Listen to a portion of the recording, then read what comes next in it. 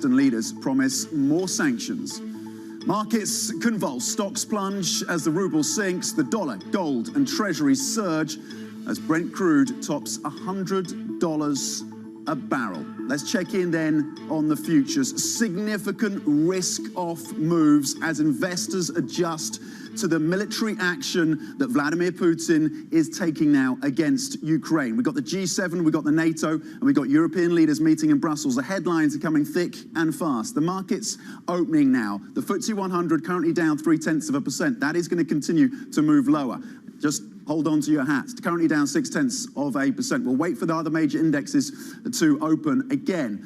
In light of what's happening across the commodity space, don't forget that Ukraine is a major producer of soft commodities, and of course Russia when it comes to gas and those supplies of about 80% to the European markets. Oil above $100 a barrel. Investors having to adjust to this severe tick-up in geopolitical risk now. The Spanish IBEX down 4.3%. The FTSE 100 down 2.5%. We'll move it on and see how things are playing out then across assets, and then we'll give you a gauge of how things are being reflected in Russia. It was a national holiday yesterday.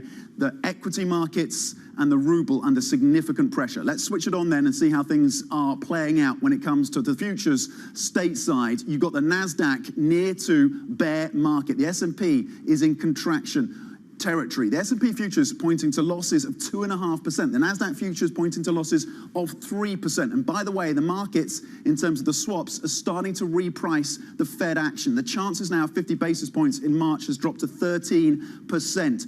6 hikes of 25 basis points currently priced in by the markets for 2022. That could move down to 5. Continue to watch that. Brent is at $102 a barrel. At what point do we start to get demand destruction? Many see further upside here as the ramifications of sanctions and the military action continues. And gas prices up 20%. These are the gas prices quoted in the Netherlands. A surge of 20% in terms of those gas prices. Implications, of course, for inflation. Implications, again, for the central banks, the ECB and the Fed. Let's have a look then at the safe haven moves. There's been a rush into gold. There's been a rush into the Swissy. And there's been a significant move into treasuries. A 12 basis point move lower for the 10 years. Also into the 5s and the 2s. Spot gold up almost 2%, comfortably above $1,900 a barrel. Going to be speaking to Goldman in the next hour, who sees above 2,000 an ounce for spot gold.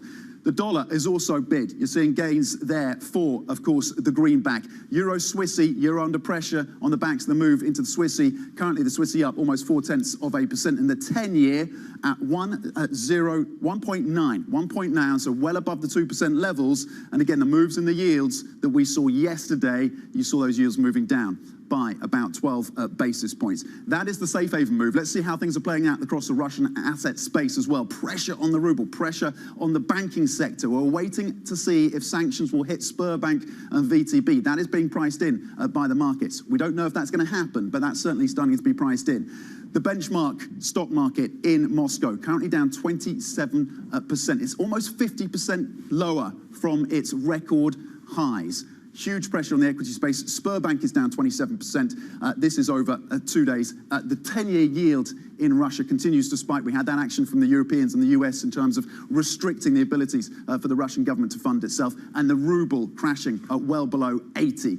The pressure across the asset space in Russia, and we know the central bank is stepping in with FX interventions. Okay, let's get to the details of this story then. Russian forces have attacked targets across Ukraine in what President Biden has called a premeditated war against the Eastern European country. Equity markets are tumbling in response. Oil has soared past $100 a barrel. Putin says actions taken by Russian forces have been necessary.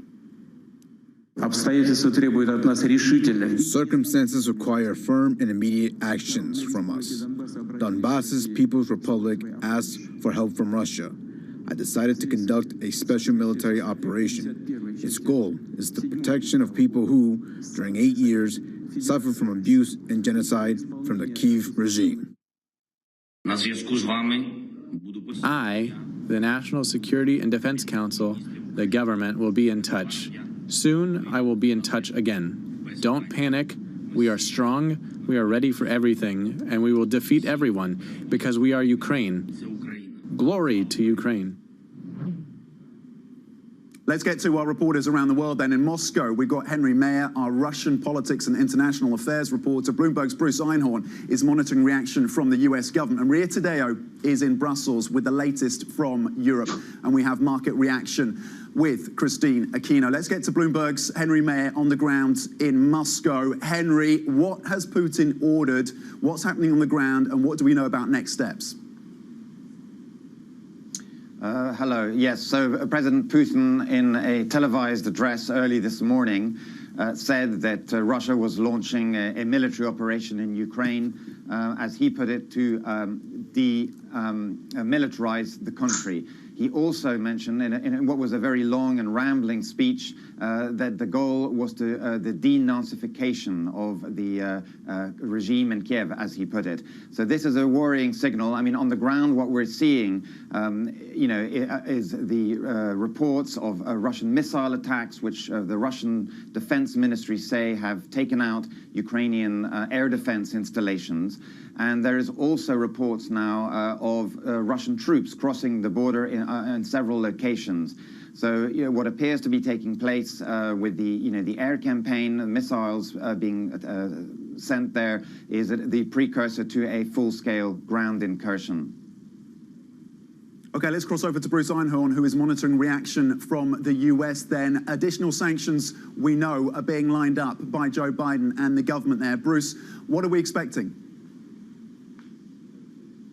So we know that President Biden said that he's going to be speaking this morning with other leaders of the group of 7 countries. And after that, he's going to be giving a speech to the American people, and he'll be outlining there what the sanctions will include. President Biden also said that he's going to be coordinating with the U.S.'s NATO allies. He also spoke with Ukrainian President Zelensky and said that President Zelensky asked him, President Biden, to call on leaders of the world to speak out against what Russia has been doing. Biden also said that he had briefed President Zelensky on what the U.S. and others are planning. So we should hear more later today from the U.S. What the U.S. response is going to be. Okay, that's the US response. Let's get to Maria Tadeo on the ground in Brussels. Maria, what's the reaction been from the EU?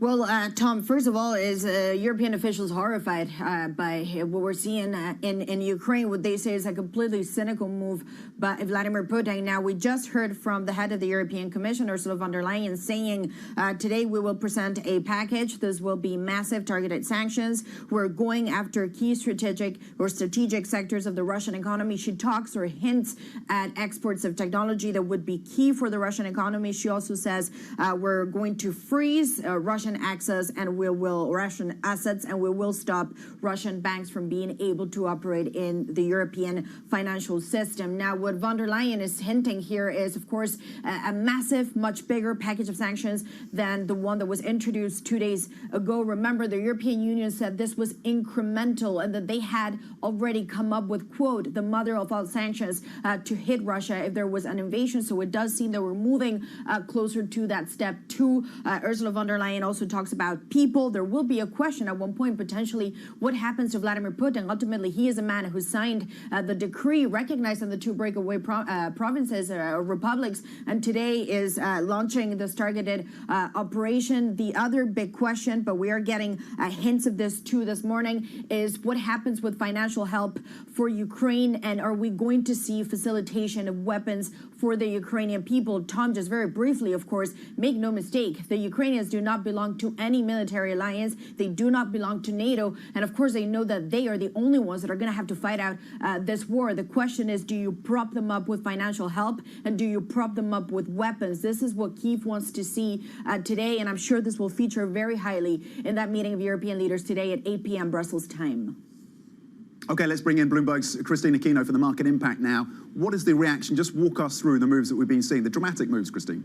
Absolutely, Tom. I think it's very much a question of our bonds, for instance, going to be the reliable haven that they currently are. We're definitely seeing that today with the Treasury move, just incredible moves there, and the yields lower, and we're seeing German and European bonds following that. But of course, the question, especially as oil tops $100, is this: are we about to get an inflation shock that's going to be juiced up by these energy prices, or do we get to the point where there's already demand destruction, as you pointed out earlier? And, you know, we're seeing bonds definitely still enjoying that haven bid at the moment, but once this kind of markets starting to confront this question of an inflation shock and how much central banks are going to have to react to that, we might start seeing those yields pushing higher again anytime soon. Okay, Christine Aquino, Maria Tadeo, Bruce Einhorn, and Henry Mayer going through the top story for us, the market reaction and the implications as we look ahead to additional sanctions from the EU and the US. Thank you all. Okay, let's check in on some of the stocks on the move then, and particularly focused on the European corporates that have exposure to the Russian market. There's SocGen down 5%. There's RBI down almost 8%. We're looking for UniCredit and the pricing there. We know, we've had this line crossing the terminal just in the last few minutes, that Renault has dropped 13%. Russia is its second biggest market. So the ramifications of these military actions and this Russian invasion of Ukraine being felt wide across the asset space and across the corporate space. Okay, coming up, Anglo American posts its highest ever earnings. We're going to speak to the CEO, Mark Sutufani, and of course, we're going to be asking about the implications of this military action for the commodity space. Stay with us. This is Bloomberg.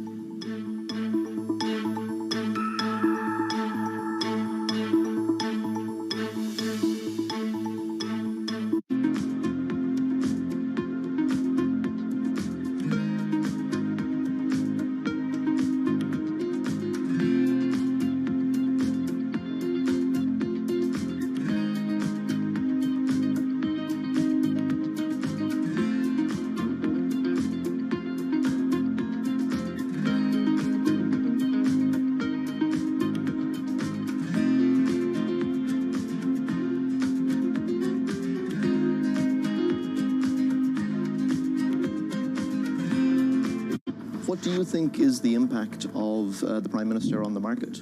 As Mr. Suzuki, who is the Financial Services Minister, he mentioned at his own press conference, and share buybacks is widely used to return profits to shareholders and improve ROE.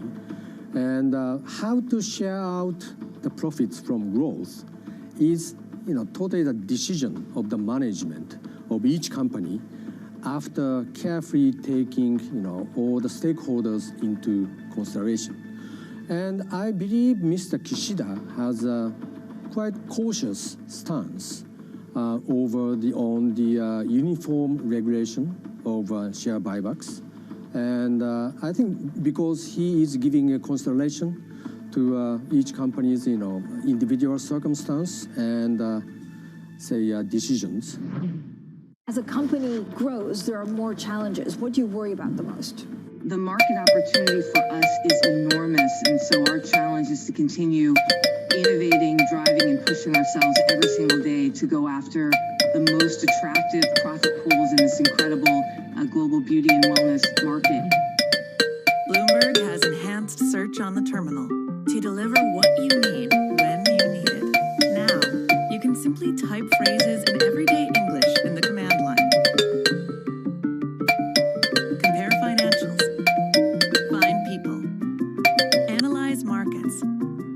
You can enter phrases or ask questions. What do you want to know today? Ask a question or visit SearchGo to find answers now.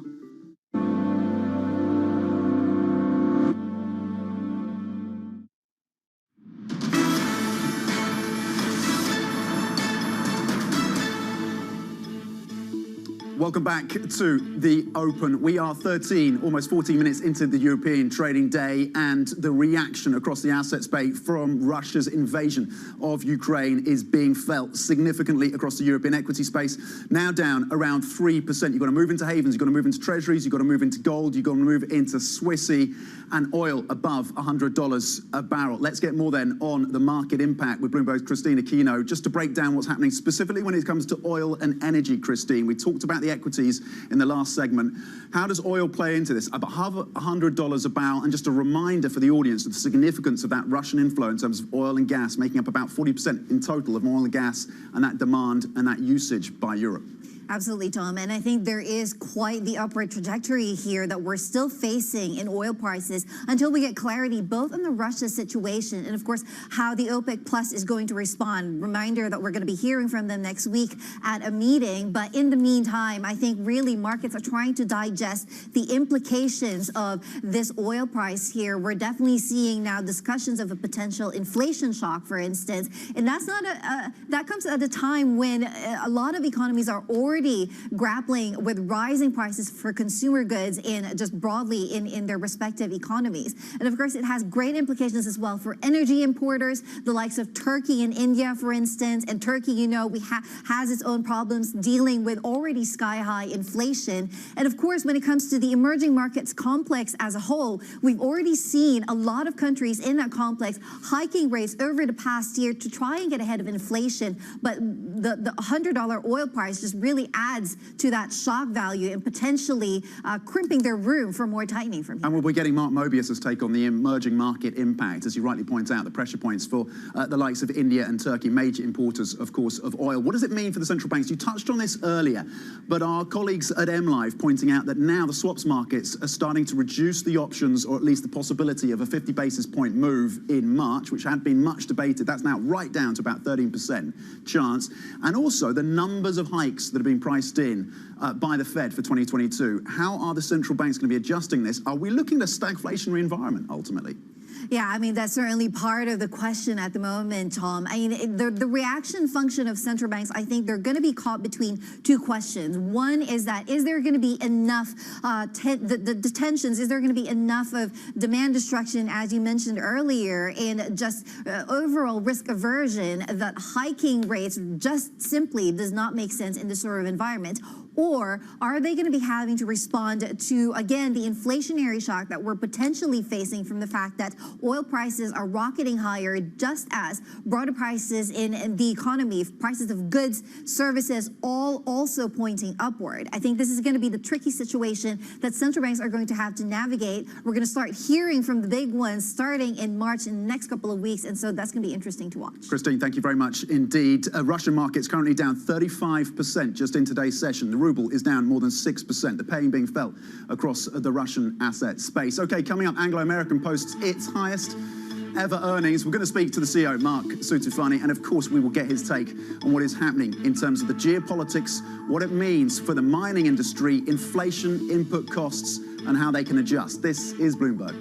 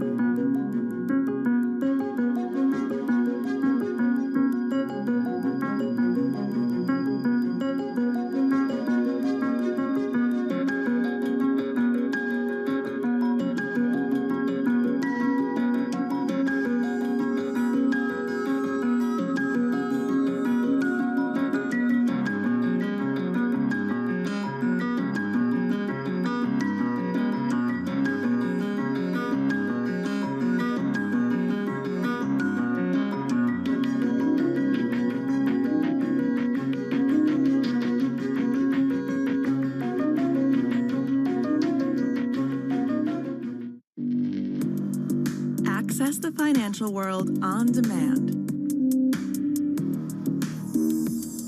Hear from leading economists, policymakers, and industry experts via live and on-demand webinars, only from Bloomberg. Start exploring to see what's moving the markets. Visit Bloomberg.com/webinars. Mercedes-Benz is on a path towards CO2 neutral mobility. So we have flicked the switch there, and really we're going to step by step electrify everything. And what does that mean? Combustion engines get electrified.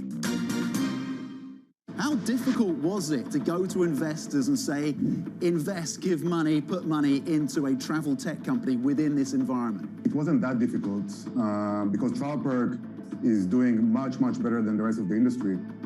In fact, we are at the moment growing at 4 times revenue of pre-COVID numbers.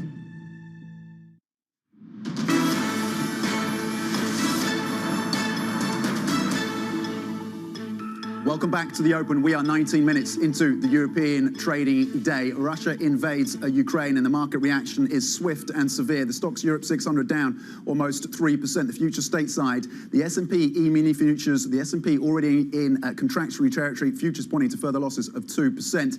And the Nasdaq closing into bear market territory. Currently, futures pointing to losses of more than 2.4%. A move into treasuries, a move into the Swissy, and a move into gold. And talking commodities, the Russian invasion then of Ukraine reverberating across the commodity markets, where high prices have already been feeding into record profits for mining companies. Joining us now is Mark Sutafani, Anglo-American CEO. The mining giant posted earnings this morning. It was a record, and you're handing cash back to shareholders, Mark. I want to get into the details of the earnings, but let me start with the geopolitics, the story of the moment. How much of an impact is this going to have on your business? Well, I think the uncertainty is unhelpful on a global basis on the demand side, but on the supply side, things are pretty tight. And when you get constraints, restrictions, sanctions, that means that those of us that are producing in countries that have relatively open access to all commodity markets, we do pretty well. But that's certainly not something that we're happy to see. We'd prefer to see the issues resolved as quickly as they possibly can be. People are involved. Mark, what is the ability of the industry now to adapt and adjust to some of these shocks that we're seeing in terms of supply, in terms of production? Well, I think it's becoming more difficult because I think supply has been constrained. It now takes 15 years between discovery and development of a project, where it used to take 7 years. So it's getting a lot tougher. We're not as flexible as we were many years ago. So as a company, we've tried to develop our operations and our business to be flexible, and I think we've done pretty well. We've improved our cost position, so we're in a good place. But as an industry overall, a lot tougher, more constraints. Supply side constraints are really reflecting themselves through demand and higher prices, and I don't think that's going to change all that soon. Okay, you still think the demand is going to be relatively elevated. Mark, are you concerned about the economic impact, though, of this if things continue to spiral out of control? Is there a concern that the global economy may not be able to weather this? Look, I think it's certainly an issue, and the uncertainty from a market perspective vis-a-vis demand is always a concern. But then when I look at the commodity side of the equation, we're already tight supply. And so it's still going to be a challenge for us as an industry to supply all the markets in terms of where they are at the moment. So I think it'll take a few days for us to really understand the nature of things and what's actually happening on the ground. And then secondly, how sanctions will impact business and trade flows. So I think we've got a little bit of work to do to understand those issues. But again, from our point of view, supply is tight across many commodities. Overall demand has been pretty solid. I'm not sure those dynamics are going to change that much at the moment. But again, we'll have to wait and see. What does that mean? Do you have any clarity on pricing then? How sustained these high prices, in some cases record high prices for metals and the commodity space, are going to remain elevated? Are we in a commodity super cycle, Mark? Look, I'm reticent to call it a super cycle because I think the demand is a little mixed in certain areas. I think energy transition, and if you're in copper, nickel, even PGMs, I think you're in a pretty good place for the next 10 to 20 years. Our products are going to be in very strong demand, and I suspect the market's going to be short. That may encourage some substitution, so other metals will get some benefits as well. I think infrastructure and with commitments on infrastructure projects, Belt and Road, and some of the other infrastructure projects that the Americans are talking about will also support iron ore, metallurgical coal, and then as we move into green steel, hydrogen and products around renewable energy will do well. So I think it'll be more selective, but at the moment, most supply lines are pretty tight. So any nudges or demand shifts in any particular area, the industry is struggling to meet that demand. And again, with those 15-year timeframes for development, very difficult to meet that demand in the short term. Where are the cost pressures most acute for Anglo at the moment, and when do you see them normalising, Mark? Input costs driven by energy at the moment is probably impacting us about 2 or 3% in the last 12 months. Consumables, so grinding, media, steel that we use in the operations are up around 7% on our total cost basis. Not so much on the labour side, but I think labour will follow in the next couple of years. So it's in a couple of places, but again, we are pretty well placed with our volume increases and our efficiency work, the new technologies we're introducing to weather that storm better than most, I would say. And to be clear, you expect those price pressures to continue through this year? I would think so. I think we saw a real kick in the second half of last year. We think we'll see a bit more of that during the course of this year. But again, because we've got Quellaveco, our new project in Peru, on time, on budget, so that's a real winner for us. It helps us weather that storm, plus our technology work, and I think we're a technology leader across the industry now. I think we're pretty well positioned to improve on a relative basis, so it doesn't hold fears for us, but again, it will impact the industry in different ways. How fluid are your CapEx commitments at this point? Are you reassessing any of those plans in light of the geopolitics, Mark? No, we've been very thoughtful in the way we've set the business up. We're about to commission Quellaveco, major new development, copper development in Peru. It's on time and on budget despite COVID. The guys have done a fantastic job.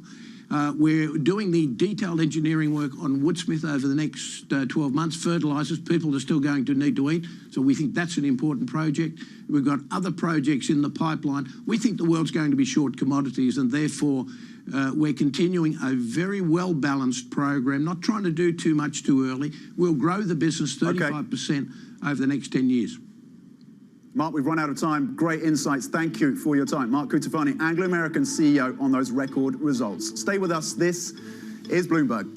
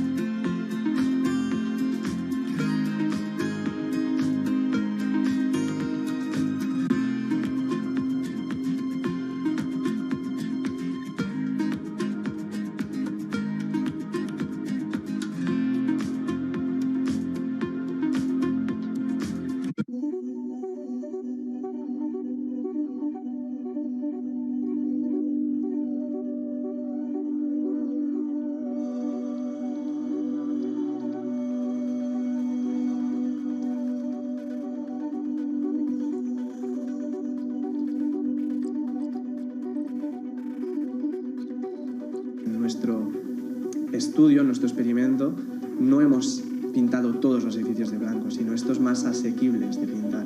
Y ya hemos detectado reducciones medias en el área metropolitana de 0,8 grados aproximadamente en un periodo de ola de calor y con picos máximos de 4 grados de disminución en un momento puntual del día, en una zona puntual del día. Y como dices, en una ciudad como Barcelona funciona incluso mejor que las zonas verdes. Según las modificaciones, nos detectan incrementos, o sea, disminuciones de temperaturas mayores con tejados blancos que con incrementos de zonas verdes como tienen planteados el plan director urbanístico.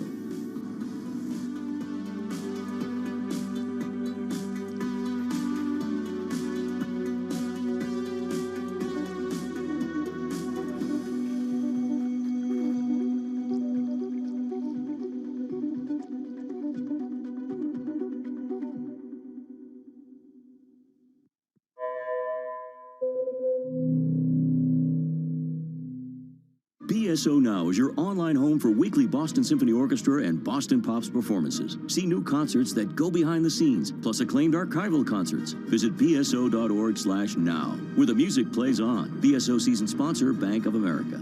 However you get your news. This is Bloomberg Daybreak with Lee. On Bloomberg Radio. Welcome to Daybreak Australia. This is Bloomberg Technology. This is Bloomberg Green. On TV, radio, and the web, this is Bloomberg.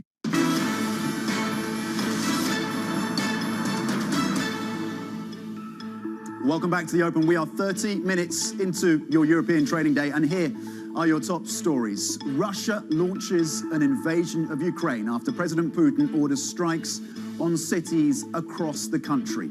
President Biden condemns the action, saying Putin has chosen a premeditated war. NATO calls the attacks a serious threat to security, while Western leaders promise more sanctions. Markets convulse, stocks plunge as the ruble sinks, the dollar, gold and treasuries surge as Brent crude tops $100 a barrel. Repricing then across these markets in light of this military action by Russia. Putin deciding to invade Ukraine, and you're seeing a move into safe havens, and we're going to break down and look at the corporate impact, those European corporates that have exposure to the Russian markets, and of course the commodities impacts, whether it's soft commodities, metals, oil and gas, all crucial of course, and the impacts being felt across those asset classes. Let's check in then on how the markets are currently shaping up at 30 minutes into your Thursday trading day. You're seeing losses of 2.5%, 2.6% across the European benchmark, losses of 500 points on the DAX, down 3.5%. The FTSE 100 down 182 points, down 2.4%. We're going to move it on and see how things are shaping out sector by sector. Every single sector here in Europe is unsurprisingly underwater at this point. It's banks taking a massive hit, down 4%, followed by technology, autos, financial services. Every single sector are down by well over 1%. And you're seeing losses of 4% on banks, 3.8% technology, more than 3%, close to 4% on autos. Let's switch it on then and see how things are playing out across assets. As we look ahead to the future stateside, we know that the S&P is already in correction territory. Futures pointing to further losses of 2%. The NASDAQ, by the way, closing in on a bear market. The US 10-year is bid, yields down almost 8 basis points at 191. Brent above $100 a barrel and comfortably $102, almost $103 per barrel, up 6.4% just in today's session. Looking ahead to OPEC Plus, whether there's anything they can do to increase supply. The analysts say that is unlikely. Gas is shooting up as well, up 28%. That is European gas surging almost 30%, just adding to the inflationary woes and the conundrums for the central banks, the ECB and the Fed. And our MLive team saying that the swaps market's now pricing in potentially fewer Fed hikes for 2022, and certainly dialing back their bets on 50 basis points come March. It just makes the picture for central banks that much more complicated. Let's get back to the top story then. Russian forces have invaded Ukraine in what President Biden has called a premeditated war against the Eastern European country. The invasion has sparked global condemnation. President Putin, stop your troops from attacking the Ukraine. Give peace a chance. As we are gathered in the council seeking peace, Putin delivered a message of war. Russia has been holding a gun to Ukraine's head. Now, President Putin's finger is on the trigger. It's not about Russia's concern It's about Russia's appetite. It is the responsibility of this body to stop the war. We are now joined by Bloomberg's Russian politics and international affairs reporter Henry Mayer in Moscow and our Europe correspondent Maria Tadeo in Brussels. Henry, let's start with you. What is the latest on this invasion? Well, as we know, President Putin earlier this morning ordered a military operation in Ukraine. He justified it by saying that it was necessary to demilitarize the country and also put as a goal the denazification of the country. So what we see on the ground is that it began with a sort of barrage of missile attacks. The Russians say that they were taking out Ukrainian air defense installations, and now there are increasing reports of Russian troops actually crossing the border into Ukraine from several different locations. So what appears to be happening is they launched a barrage of missile attacks as a prelude to a much wider ground invasion, and this is what we are seeing.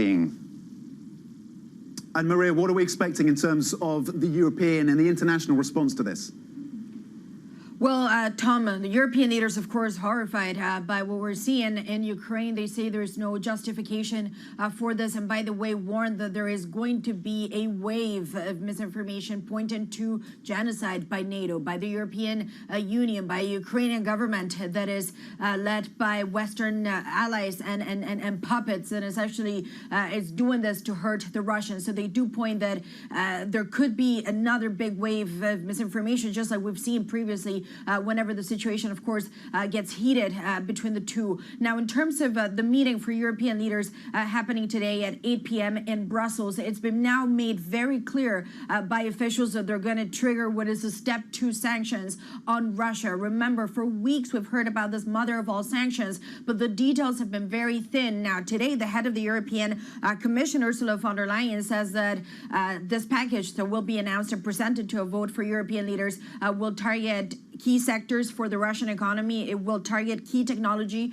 for Russia. It will see assets be frozen, and it would cut off access for Russian banks operating in the European financial system. The European officials and authorities here say the goal of this is to prevent Russia from being able to support and fund a war effort. The other focus point, Tom, very briefly, will be on what to do with Ukraine. We know this country has been under enormous economic pressure for weeks now. Of course, we don't want to speculate on capital outflows or anything of the likes, but of course, this is an economy that's very much under pressure, so they will debate financial help and potentially what to do with weapons, because the Ukrainian people are going to have to fight this on their own. We know they don't belong to NATO, no military alliance. This really belongs to the people of Ukraine to fight this war, but they say we need to do it with weapons. This is not a war of equals. Please facilitate weapons.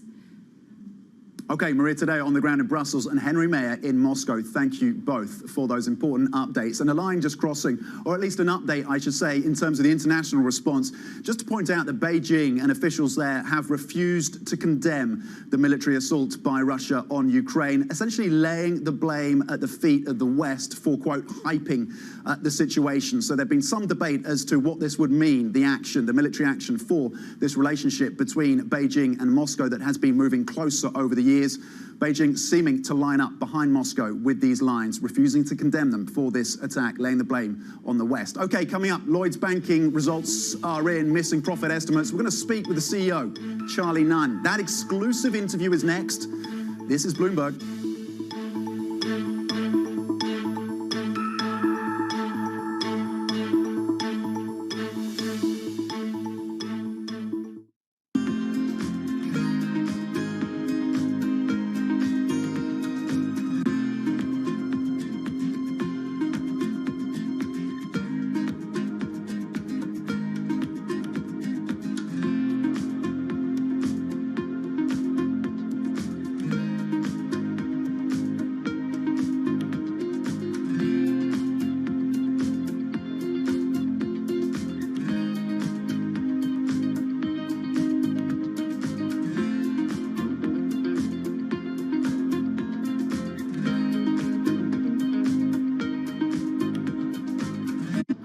this going to primarily be chips for your own business, or is this going to be more centered around the foundry business and external customers? It's going to be both. And what we said today is we're announcing 2 fab modules.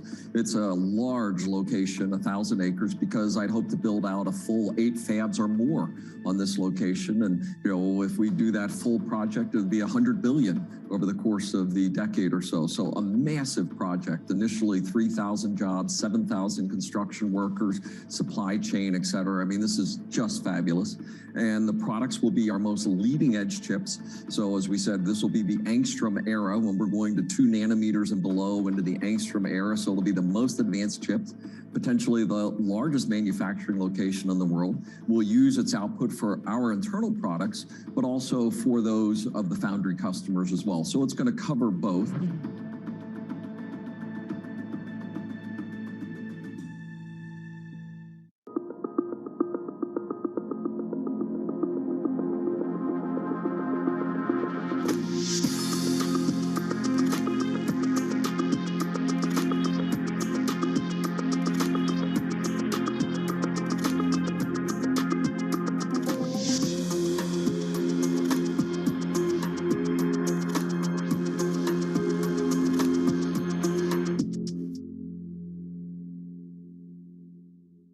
Stocked early enough all these precious materials you were just mentioning, and we were on the lucky side that our prognosis was spot on in a way, forecasting what kind of material we would need and what quantity we would need.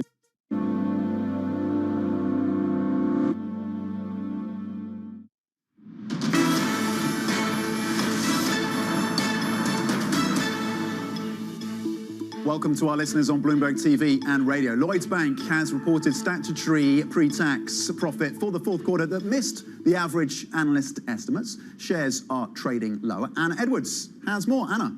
Thanks very much, Tom. Yeah, I'm pleased to say that we're now joined by the Lloyds Bank CEO, Charlie Nunn, who can take us through more on the earnings story at Lloyds Bank. Charlie, thank you so much for your time. Clearly, a lot of our coverage dedicated to thinking about the geopolitical situation in Russia. I'll come to that later with you if I could, because clearly there is some impact on the banking sector broadly. But very much wanted to focus first on what you've announced today. And you've taken some charges, and therefore some have concluded you've missed estimates. The stock is down a bit more than the competition on what is a very negative day for stocks today. What do you have to say about the performance of the business and how you want it to be received by the market?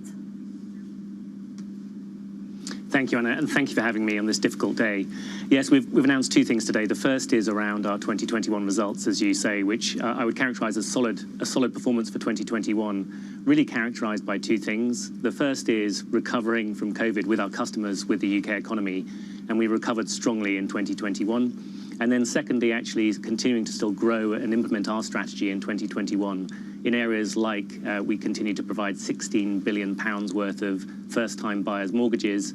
We supported 93,000 startups with financing, and we helped 1.6 billion customers improve their financial resilience. So a story of solid financial performance for 2021.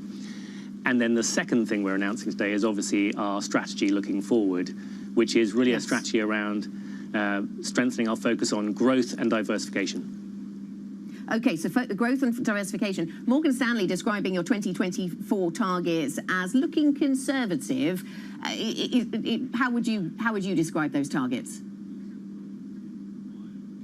Well, we've set ambitious targets for the things we can control. So we're really focused on how do we grow and deepen our relationships with our customers. And we've actually set a target for revenue growth of £700 million by 2024 and £1.5 billion by 2026.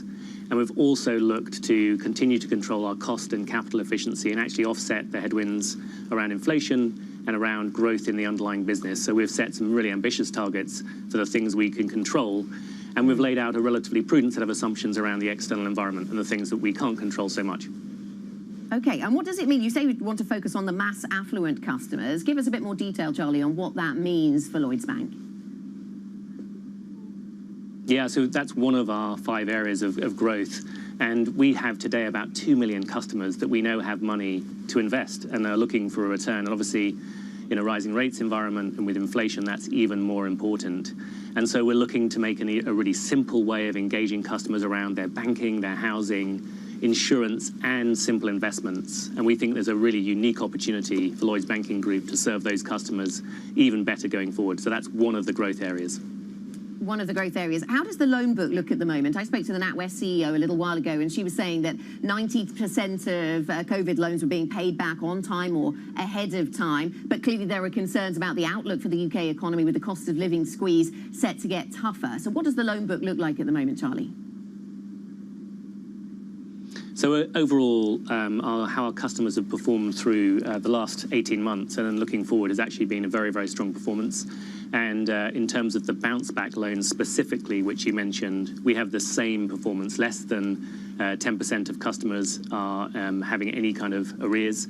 And so we have very strong performance around our loans.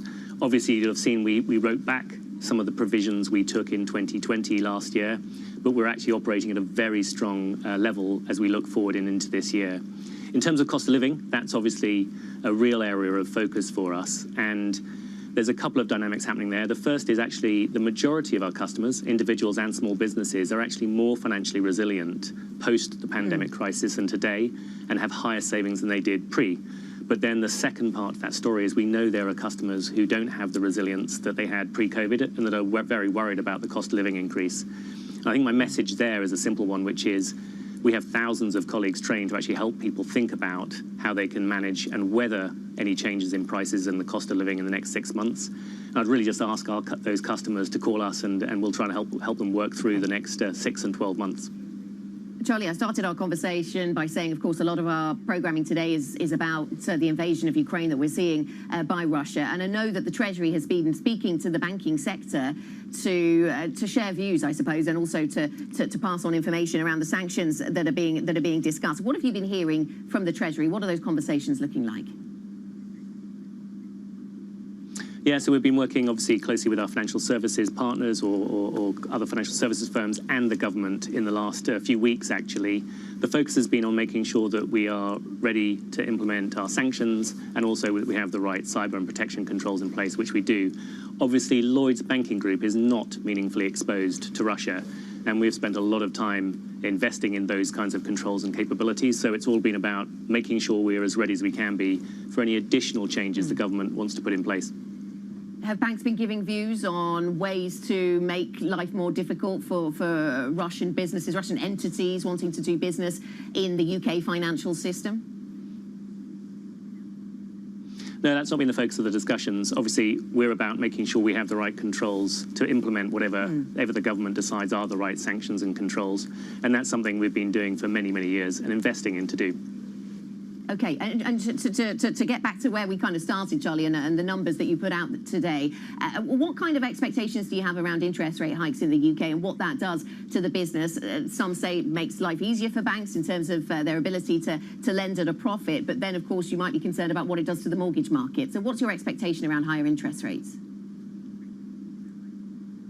Yeah, the overall expectations we've laid out around the economy and rates is actually pretty in line with consensus. You'll have seen we talk about inflation peaking this year at about 7% and then coming down in 2022. And the rates are in line with the expectations and consensus that the market has.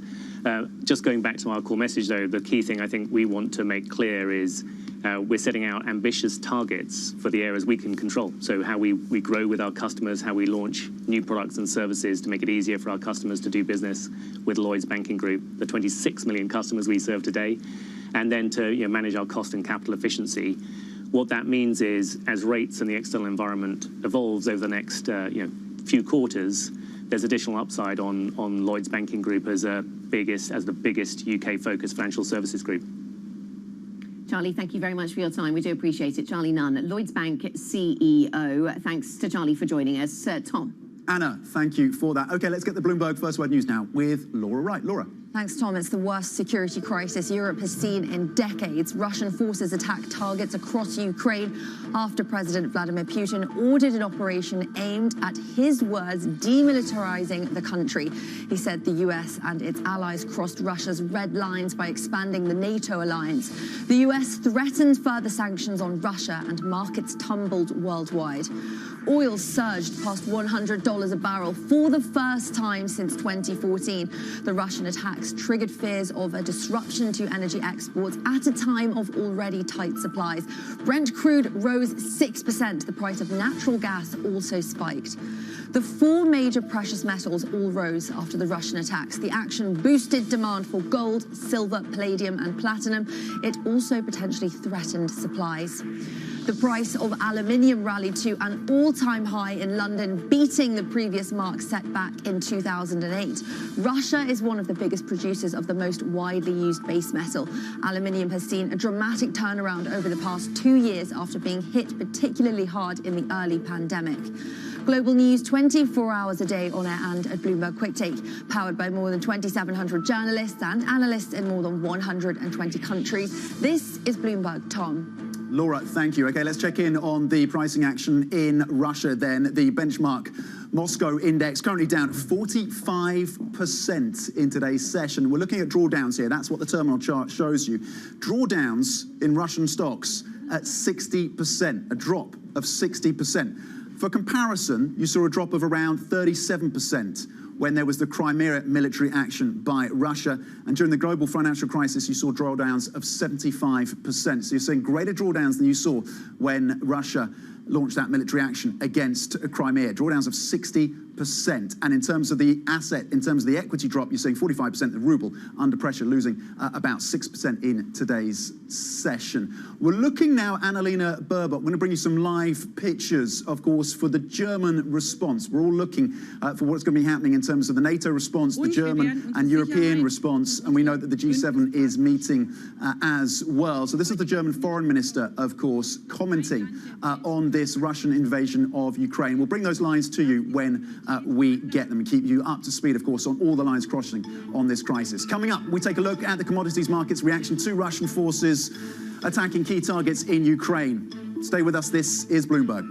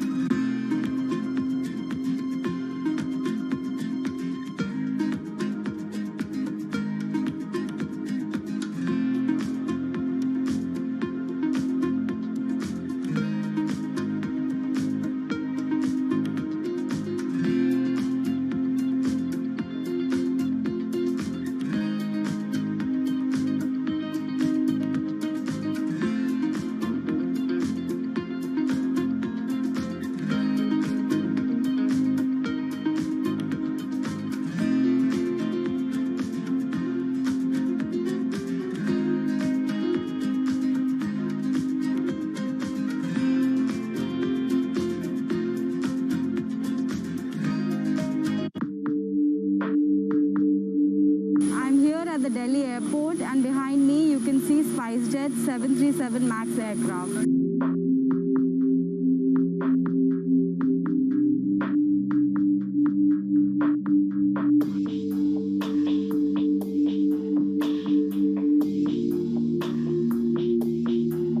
SpiceJet Chairman Ajay Singh earlier today said that Boeing is going to compensate SpiceJet in form of cash and aircraft.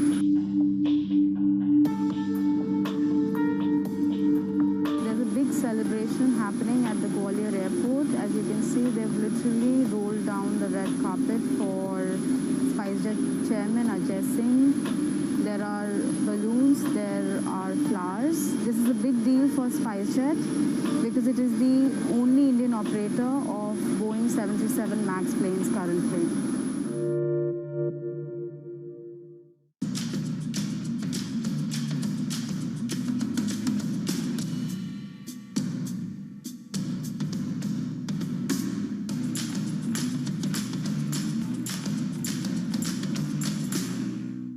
Market that over the past few weeks has made it clear it wants to go higher. It got a little spooked by the idea that geopolitical tensions are rising.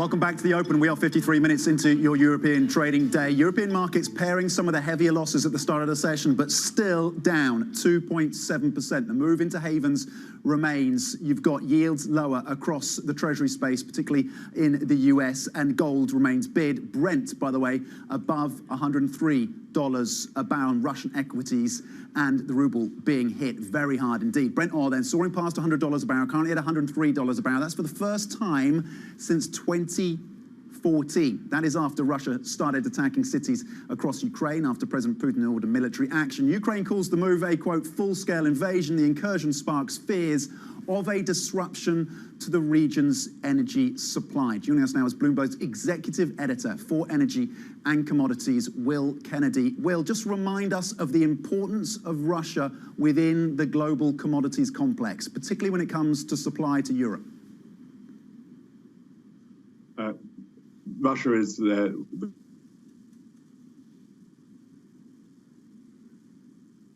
Okay, it seems that we have some technical issues with Will's camera there, so we'll try and get Will back. And we do have headlines continue to cross on the reaction to this invasion by Russia of Ukraine. We'll be hearing, and we have been hearing, from the foreign minister of Germany. They are evacuating staff out of their embassy staff and diplomats from the capital, Kyiv. But the commodity story is front and center for us, which is why it's important that we've managed to re-establish the line with Will Kennedy. Will, the question I started with was just a fairly simple one for anyone who watches the oil markets closely, but I thought it was important just to illustrate for our viewers the importance of Russia when it comes to oil and gas supply, particularly to Europe. Yes, as I was saying, Tom, before I got interrupted, it's the second largest oil exporter after Saudi Arabia, and Europe relies on Russia for 1/4 of its oil supplies and 1/3 of its gas supply. So it's absolutely crucial in keeping Europe in particular supplied with oil and gas, but not just Europe.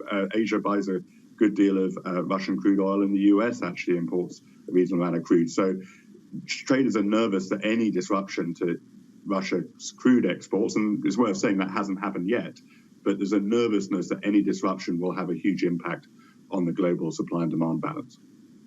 Well, what is your sense from speaking to traders and from watching the data as to where prices go from here? $103 a barrel is where we're at now.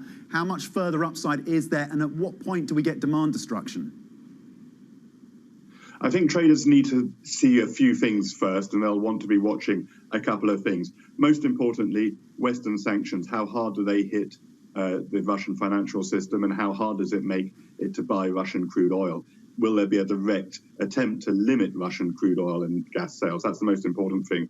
After that, I think traders will want to know what's the policy response. Joe Biden has talked, and he talked about it in his speech on Monday, about putting together a response to keep global oil markets supplied.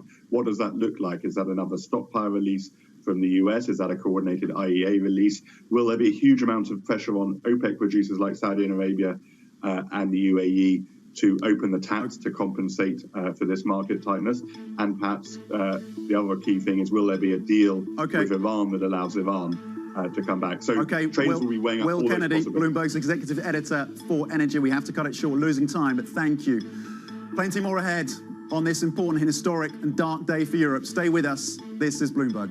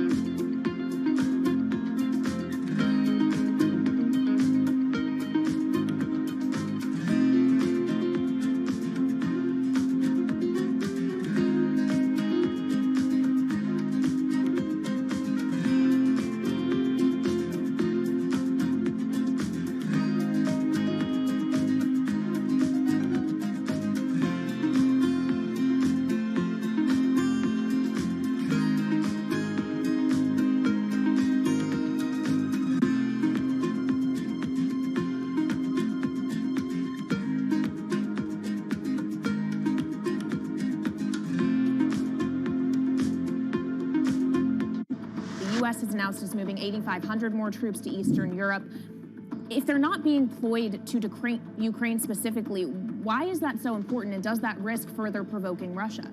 Well, there's two things going on. So what the United States recently announced is that we are going to put 8,500 troops that are part of the NATO response force on high alert.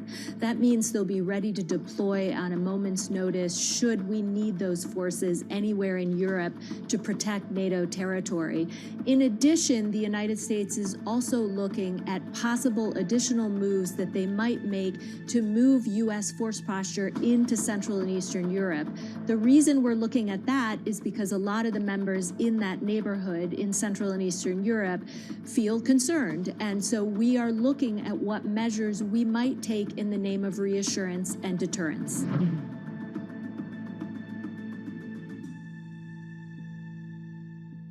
Lots happening on Wall Street. It's the basic law of economics. The Fed is telling us this is transitory. Need to catch up? This is Bloomberg Wall Street Week. I'm David Weston. We've got the information and insights. David, you just hit the nail right on the head. From businesses most influential and instrumental. And that's the way you run good risk management. But we need to invest in our systems. Bloomberg Wall Street Week premieres Friday with replays all weekend on Bloomberg Television and Radio.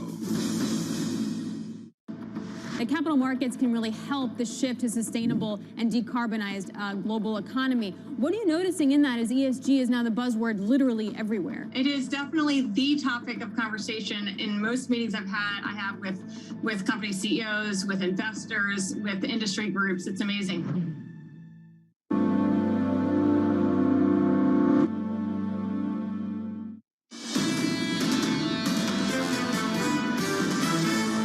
Decided to conduct a special military operation. There is no purgatory for war criminals. They go straight to hell. Don't panic. We are strong. We are ready for everything. This is Bloomberg Surveillance, Early Edition. Good morning and welcome to Bloomberg Surveillance Early Edition. I'm Tom McKenzie in London, standing in for Francine Lacroix, and here is what's coming up on today's program. Russia launches an attack on Ukraine. Vladimir Putin orders an operation to demilitarize the country. The Ukrainian government calls it a full-scale invasion. The West's condemnation is swift. The EU calls the invasion the darkest hour since World War II.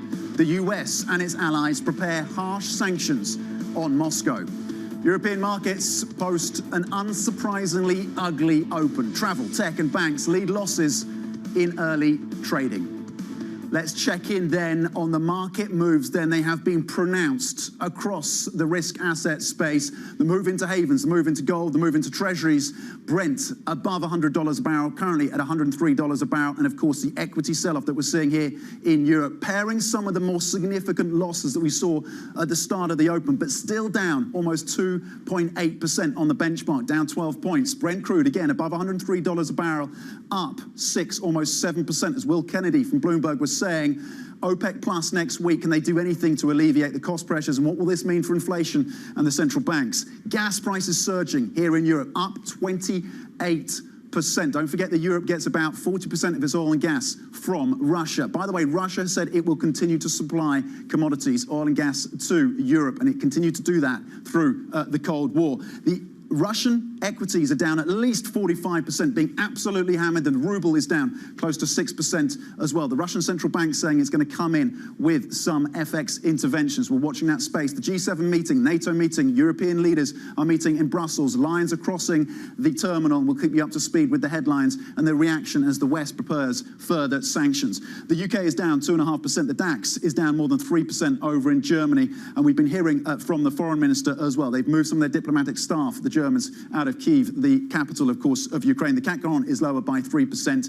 You can see red across the screen here and that move into safe havens. All of this, of course, because Russia and its forces have attacked targets across Ukraine. And what President Biden has called a premeditated war against the Eastern European country. Equity markets and futures are tumbling in response. Oil has soared past $100 a barrel. Putin says actions taken by Russian forces have been necessary.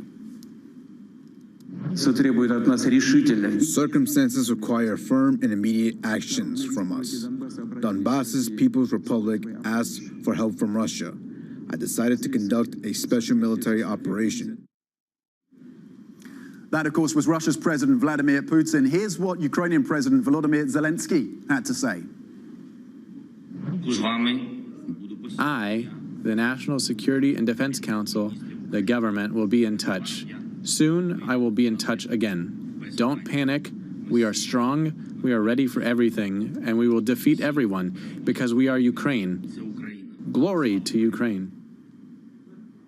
Okay, let's get to our reporters in Moscow. We've got Henry Mayer, our Russian politics and international affairs reporter, and we have our managing editor for US government in DC, Flavia Kraus-Jackson, for the US response, and Maria Tadeo in Brussels with the latest from Europe. Henry, let's start with you in Moscow. What has exactly President Putin ordered? What are the specifics? Yes, well, it's very important to go into that detail because he made a televised announcement that was broadcast earlier this morning in which he said that Russia was launching a military operation in Ukraine, as he put it, to demilitarize the country. It was a long and fairly rambling speech in which he went into a lot of historical grievances, but he also said, and very worryingly, that another goal was the denazification of, as he put it, the regime in Kiev. That implies very much so that we are seeing a goal of occupying the entire country and removing the government by force. And Henry, what's the situation when it comes to the military operation in Ukraine? Do we have a sense of how far and how fast the Russians have gone? So the military operation began early this morning with missile attacks on cities across Ukraine. The Russian Defense Ministry said that it had successfully disabled Ukrainian air defense systems. And then what we've been seeing since then are increased reports of Russian military equipment, Russian troops crossing the border, tanks rolling across the border from occupied Crimea into the rest of Ukraine, also from the north, from Belarus. There's a major ground assault now underway. A major ground assault. And what has the reaction been, Maria Tadeo, in Brussels? What has the reaction been from EU leaders? Well, I mean, Tom, you heard that speech from Ursula von der Leyen just an hour ago where she said there's no justification for this. And this is not a peacekeeping operation. This is an invasion of Ukraine, and it's not a war of equals. Remember, the Ukrainians do not belong to any military alliance. They don't belong to NATO. They're under no impression or mistake that they're going to be potentially helped by any of this. This is a war that the Ukrainian people are going to have to fight for themselves. Now, in terms of where we go from here, at 8 p.m., of course, we know the European leaders will be meeting here in Brussels. This is an emergency summit. Of course, a big discussion will be sanctions. We did hear from the top European diplomat saying this will be the harshest package that I will present to leaders today. We did get indications from von der Leyen of what that could mean, essentially freezing Russian assets. We could also see blocking of tech and key markets for Russia. And the goal here is to stop the Kremlin from being able to prevent a further war effort. The other issue that will feature probably very highly on the agenda in that meeting too is what to do with Ukraine. What kind of financial assistance? Remember, the economy is already hurting and has been hurting for weeks. And the other issue still very much is what to do with weapons. Is there a way to facilitate weapons to this country? Remember, as I said, this is a war the Ukrainians will have to fight for themselves. And for weeks, we've heard from the Ukrainian government, this is not a war of equals. We need more weapons. Okay, from the EU to the US now. Flavia, what is the US response? Night here, Biden has been huddled with his members of the national security. He's spoken to the Ukrainian president. He's expected to address this publicly on Thursday. Of course, from the U.S. perspective, it's been long flagged. It's like watching this terrifying movie playing out in slow motion. They saw it coming. They announced it was coming. The big question here, of course, for the U.S. is that they've made incredibly clear that they are not putting boots on ground. So all they are left with is the rhetoric of threatening economic sanction. And part of the strategy was if they talked it and picked it up enough, would that be a deterrent? Well, the facts on the ground obviously prove that that has not been the case. As we've written in a very timely feature today, Biden's team in a circle always feared that sanctions wouldn't be the thing to stop Putin. And tragically, that is revealed to be true. Okay, Flavia, thank you. And thank you, of course, to Henry Meyer in Moscow, our Russian politics and international affairs reporter, Maria Tadeo in Brussels, and, of course, Flavia Kraus-Jackson there, the head of our US government coverage in D.C., keeping us abreast of the reaction to this invasion by Russia. Let's check in then on the Russian markets. The equity markets absolutely hammered as they brace their investors in Russia for these additional sanctions that have been outlined there by our team in Brussels and in D.C. The benchmark IMX in Moscow down 40%, down more than 40%. The ruble is tanking as well, down more than 5%. And they're the financial Sberbank and VTB Bank, both eyed and both suspected to be in the focus of additional sanctions, particularly from the US. And you can see Sberbank down almost 60%. Joining us is Christian Muller-Glissman, Managing Director for Portfolio Strategy and Asset Allocation at Goldman Sachs, to work through the market reaction, the dramatic market reaction that we're seeing. Christian, great to get you on this morning. Just give us your take on what you're seeing across these markets. Is this the short-term reaction, or are we going to see more pronounced losses across the equity space? Yeah, no, I mean, clearly things are very fluid, no? But the problem is this is now coming at a really bad time for markets, because for all this year, we've been dealing with tightening financial conditions for other reasons, no central banks fighting inflation. And the market has really tried to establish a growth narrative, because the only way risky assets can make progress if you have central banks tightening policy as aggressively is if you have a good growth narrative. And now you're dealing with a growth shock, which is particularly for Europe, but pretty much globally, because you are even further tightening financial conditions. Risk premia in equities, in credit, everywhere are going up. And at the same time, you have that sharp rally in commodities, which is implicitly tightening financial conditions. So there's a real risk the market now gets even more worried that you're dealing with a sharper growth slowdown. And I think that's kind of in the near term probably going to dominate. Generally, when we look at geopolitical risk, it often creates opportunities to kind of step in, because markets often overprice geopolitical risk because they're worried about escalation. But it's very difficult to say at this point how deep that risk-off can get. Okay, Christian Muller, you're going to stay with us. Christian Muller-Glissman from Goldman Sachs. Really important insights on such a crucial day, an historic day, a dark day for Europe, and of course the asset price reacting to what is happening geopolitically. Coming up, Russia's invasion of Ukraine sparks a wide sell-off on global markets. Stocks plunging, treasuries, oil and gas all surge. We're going to get the latest market reaction next. We're going to get the calls from Goldman Sachs. This is Bloomberg.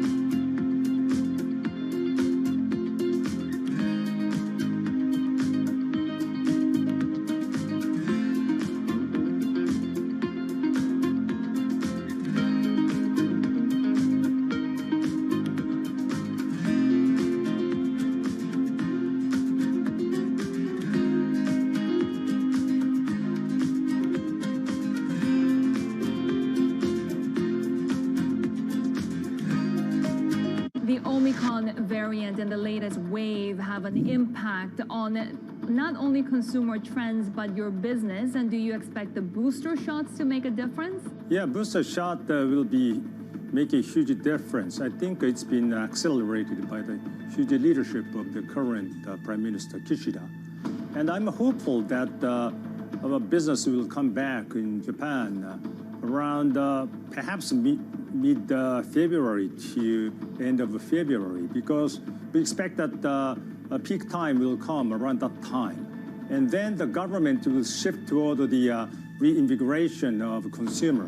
That will help us. And we had seen the huge comeback of the business in December, when the things were toward the normalization. So I believe the business will come back, and I'm very much hopeful.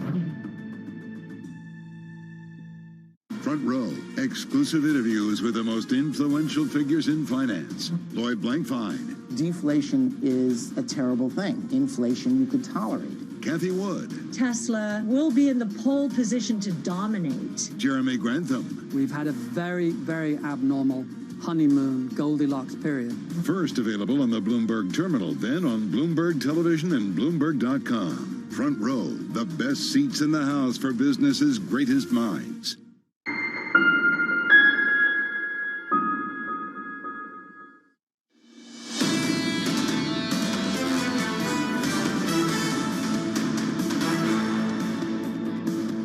We will present a package of massive and targeted sanctions to European leaders for approval. With this package, we will target strategic sectors of the Russian economy by blocking their access to technologies and markets that are key for Russia. We will weaken Russia's economic base and its capacity to modernize. And in addition, we will freeze Russian assets in the European Union and stop the access of Russian banks to European financial markets.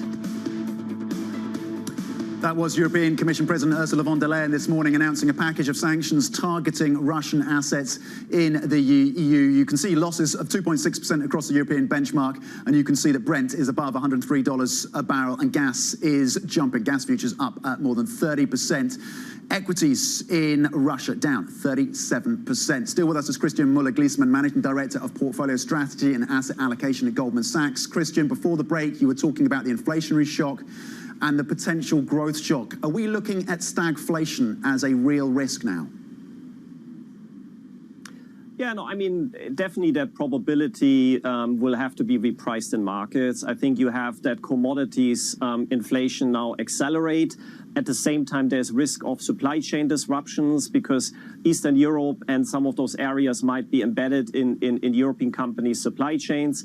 I think you will have that financial conditions tightening, which weighs on growth. You have a corporate confidence shock, which might delay investment.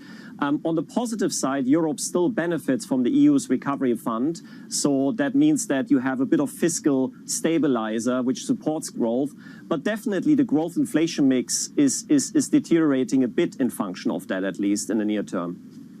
Christian, what is your advice to investors at this point? How do you position in this environment?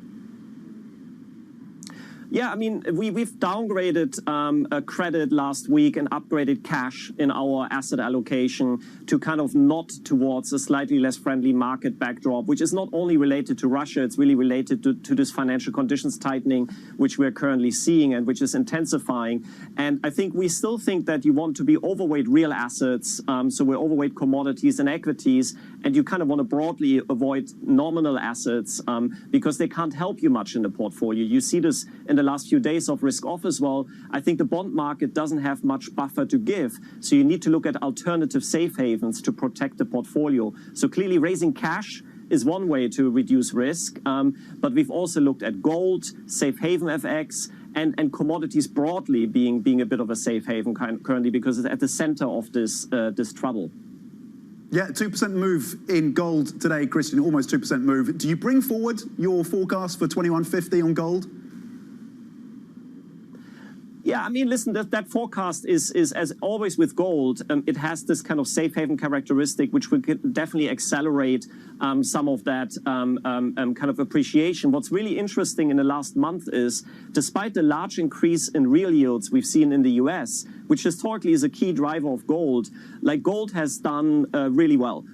It's generally been trending up and obviously spiking now in function of Russia, which tells you that positioning in gold probably has been quite light coming into the year. A lot of people were joking last year that there was a huge inflation spike, but gold was not really an inflation hedge, and it's true. But now you start to see that gold is kind of reasserting itself as a safe haven, and in particular with regards to geopolitical risk. Really important insights on a crucial day for the markets. Christian Müller-Gliessmann, Managing Director of Portfolio Strategy and Asset Allocation at Goldman Sachs. Thank you. Okay, up next, we cover the situation in Ukraine and Europe with General Sir Richard Shirreff, former NATO Deputy Supreme Commander. That conversation is next. This is Bloomberg.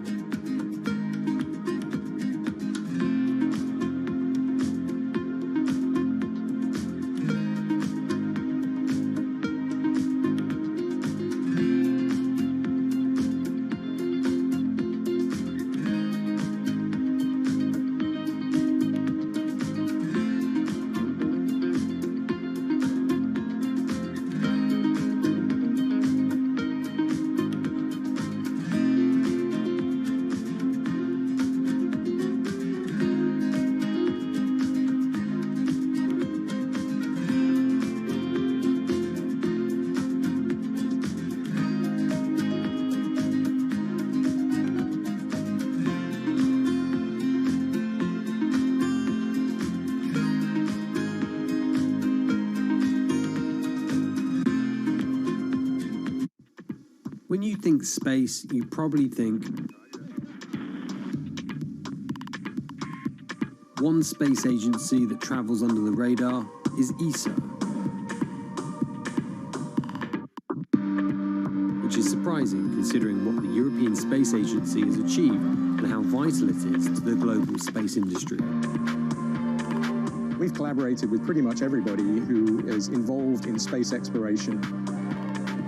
But ESA wants to be a leading force in furthering humanity's mission into space. Commander Ground, do you copy? Copy. If we want to have successful human missions to Mars, we are going to have to learn to live and work off-world in a different way. The place where we are going to learn to do that is on the moon. Can ESA help humanity take its next giant leap?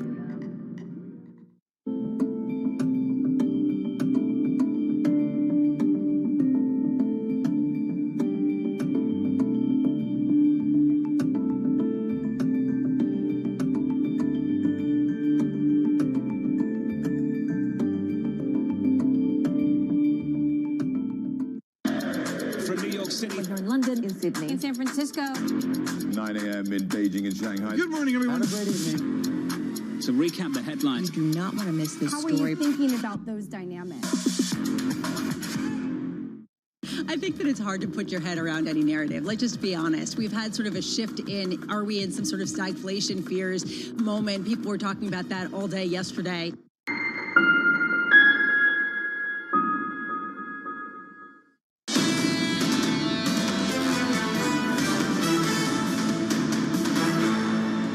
These are among the darkest hours for Europe since the end of World War II. That was the EU's top diplomat, Josep Borrell, saying that Russia's invasion of Ukraine is the darkest hour in Europe since World War II. Just quickly checking in on the markets then, because of course the pain being felt still across the equity space and that move into safe havens. European stock 600 down 2.6%. Brent is above $100 a barrel, above $103 a barrel, gaining at 7%. European natural gas futures up 30%, just adding to that cost pressure, inflation woes and the challenge for central banks. And Russian equities pairing some of the heavier losses, but look, you're still down 29%, and the ruble remains under pressure, of course. To discuss the geopolitics, the military action, we are joined by General Sir Richard Shirreff, former NATO Deputy Commander for Europe and author of the 2017 book, 2017 War with Russia. Currently, he is managing partner of Strategia Worldwide. So Richard, thank you for joining us. How dangerous is this moment? And I ask that question with you drawing on your experience at NATO. I think it would be impossible to say that, to state the full impact of the danger of this moment. This is as dangerous as it gets. This is the most dangerous moment in Europe since the end of the Second World War. What is your assessment from what you've seen of the military aims and goals of Vladimir Putin and his military at this point? I think we have to assume from what we're hearing that Putin is going for broke, that he is set on occupying Ukraine and bringing it firmly under his boot. We're seeing, I'm getting reports of multiple attacks on multiple axes, and the Russians don't muck about. If they attack, they go for overwhelming force, and that is, I think, what we are seeing. Overwhelming force. How does that play out? What are the next stages of this conflict? How do you see it going day by day, hour by hour? Well, it's impossible to predict precisely how it will go because there are so many variables and factors at play. I mean, the first point is that the Ukrainians will fight. Putin is not going to get an easy run at it. And if the Ukrainians fight, I think all the signs are that we are going to see warfare on a scale not seen in Europe since 1945. So think back to the pictures and photographs and grainy film from the Eastern Front of the Second World War and be prepared for the same thing. Well, that is a grim prospect. So, Richard, what is the risk? Is it naive to think that this level of warfare can happen on NATO's borders without NATO being sucked in at some point? You're absolutely right. It would be naive to think that NATO is impregnable and that it might not get sucked in. And that places an overwhelming imperative, I cannot stress that highly enough, on NATO to really mobilize, man the ramparts, strengthen its forces in Eastern Europe, and be prepared to really demonstrate strength and will. Because we have to recognize that if this thing gets out of control, and once a war is started, a dynamic is created which is almost impossible to control. Putin might think he can control it, but he won't. And of course, we also know that Putin has said he thinks the most appropriate security settlement for Europe is a new Yalta, which means Russian domination of Eastern Europe. And that means potentially direct conflict with NATO. So the only hope now, forgive me, is effective deterrence. And that means NATO nations really need to get their act together quickly and start mobilizing. And just briefly, what does that mean? That means more boots on the ground in those NATO states. It means more military support for Ukraine.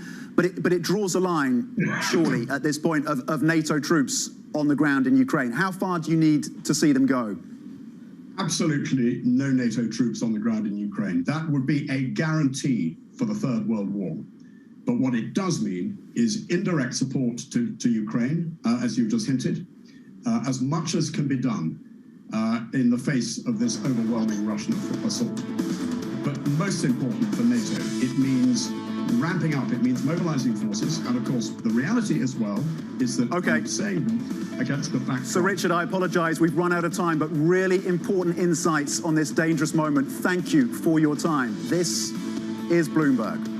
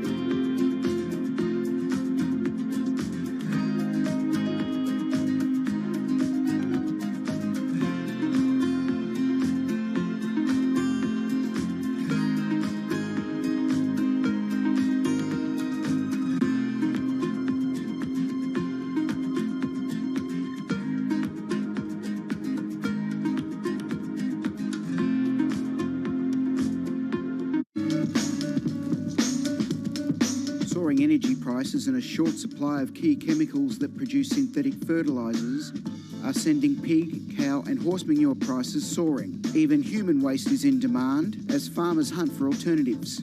Fertiliser helps increase crop yields. You can see how much moisture is held into this. It's a lot of organic material into the compost, so it breaks down, the manure and the straw breaks down into a friable mix that can be mixed into your soil in the ground and for growing a whole range of different vegetables. It holds the nutrients in, holds the water in, and it really increases the kind of biodynamic profile of the soil. The recent price spike could mean more farmers going organic for the long term.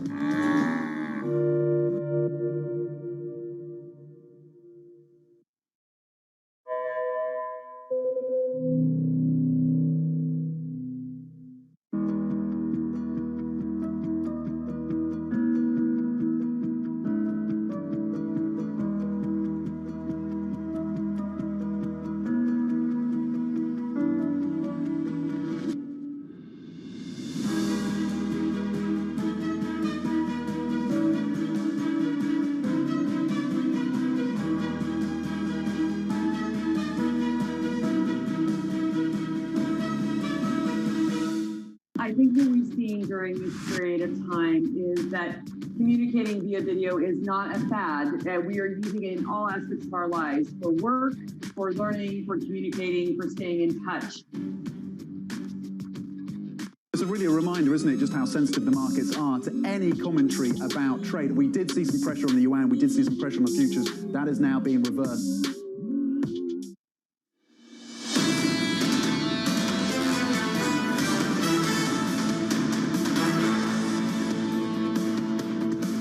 Russia launches an attack on Ukraine. Vladimir Putin orders an operation to demilitarize the country. The Ukrainian government calls it a full-scale invasion. The West's condemnation is swift. The EU calls the invasion the darkest hour since World War II. The US and its allies prepare harsh sanctions on Moscow. European markets post an unsurprisingly ugly open. Travel, tech and banks lead losses in early trading. Good morning and welcome to Bloomberg Surveillance Early Edition. I'm Tom McKenzie in London, standing in for Francine Lacroix. And here's what's coming up on today's program. The markets front and center amidst the geopolitics, the invasion of Ukraine by Russia. We're going to bring you live pictures of the Ukrainian president shortly, but let's check in on these markets. The European stock 600 down close to 3%. Brent is above $103 a barrel, gaining at 6.7%. Natural gas futures spiking 31%. Inflationary implications. Goldman Sachs saying the challenge for central banks just becomes more acute. We cannot rule out stagflationary risks because of the course the impacts on the economies of Europe as well. And Russian equities pairing some of the heavier losses. They were down 45%, now down 22%, and the Russian ruble remains under pressure. Treasuries are bid, yields lower on the US 10-year by about 10 basis points. Gold up, oil again above $103 a barrel. So we are going to bring you live pictures now of President Zelensky of Ukraine, of course, at a moment of great and historic difficulty for that country. I'm not sure if we have a translation. We've had a few lines crossing, updating on the Russian military action into that country. Ukrainian President Zelensky is speaking, as we can see, and what he's been saying is, we're going to get the translation. So we're going to bring this commentary from the Ukrainian president live to you now. Let's listen in. На нашу державу так само, як це зробила фашистська Німеччина у роки Другої світової війни. Наші держави по різні боки світової історії. Російська держава стоїть на шляху зла. Okay, the Ukrainian president speaking in Ukrainian. We'll see if we can get a translation up for you. But let's update you and recap some of the lines that are crossing from this speech by the Ukrainian president. Zelensky saying battles are difficult in Ukraine's east, south, and north. And Ukraine is breaking ties with Russia. Zelensky announcing that Ukraine is breaking ties with Russia. We will keep you across this story, of course, and these comments, this speech from the Ukrainian president. Okay, it is risk-off in the markets with investors seeking safe havens. Brent crude has surged above $100 a barrel. Russian forces have attacked targets across Ukraine. President Biden has called it a premeditated war against the Eastern European country. Vladimir Putin says actions taken by Russian forces have been necessary. Circumstances require firm and immediate actions from us. Donbass's People's Republic asked for help from Russia.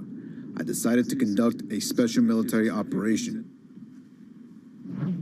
Okay, let's get out to Bloomberg's Russian politics and international affairs reporter, Henry Mayer. Henry, what are the details about how President Putin has launched this invasion? What do we know about his next steps?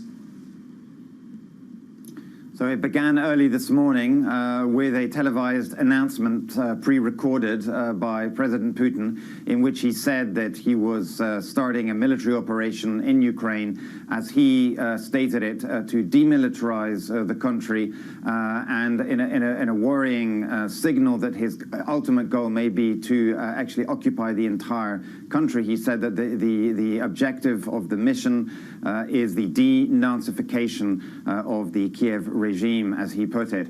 So on the ground, what we saw after that announcement was a barrage of missile attacks across Ukraine, which the Russian Defense Ministry said were intended to knock out Ukrainian air defense installations. And following that, we have reports of Russian troops and tanks crossing the border from several locations, from Crimea, occupied Crimea, into the rest of Ukraine, from Belarus Belarus, to the north of Ukraine, and also from southern Russia.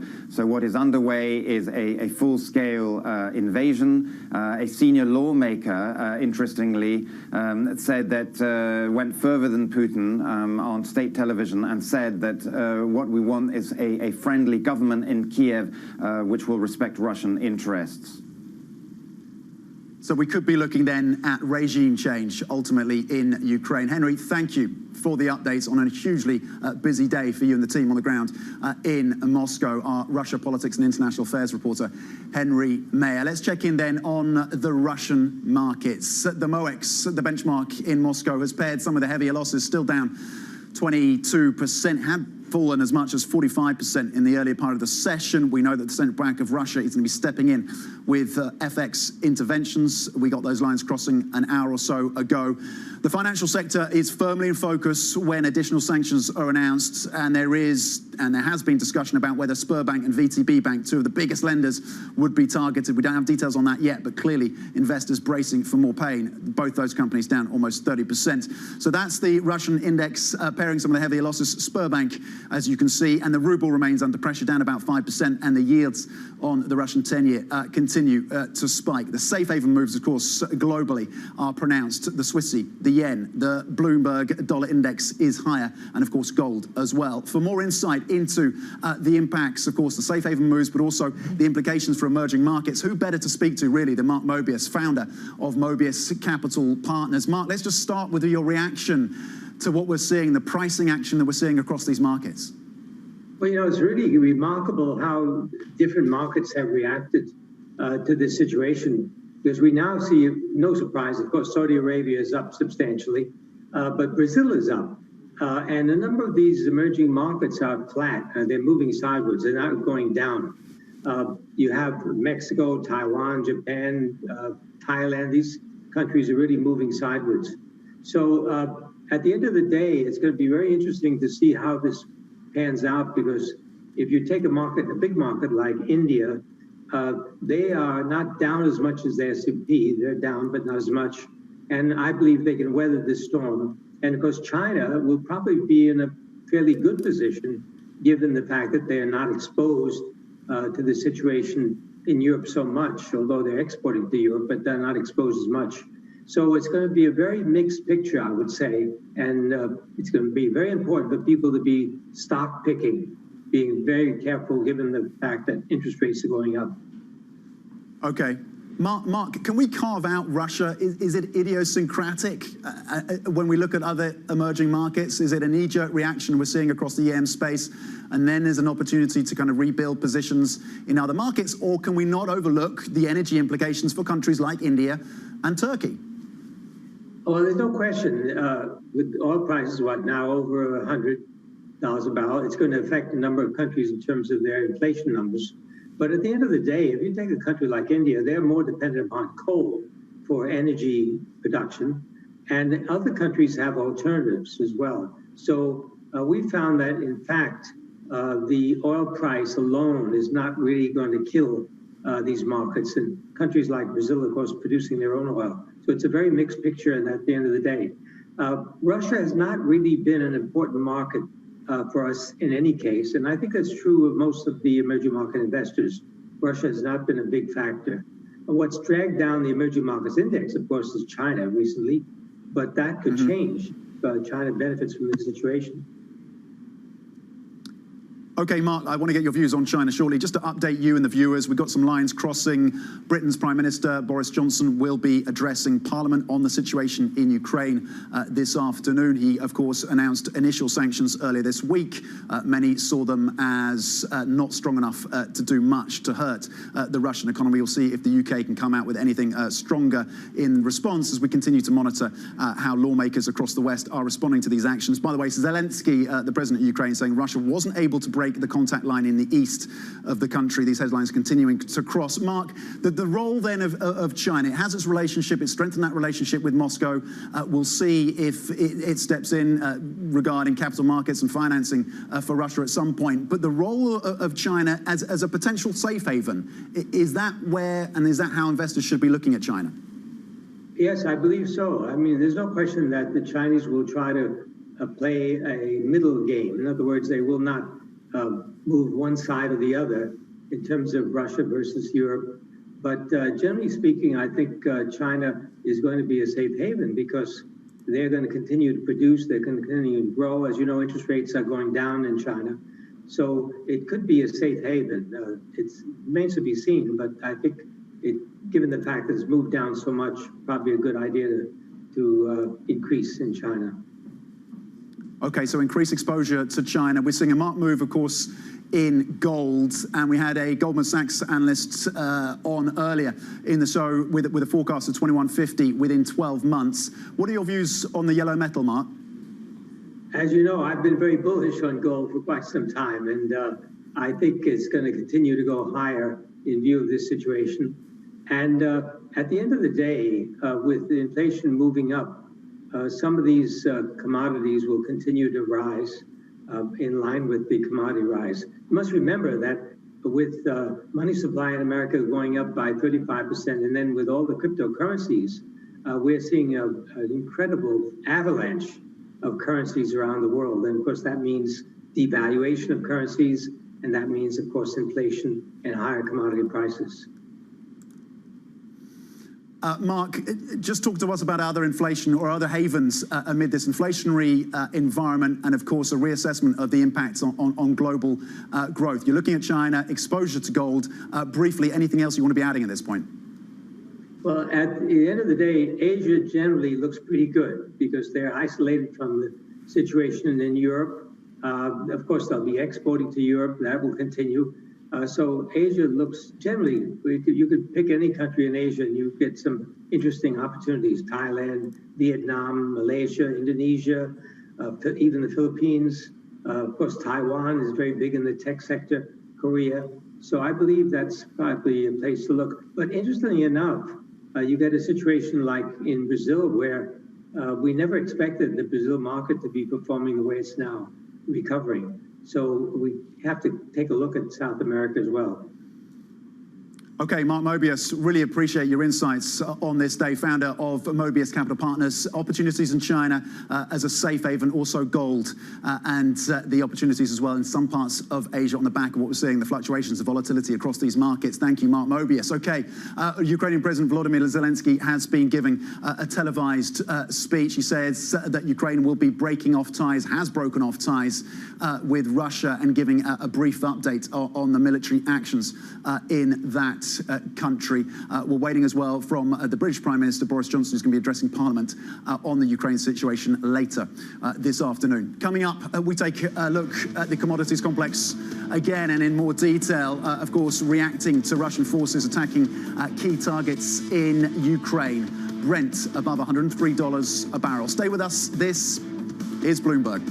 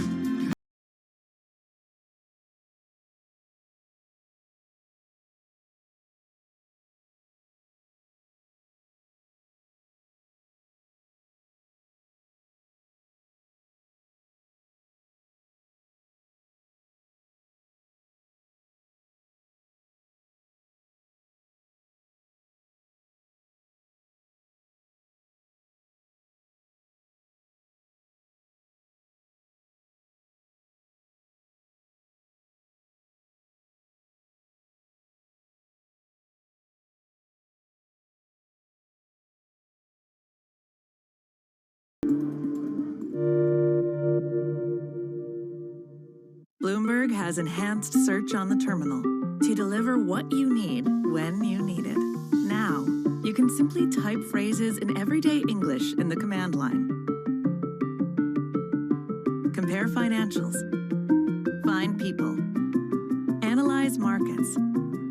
You can enter phrases or ask questions. What do you want to know today? Ask a question or visit SearchGo to find answers now.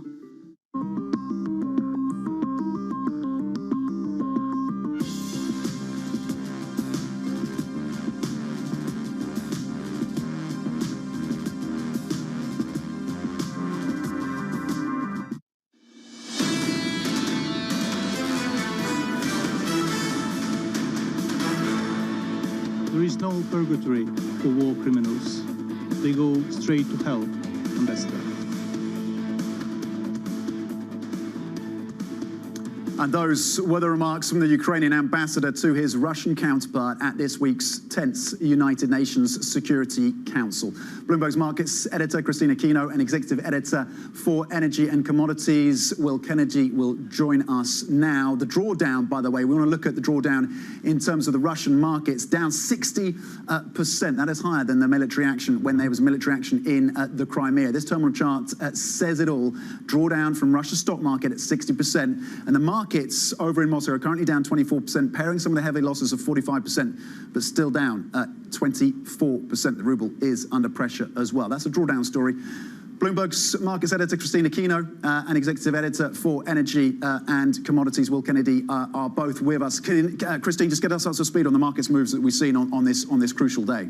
Well, Tom, yeah, as you pointed out, Russian markets definitely feeling the pain here as we saw the overnight developments. And yeah, I think it's hitting very close to home, both Russian stocks and the ruble very much getting hit. But of course, the effect is broad spread as well. We could see that in demand for havens today. Treasuries, the dollar, gold, Japanese yen, all in vogue today as investors really just trying to seek shelter from the overnight moves that we've seen in markets. And Will, let's bring you in at this point. How do you think commodity investors, oil investors are working through the news flow at this point? Yeah, we've seen a massive jump in oil and we're way above $100 a barrel. The other market that I would highlight is gas, where we've seen a 40% jump in European oil and gas prices. Clearly, that's going to have a big impact going forward on European consumers who are already grappling with the energy crunch we've seen this winter. And the other one I think we should highlight to viewers is grain. Ukraine is a massive exporter of corn and wheat. And those exports look like they're being disrupted already. We're getting reports that ships will not be able to call in Russian grain ports, that financing for those grain exports is very difficult, and we've seen grain futures trade up as much as 5% higher, wheat at a 9-year high today. So food is going to be the other big inflation story beyond energy. That's really worth pointing out, isn't it? The wheat and grain prices have shot up on the back of this, and that Ukraine is such a major exporter of those soft commodities, how that feeds into the inflationary impacts globally as well. Will, we've heard of legislatures, we've heard of lawmakers from the West going around trying to find additional supply. There have been some reports that maybe the US will release additional inventories, and then we're looking ahead to OPEC Plus. Is there anything on the supply front that can ease the price pressures at this point when it comes to oil?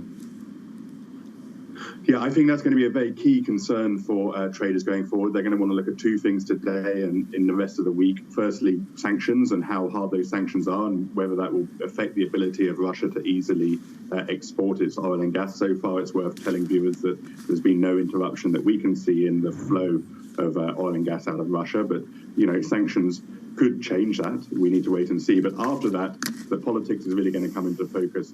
OPEC meets next week. Will they come under pressure from the US and other large customers like India and Japan to release more oil to ease prices? Will the IEA react? It has the ability to coordinate a global stockpile release among industrialized countries. That's one option. I think that Biden, as he looks to punish Russia for its actions with harsh economic sanctions, will equally be keen that it doesn't get out of hand in the oil market, where American consumers are already being hit by the highest gasoline prices in 8 years. So those kind of political reactions will keep traders on hedge. This is clearly a bullish event, but there are reasons to think that there may be a political response that means some pull down. And then, of course, the other thing to keep an eye on is the Iran talks in Vienna. If there's a deal there, traders may be able to look to increased Iranian exports this year. Okay, so keep an eye on Iran, keep an eye on IEA, keep an eye on OPEC+. Will from Christine, from Will to Christine. Christine, we heard from Goldman Sachs, Muller-Glisman speaking to us earlier, Christian Muller-Glisman saying that a stagflationary environment now is a real risk. Yeah, Tom, I mean, that's certainly on the brain for a lot of investors today because, again, they're trying to weigh against the potential growth impact of what we're seeing now just from the geopolitical tensions, but also the potential inflationary shock. And as Will points out, this is not just a story of higher oil prices. This is a story of higher commodity prices across the board. We're looking both at hard and soft commodity prices. And that, of course, is going to add to this environment where we're already seeing higher prices for goods and services even before we take into account the geopolitical tensions. Definitely something that investors are going to be watching out for, particularly on those rate bets, and something that central banks will have to contend with as well. There's a line crossing right now in terms of the inflationary impacts and commodities. Will brought this up. You've brought it up as well, Christine. Wheat futures in Paris surging 15% to an all-time high. The conundrum for the ECB on the back of these inflationary shocks, Christine.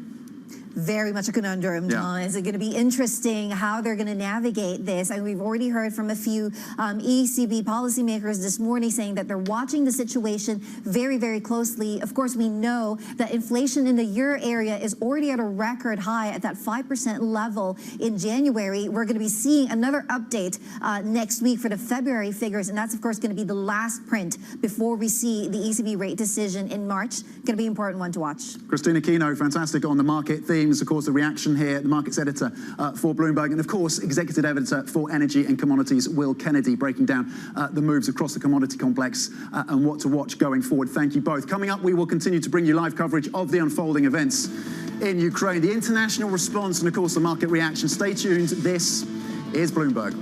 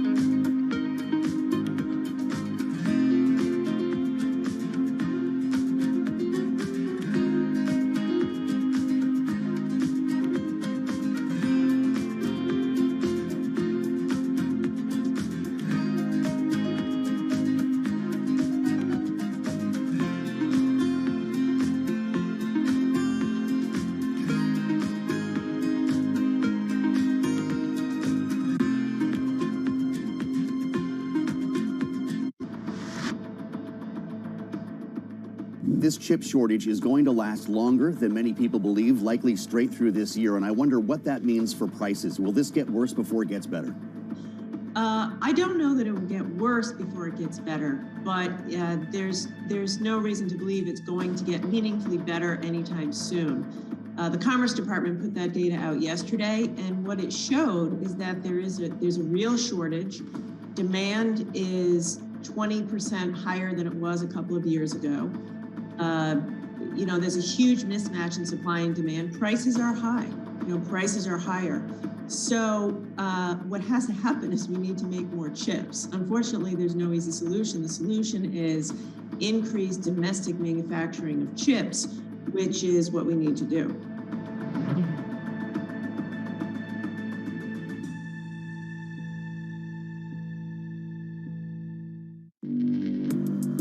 Access the financial world on demand.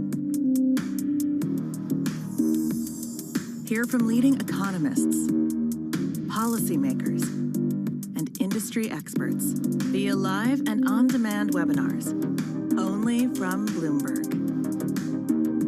Start exploring to see what's moving the markets. Visit Bloomberg.com/webinars. However you get your news. This is Bloomberg Daybreak with Lee. On Bloomberg Radio. Welcome to Daybreak Australia. This is Bloomberg Technology. This is Bloomberg Green. On TV, radio, and the web, this is Bloomberg.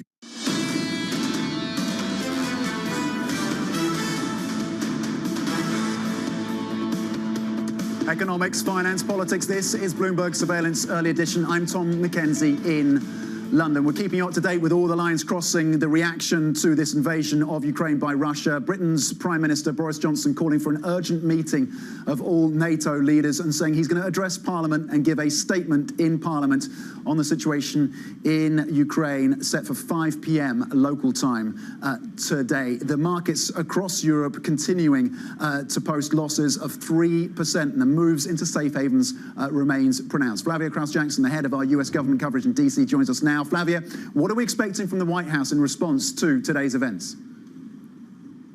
I mean, obviously, all the events unraveled in sort of in real time during the UN Security Council, where there was the U.S. ambassador in a sort of rather disturbing turn of events. Biden has been in the Situation Room with his closest advisors, monitoring everything incredibly carefully.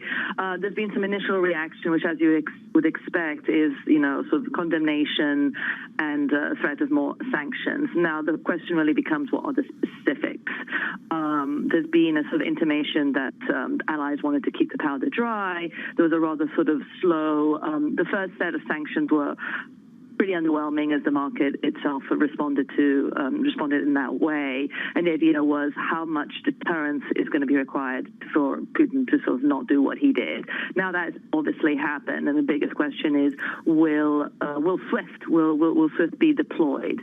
That really was always a nuclear option. It's where the allies actually, there was not much agreement. There was a lot of concern that this wouldn't just harm Russia, and, you know, Russia, everyday Russian people, but would also cripple the economies of the West. So that is one thing to sort of look out for. And then obviously Biden's expected to address later Flavia, on Thursday, but we're running out of time, but thank you for the update on the potential US response that we watch for. The markets lower by 3% across Europe. The moves into treasuries, yields down 11 basis points on your US 10-year. Gold is up. Stay with us. This is Bloomberg.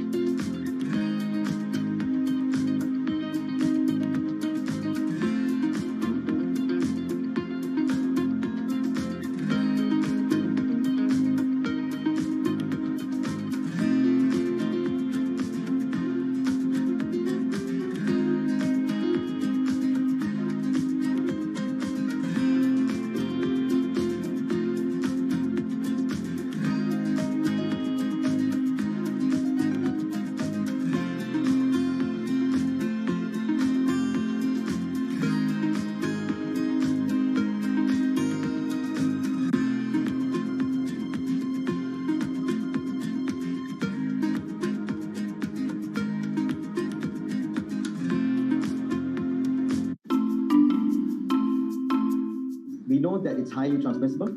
We know that 2 doses of vaccines, Pfizer vaccine specifically, neutralize the virus, but not as efficiently, because various studies showing that reduction up to 40-fold, meaning that a 3rd dose is a must for it to successfully neutralize the variant. What we don't know is still that what are the effects of mix and matching between vaccines, and what are the capabilities of antibodies produced from this mix and matching in neutralizing Omicron. Because as we know, many parts of the world use different types of vaccines. And that would be a great data to look at. It will be also great to look at, because majority of the studies done uses a small sample number, and most of the time when you translate it to real world, the data changes. So it will be really good to look at large-scale data of the ability of antibodies from vaccines to neutralize this variant. Grateful here today that the virus, Omicron variant, still uses ACE2 receptor as its main entry. It means that all of the vaccines which are designed with spike in mind still works. Imagine if it uses a different receptor other than ACE2. None of the vaccines would work today. So I think that is the best news that we got from all these studies which came recently, the past couple of days. Crypto, you have a world of young people that want their own financial system and their own culture. And It is very powerful, and I'm a big believer in it.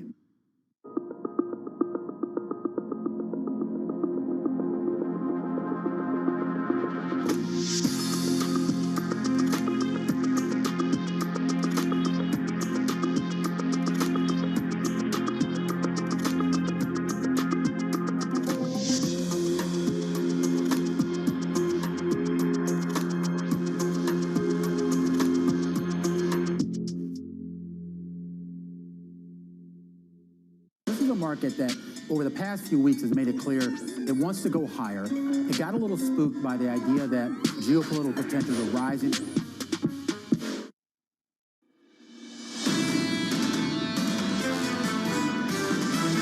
I call on Russia to immediately stop the violence and to withdraw its troops from Ukraine's territory. There is no purgatory for war criminals. They go straight to hell. What is at stake now is the existence of the world order as we know it.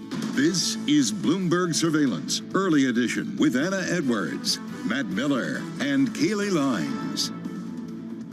It's 10 a.m. in London, 5 a.m. in New York, and 6 p.m. in Hong Kong on this Thursday, February 24th. Our top stories today.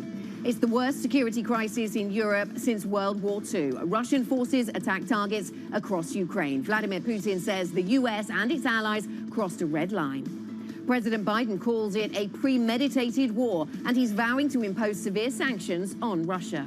And the markets react. Oil surges past $100 a barrel for the first time since 2014. Stocks sink, and the price of aluminum sets an all-time high.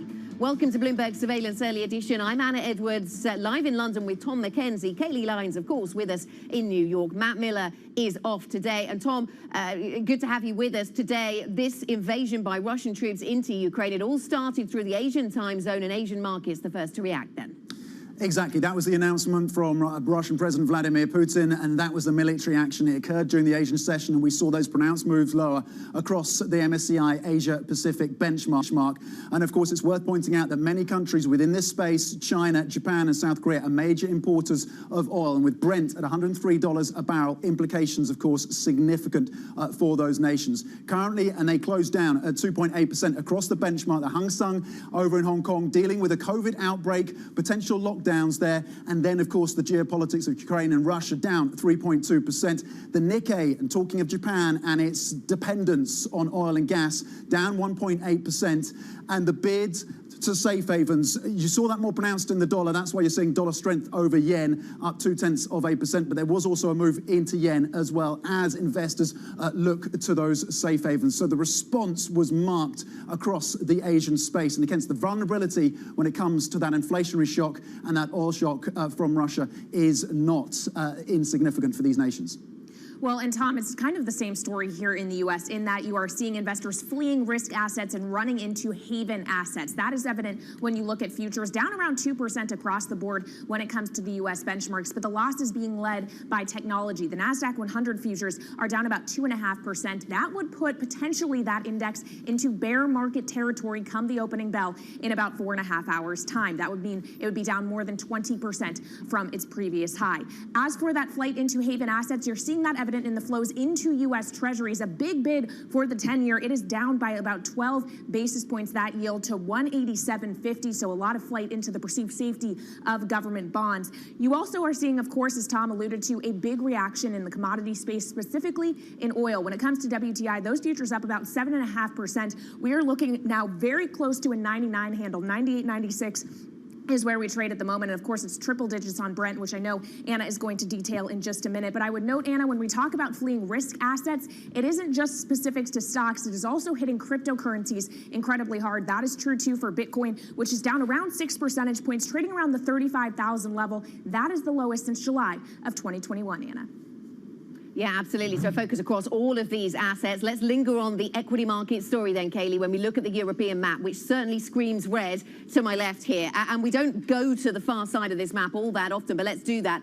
This is Ukraine. We have markets around here certainly coming under considerable pressure. The market over in Poland, for example, down by 9%. The Turkish market down by 7.5%. The Baltics obviously reacting as well. But this is broad-based. Yes, there's very much regional expression and specifics around companies that are being sold off and assets, but it is very very broad, down by 2.8% on the FTSE 100. The CAC 40 down by 3.9%. The Xetra links between the Russian and the German economy, often talked about, and that market down by more than 4%. This is the extent of the damage we're seeing to the Russian equity market in just today's trade, down by 27.6%. It wasn't open all the way through its normal trading hours. They had to suspend the trading and then restart it. We know that the central bank has been operating in FX markets as well. The ruble pushed through some new lows. Sberbank is one of the biggest banks over in Russia, and that stock down by 38% in today's session. So these are just moves in today's session that we're seeing for Russian assets. $250 billion worth of market cap being lost from the Russian equity market as a result of this sell-off we're seeing. This is where this gets into the sort of the Western dialogue in terms of the inflation story, though. Kayleigh was mentioning we are triple digits on Brent, and we are 104.45, up by 8% in today's session. And this is the benchmark natural gas, 117. This is per megawatt hour, euros per megawatt hour. It's not 160. That's where we were in December, but this still is a substantial spike up compared to the close, up by 32%. Kayleigh? Yeah, it's quite a move, Anna, and we will continue to watch the moves in the commodity complex throughout the day. And as for what else we are watching in the day ahead, G7 leaders are scheduled to meet virtually to discuss Russia. We will look for the outcome of that meeting as Western countries discuss potential further sanctions now in reaction to the invasion we have seen overnight. Also in the UK, all remaining coronavirus legal restrictions in England will be ending today. We'll get some earnings out as well. Alibaba will be reporting results before the market open. And then on the economic data front, we'll get initial jobless claims, personal consumption, and new home sales here in the U.S. But really, Tom, it is the geopolitical narrative that is overarching the theme we are watching today. Absolutely central to everything that's happening now. The top story, Russian forces have attacked targets across Ukraine after President Putin ordered an operation to demilitarize the country. Circumstances require firm and immediate actions from us. Donbass's People's Republic asked for help from Russia. I decided to conduct a special military operation. Its goal is the protection of people who, during 8 years, suffered from abuse and genocide from the Kyiv regime. Putin's move has prompted international condemnation and threats of further punishing sanctions on Moscow. Let's get more then with our reporters across the world. From Moscow, we're joined by Bloomberg's Henry Mayer, who covers politics and international affairs. From DC, we're joined by Bloomberg government reporter Jack Fitzpatrick. And from Brussels, we're joined by our European correspondent Maria Tadeo. Let's start with Henry Mayer in Moscow. Henry, get us up to speed on the military actions by Russia in Ukraine and what we think the ultimate endgame is for Vladimir Putin.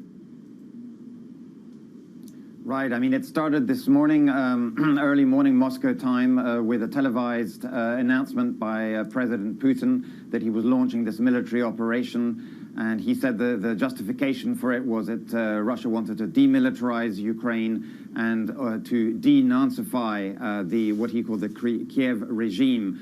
So on the ground, we are seeing, as of the morning, a barrage of missile, air attacks, artillery attacks that took place, which the Russians say took out their air defense, the Ukrainian air defense systems, and then that's been followed by a ground attack from several different locations.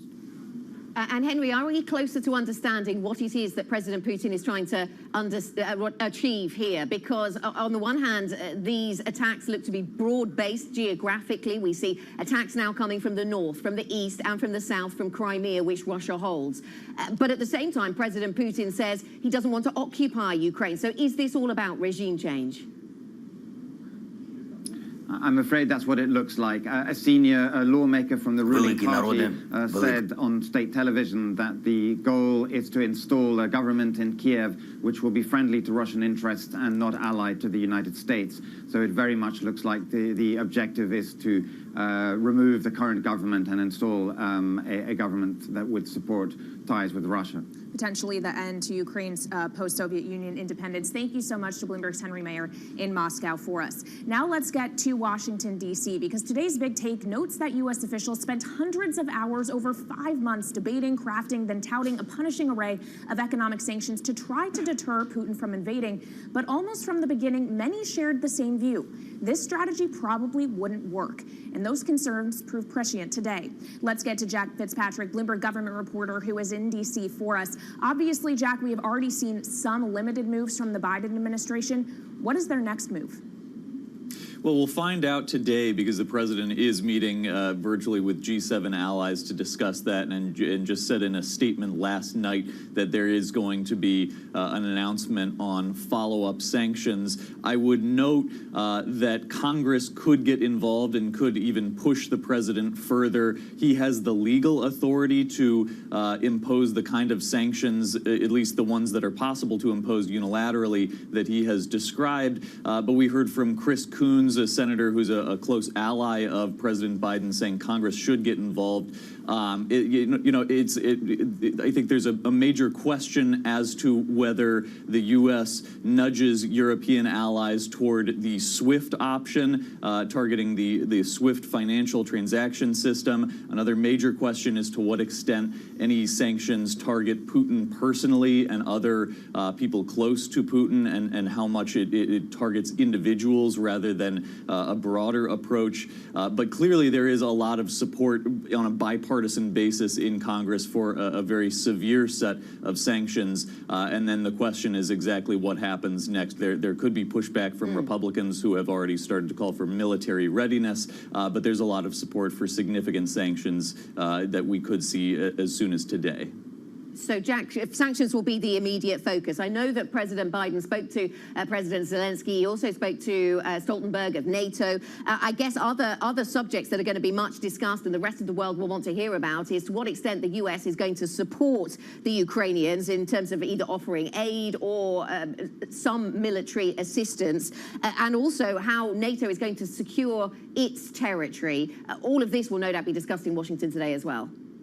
Yes, and that has come up to a limited degree so far. Speaker Pelosi said yesterday that the top House Democrats involved on the Appropriations Committee were sought out at the Munich Security Conference recently, both because of U.S. funding that could happen for humanitarian needs and military needs. It's not necessarily a lot of money from the federal government's perspective, but could be a lot from the perspective of the Ukrainian defense budget. Coincidentally, there is a government funding bill that is supposed to be enacted by no later than March 11th, so we may see lawmakers tuck in a few billion here, a few billion there, potentially into that bill, and it wouldn't take separate action from Congress. But yes, the issue of U.S. funding military and humanitarian has been raised. Jack, thank you very much. Jack Fitzpatrick of Bloomberg Government. Let's get a European perspective. The EU will hold an emergency summit in Brussels today. European Commission President Ursula von der Leyen condemned Russia's invasion on Ukraine during a speech this morning. We condemn this barbaric attack and the cynical arguments to justify it. It is President Putin who is bringing war back to Europe. And in these dark hours, the European Union and its people stand by Ukraine and its people. Let's get more with our correspondent, our European correspondent in Brussels, Maria Tadeo, who joins us now. Maria, a lot of meetings set to take place. I see that Germany's Olaf Scholz wants a special meeting of the Bundestag to take place on Sunday. That seems a long way from now. Tell us what the European conversation will focus on today. Well, Anna, this is what we know. European leaders are going to meet here at 8 p.m. Today in Brussels. Of course, top of the agenda will be sanctions, what to do next when it comes to Russia. We already had a hint from the head of the European Commission this morning where she said we want to tackle key sectors and areas of the Russian economy. We're going to freeze assets and we're going to stop Russian banks from operating in the European financial system. The goal of this is to stop Vladimir Putin from having access to finance a war operation, because the line coming out of Brussels and Europe today is that this is a clear invasion from Russia into Ukraine. There is no other justification. And by the way, European officials are now saying that they're ready for a whole wave of Russian misinformation, talking about genocide and how NATO attacked Russians first and how this is going to trigger another big wave of refugees. So they're also prepping for what is essentially a propaganda war. Now, on top of this, there will be a real conversation about what to do with financial help to Ukraine. We know this is a country that has been been hurting for weeks now, given the instability. And then we'll also talk about what to do with weapons. We've heard just now from the Ukrainian president saying they're under no illusion. Nobody's going to fight this war for us except for the Ukrainian people. They're facilitating weapons also to ordinary Ukrainian people. He says everyone has to fight from every street, every corner. But again, you know, this is a war that's not being fought on equal terms. Ukraine is outnumbered. And today we're expecting a real conversation about what to do with weapons and how can Ukraine go forward if this war continues to escalate. Maria, we're seeing some lines crossing now. Moldova closing its airspace because of security issues. That's according to the Deputy Prime Minister, and reports of Belarus doing the same thing. When it comes to the Baltic states, what have been hearing about the concerns there given this military action? Well, Tom, they really believe they're the next in line, that a lot of this goes back to not just an invasion of Ukraine, but this is a much bigger ideal that Vladimir Putin is pursuing. They point back to an essay that he wrote last year where he said the collapse of the Soviet Union is the biggest tragedy that's ever happened to Russia in history, when he talks about this common origin that all of them would have. When it comes to the Baltics, however, they say with stresses for days, for weeks. This was not a bluff. We know how the Russians work, and at this point we need to talk about how to facilitate weapons for Ukraine, and then two, potentially expand NATO operations into regions. And I expect today when they meet, the leaders of Estonia, Latvia, and Lithuania will put this back on the table. We need more troops on the ground here, considering the big difference, and this is really, I can't stress this enough, those countries do belong to the NATO military alliance. Okay, Maria, today on the ground in Brussels with the European response to this invasion of Ukraine by Russia. Putin's decision to order a military attack on that country, casting a shadow, of course, over global markets. Let's get more then on the markets response with Bloomberg's Danny Berger. Danny, walk us through the volatility, the choppiness in these markets, acute moves that we're seeing. Tom, this is a market that is trading first-order effects of uncertainty, fear, and that verges on panic. It does look like panic when you look at assets directly exposed being Russian assets. For our radio listening audience, I have GMM up, which is a function that perfectly encapsulates the fear in this market. Russia assets down 30% when it comes to stocks. At one point, they were losing nearly half of their total market value. Some of those losses paired, but it is still pain. It is still pain in the ruble, which is down more than 3.5% for its lowest level versus the dollar. Now, when it comes to havens, there is a very clear play for havens to find the port in this geopolitical storm. It's all about the dollar today, says Steve Englander over at Standard Chartered. That has been the clear winner with this geopolitical strife. Everything else screaming out red when it comes to Forex. The British pound, a 2 standard deviation move. Now, everything is a buy in bonds, save for Russian bonds. Even the front end of the curve is being bid at this moment. Again, it really just shows you the desire for havens, the desire for treasuries. Commodities is really important today. I just want to pause on this for our radio listening audience. The commodities we have up in this column, all of them have a black box around them. That indicates on the screen a more than 2 standard deviation move. Wheat, Brent crude, natural gas, soybean, everything is moving higher here, which brings the second order effects. After some of this panic calms down, it's going to be this inflationary debate that plays out and what this means for central banks. At the moment, we are starting to see central bank hikes priced out when it comes to the Fed. It was a 50 basis point hike that was priced in as recently as earlier this month. Now we've moved back down to 1 as stocks sell off. Is it a recession that central banks are going to have to cope with, therefore they can't hike? Or is it this inflationary story, which they won't be able to ignore, Kaylee? All right, Danny, thank you so much. And of course, Anna, Danny was talking about the oil story. We now have Brent trading at $105 a barrel for the first time since 2014. And WTI also closing in on triple digits right now, trading at $99.78. So we are very, very close to $100 oil across the board, Anna.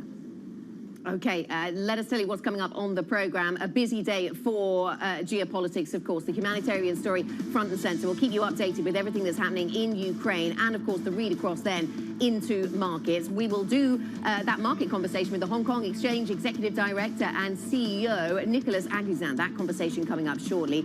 And we'll stay on the latest out of Ukraine with LSE International Relations Professor Peter Trubowitz. This is Bloomberg.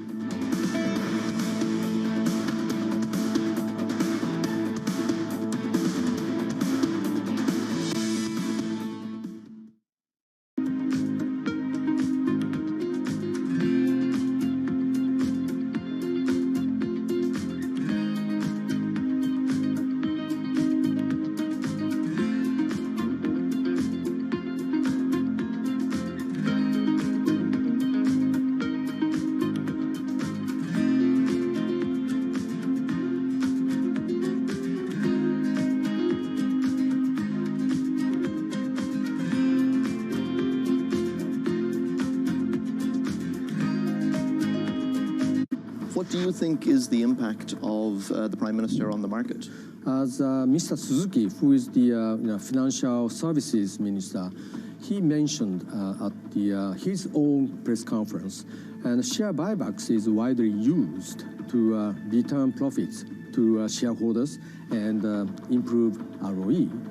And how to share out the profits from growth is, totally the decision of the management of each company after carefully taking, all the stakeholders into consideration. And I believe Mr. Kishida has a quite cautious stance on the uniform regulation of share buybacks. And I think because he is giving a consideration to each company's, individual circumstance and, decisions. Lots happening on Wall Street. It's the basic law of economics. The Fed is telling us this is transitory. Need to catch up? This is Bloomberg Wall Street Week. I'm David Weston. We've got the information and insights. David, you just hit the nail right on the head. From businesses most influential and instrumental. And that's the way you run good risk management. We need to invest in our systems. Bloomberg Wall Street Week premieres Friday with replays all weekend on Bloomberg Television and Radio.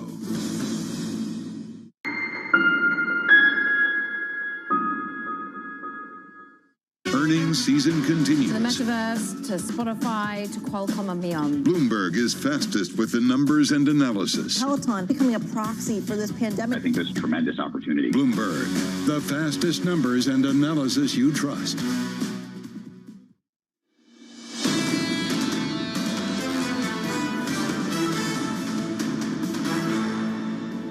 This is Bloomberg Surveillance Early Edition. I'm Tom McKenzie with Anna Edwards here in London and Kaylee Lyons in New York. Hong Kong Stock Exchange reported its worst quarterly earnings in 2 years as China tightened scrutiny on offshore listings and widened a crackdown. Bloomberg's Stephen Engel joins us now with Hong Kong Exchange Executive Director and CEO Nicholas Aguzin. Steve, take it away. Thanks a lot, Tom. Nicholas, good to see you again. Let's get right to it. It's been an extraordinary day, obviously. The Hang Seng was down 3.2%. It might feel like we're in isolation here because of the COVID outbreak, but the market's obviously reacting to what happened in the Ukraine. I want to get your game plan. I mean, your full year results were decent, but that was pretty much because of the previous first quarter a year ago. You've had 3 straight quarters of slowing profit growth. You have all these challenges, including the renewed regulatory crackdown from China. You have, of course, the COVID situation in Hong Kong, and now Ukraine. Give me your optimistic view or your pessimistic view. Yes, thank you very much. Good to see you, Steve. The reality is that if you look at, for example, the quarterly results, they're very affected by the market. If we look at fourth quarter versus fourth quarter of last year, the numbers are, in terms of operational revenues and performance, almost the same, even though volume came down by 10%. But when we look at the year, you're right. 5th year of consecutive record yearly results, revenue and profits up 10%.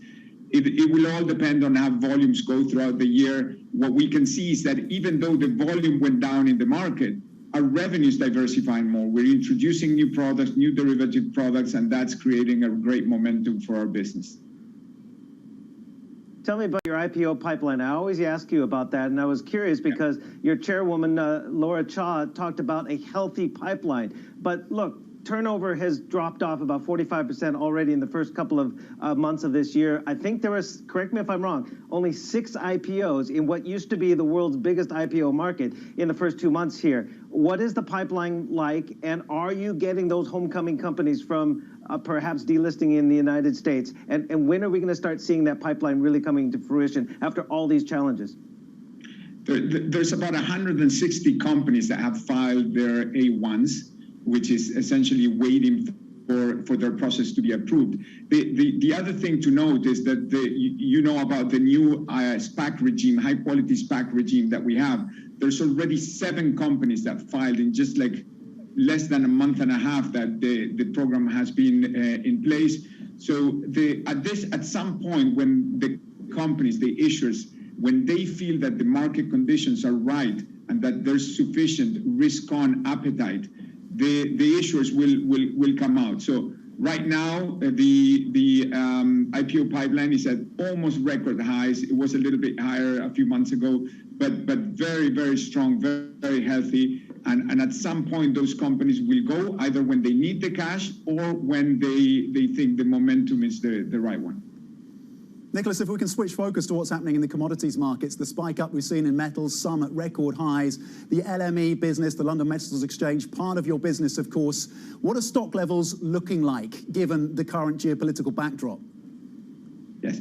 I mean, as over the last few months, we have seen a depletion of like some of the stocks. The prices are right now quite high.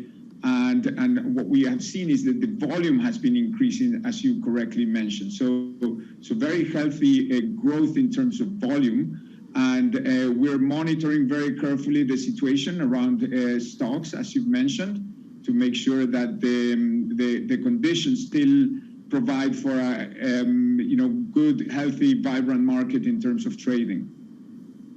You had to step in last year when it came to copper. Do you expect that you need to do more around the warehousing of some of these metals, Nicholas? Our business is monitoring the situation very, very, very carefully. It's in constant dialogue with the market. And whenever we see that there is a risk of imbalances in the market, we'll step in to make sure that there's a disciplined market behavior around the whole London exchange. Gucho, very quickly, any staffing issues with this potential, escalating COVID situation and the isolation of Hong Kong? I mean, there's a combination of two things. One, as you know, Steve, the financial market in Hong Kong it was very vibrant last year. So there is a lot of demand for talent. You have that combined with a lot of people looking for opportunities in this new fintech company. So the financial market is feeling a squeeze in terms of talent, given all the demand and the situation of limiting, the travel in between Hong Kong and the rest of the world. Fortunately, from an exchange point of view, we've been coping, quite well. But there is quite a bit of, pressure. Hong Kong Exchange CEO Nicholas Aguzin, we're running up against a hard break. Thank you for your time. And of course, Stephen Engel. Stay with us. This is Bloomberg.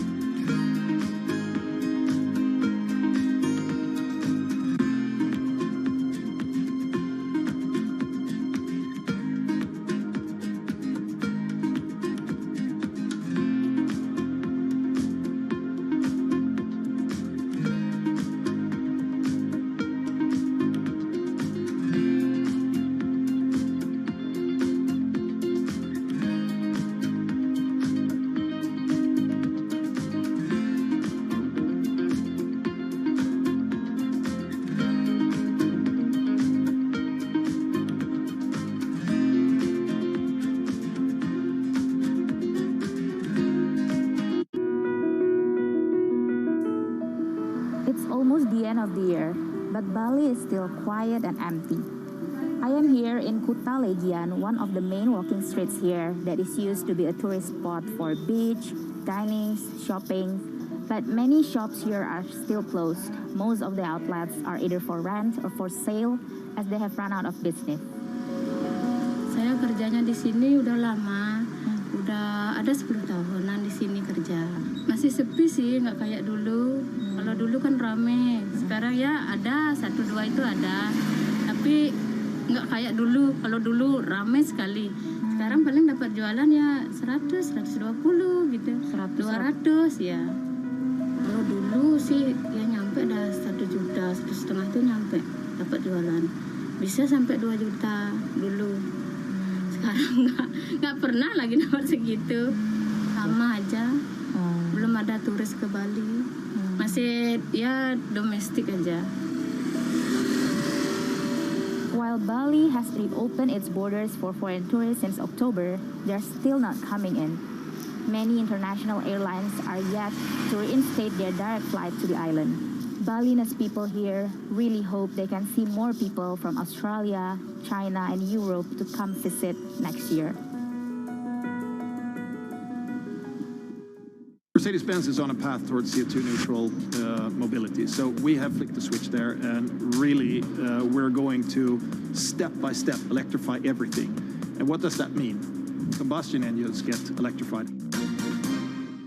It's really a reminder, isn't it, just how sensitive the markets are to any commentary about trade. We did see some pressure on the yuan, we did see some pressure on the futures. That is now being reversed.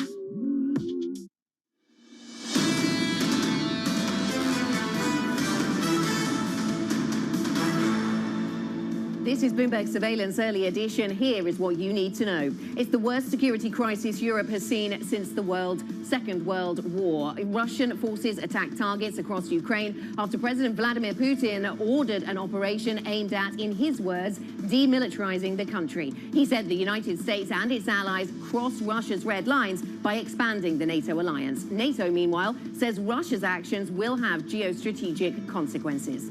President Biden warns he'll impose severe sanctions for what he calls a premeditated war. The president will address the nation following a virtual meeting with other members of the G7. The White House has said it has no intention of deploying U.S. troops in Ukraine. The markets react. Oil surges past $100 a barrel for the first time since 2014. Natural gas prices soared. Global stocks are falling. So are U.S. equity futures. And aluminum rose to its highest price ever.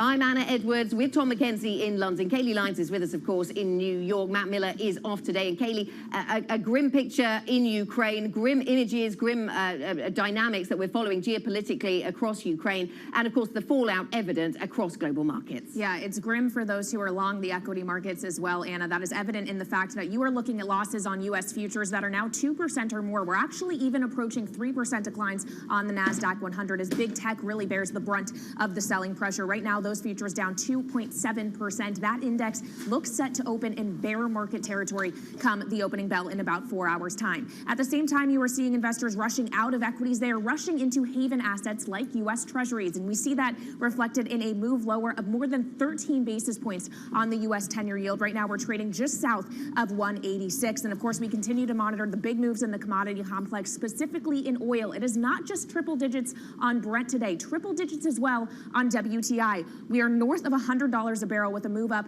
of nearly 9% when it comes to those futures here in the U.S. And finally, in terms of other risk assets getting hit, Bitcoin also taking it on the chin today, Anna, down nearly 7%, $35,000, the lowest level since July of last year. And Kaylee, we'll get into the geopolitics. Sorry, Anna. I'm also going to check on some of those more micro stories as well, and a lot of them are tied to macro in the sense that you are seeing energy, really the stocks that are performing well with those moves higher in oil. Marathon and Cheniere, which of course is an LNG player, each higher by more than 7%. To the downside, though, Yandex. This is a Russian company listed in the U.S. It's a big internet player in Russia. It already is down 36% in the last 4 days. Looking to add to those losses in a big way come the opening bell this morning. It's down 22% in the pre-market session. And finally, I would just note big tech, as I said, under pressure. That's evident in the ARK Innovation ETF, which is lower by another 5.5%, looking for a 6th day of losses, Anna. And Kaylee, we'll get to the geopolitical analysis. And of course, this is a humanitarian crisis. We don't lose sight of that. But let's keep our focus on the markets for just a moment and tell you that story. As Kaylee was talking about U.S. futures being to the downside, European equity markets down by 3.5%. Some of the markets a little closer to Ukraine, a little closer to Eastern Europe, down by much more than that. Brent crude at 105. So we're on triple digits on the handle on Brent crude. Also, WTI above $100 a barrel, as we were hearing earlier from Kaylee. And so both of those contracts now over $100. The first time we've seen that since 2014. We have money going into those havens, those perceived havens. Certainly the German Bund getting a bid as a result, and so yields are coming down. We've actually seen movement then in the German Bund. We see movement in the UK gilt, the biggest drop in the yields there since 2016. So that's a focus for us. And just to put in some of the big movements, some of the movements that we're seeing in some of the big global assets. Euro dollar really on the move today, 1.2%. to the downside for the euro. It's a substantial move for the euro. It's not the focus of the market's attention, but clearly the market is concerned about European exposure, European economic exposure, political exposure to what's going on between Russia and Ukraine, and that is weighing on sentiment here in Europe, Kayleigh.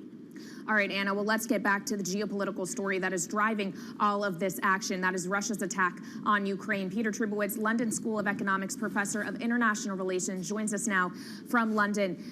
Peter, obviously we have now seen the West's response or promised response in the form of more severe sanctions. What can sanctions even do at this point if Russia has already invaded? Well, it certainly can't prevent the invasion from moving forward. We're not talking about deterrence anymore. We're talking about punishment. And I think what we're likely to see from the Biden administration and NATO more generally in the coming days are tougher Western economic sanctions, increased deployments of NATO battle groups to the Baltic states. I would not be at all surprised to see that. And increased pressure. I think we'll hear this in the U.S. Congress to supply the Ukrainians with more advanced weapons. And the purpose of the sanctions, which are likely to target a large number of Russian banks and include export restrictions on advanced technology to Russia, will be to try to raise the cost now to Putin and those close to him.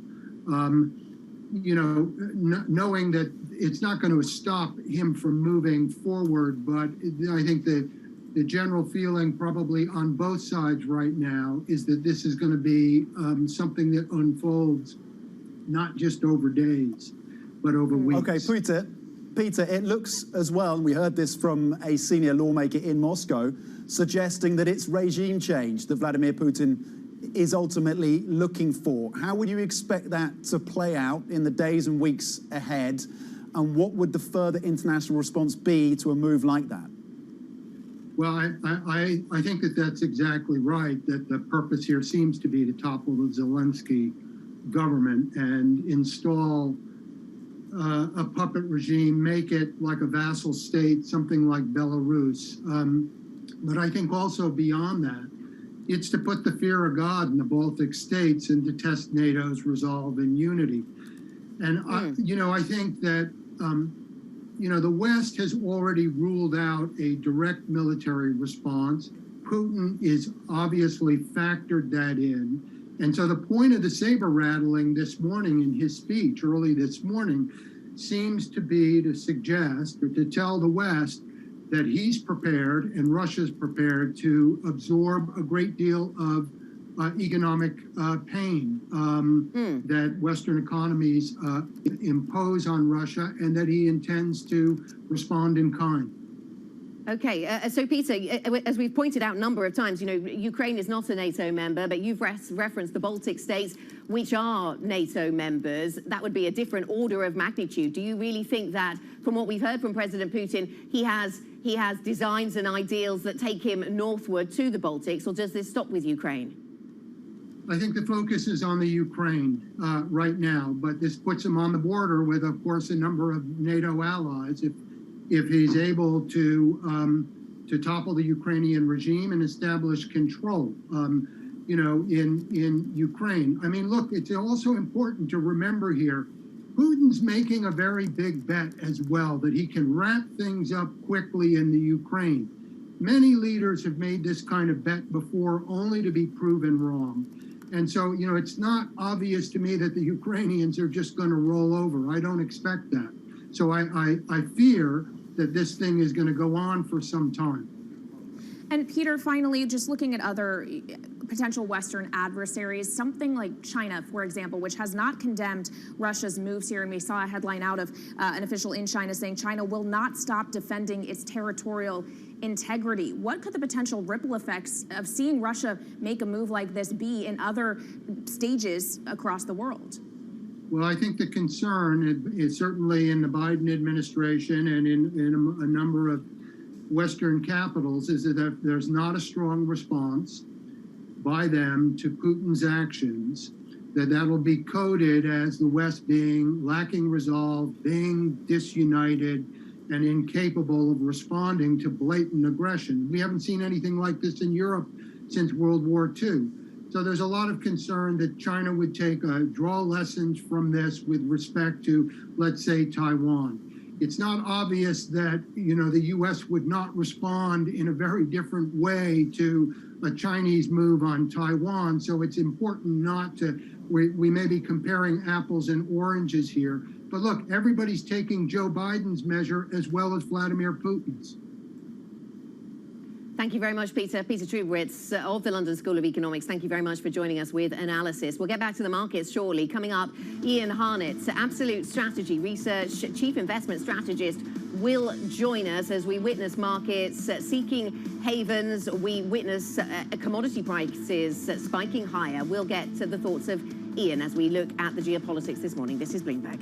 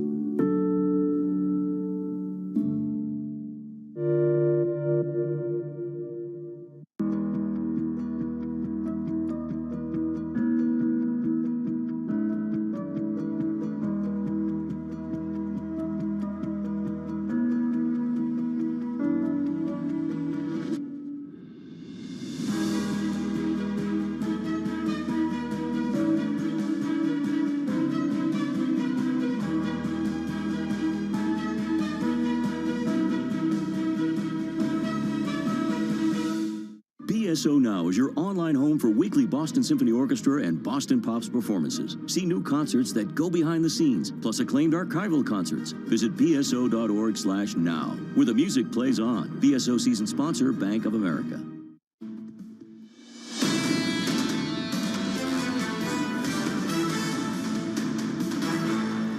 This is Bloomberg Surveillance Early Edition. I'm Kaylee Lines in New York with Anna Edwards and Tom McKenzie in London.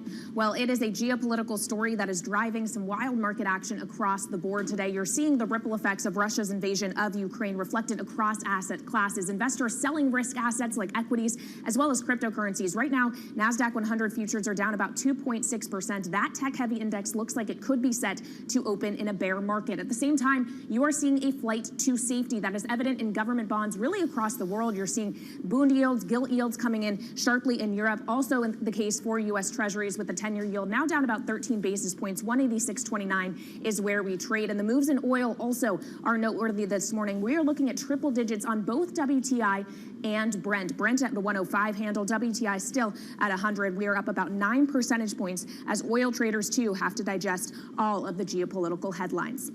So there's a lot of places to look. Let's try and make sense of how the markets are moving this morning. Ian Harnett, Absolute Strategy Research Chief Investment Strategist, joins us now from London.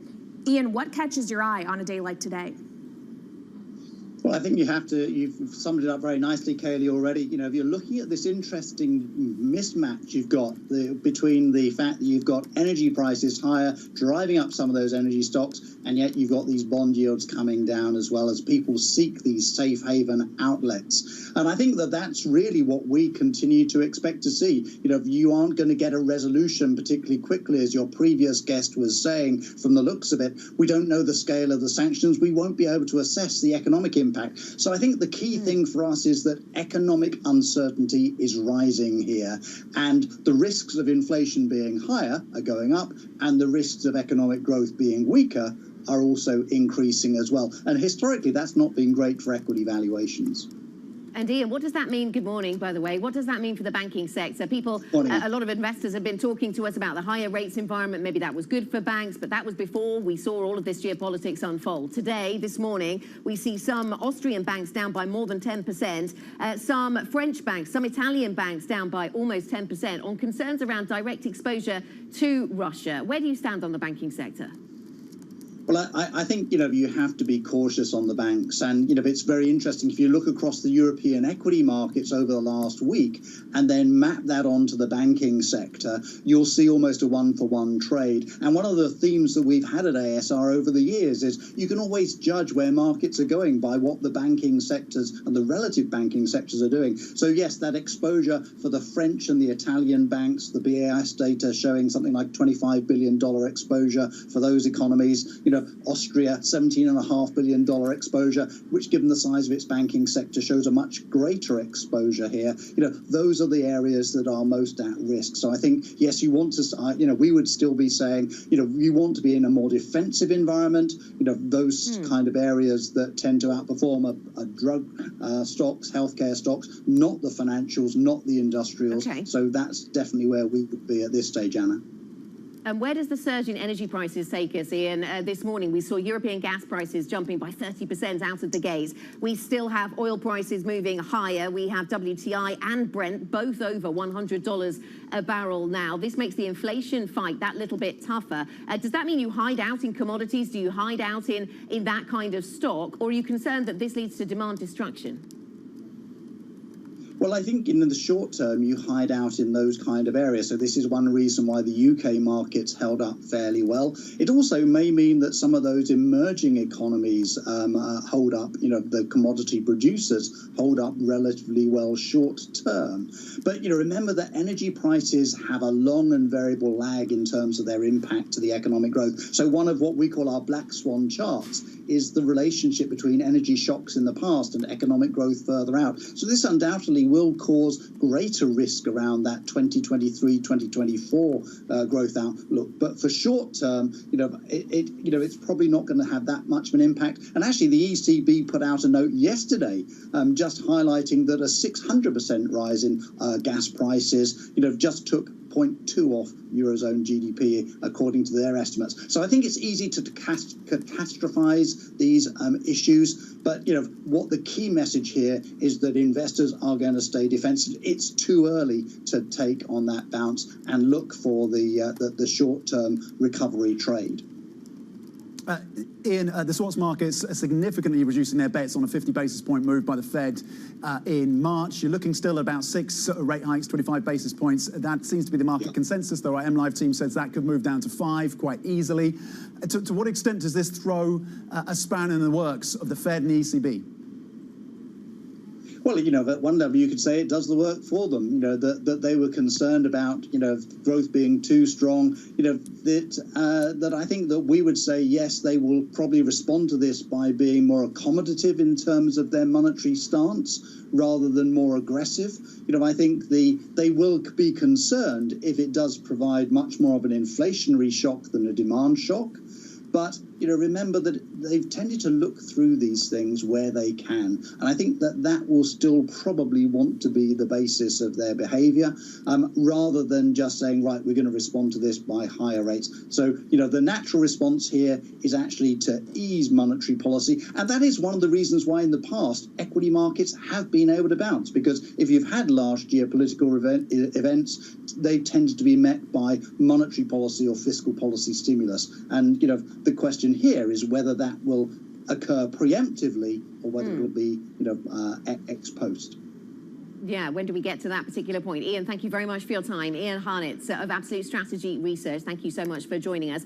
Coming up on the program, Brent surging past $100 a barrel. We'll dive into the impact on oil markets. We also see headlines that tell us that NATO is going to hold a virtual leaders summit on Friday on Ukraine. More on that shortly. This is Bloomberg.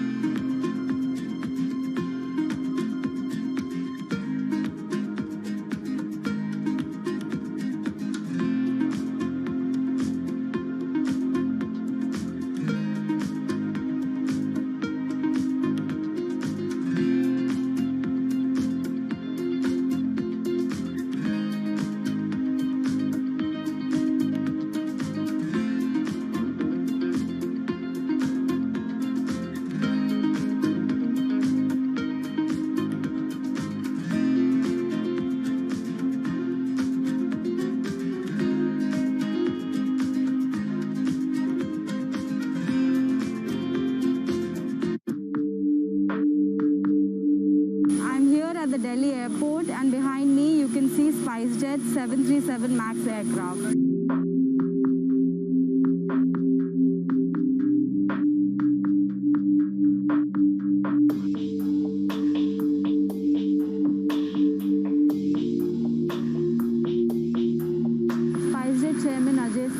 Earlier today said that Boeing is going to compensate SpiceJet in form of cash and aircraft.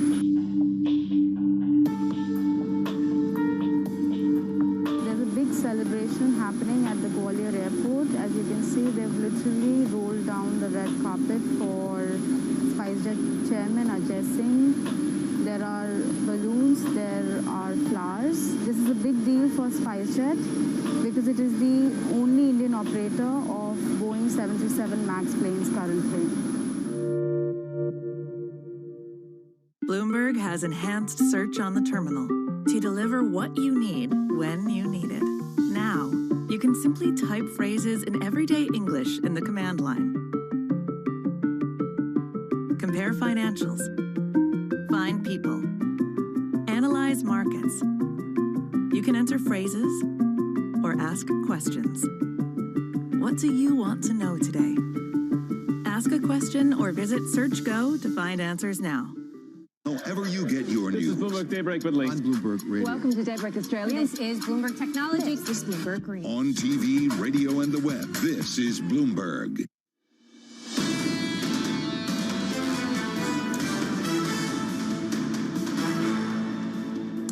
This is Bloomberg Surveillance Early Edition. I'm Tom McKenzie with Anna Edwards here in London, Kaylee Lines in New York. Oil surging past $100 a barrel. That's for the first time since 2014. Let's get more then with Kriti Gupta.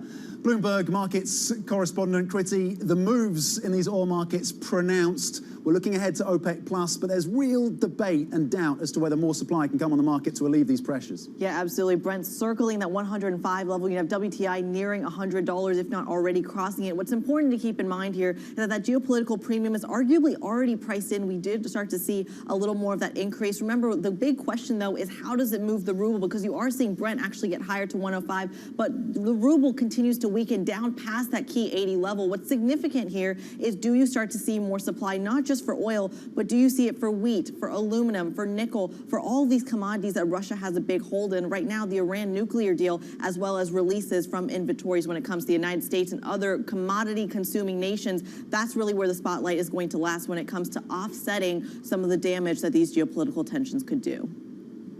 Chrissy, thank you very much. Yeah, the job of exporting from Russia perhaps gets a little easier if the ruble continues to weaken, but we know the central bank has had to intervene on that front.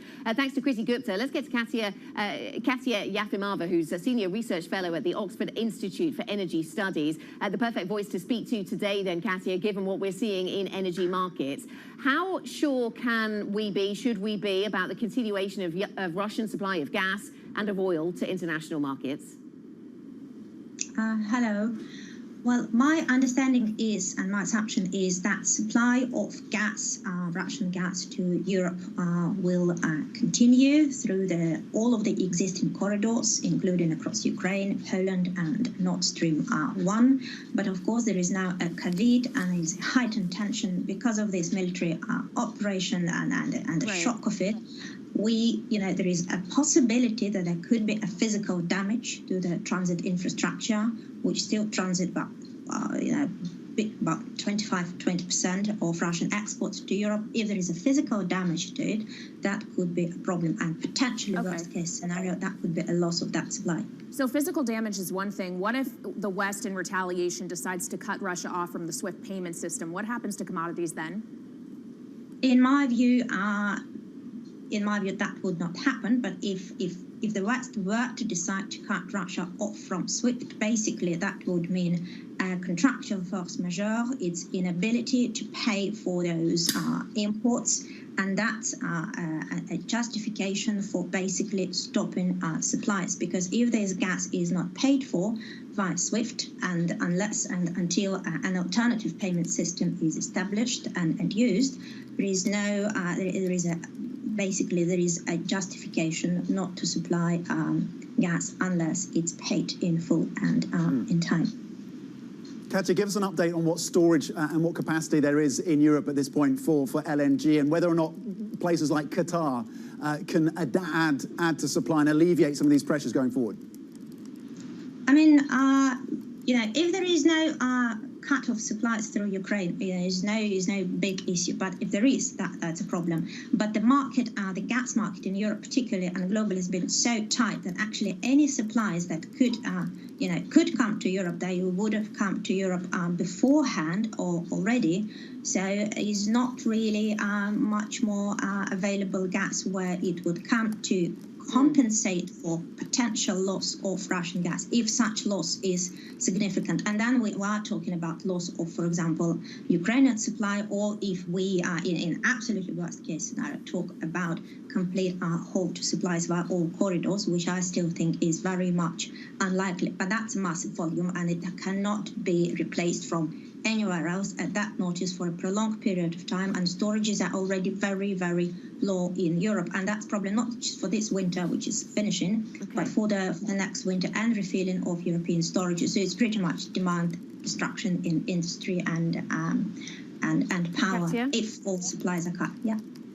Thank you very much. Thanks for joining us. Katia Yafimova of the Oxford Institute for Energy Studies. Lots happening this morning. We've heard from Olaf Scholz, says he'll speak in a special parliament session on Sunday. That is the German Chancellor.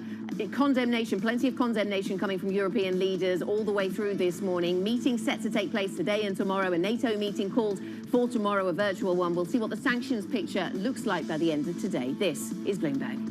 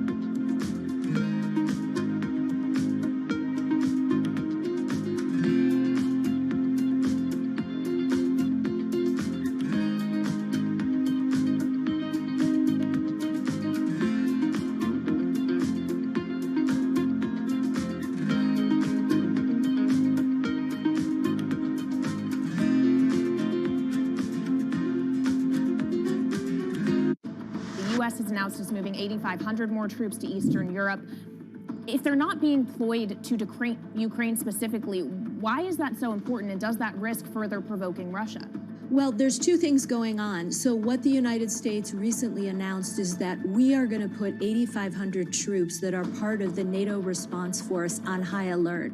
That means they'll be ready to deploy on a moment's notice should we need those forces anywhere in Europe to protect NATO territory. In addition, the United States is also looking at possible additional moves that they might make to move U.S. force posture into Central and Eastern Europe. The reason we're looking at that is because a lot of the members in that neighborhood in Central and Eastern Europe feel concerned. And so we are looking at what measures we might take in the name of reassurance and deterrence.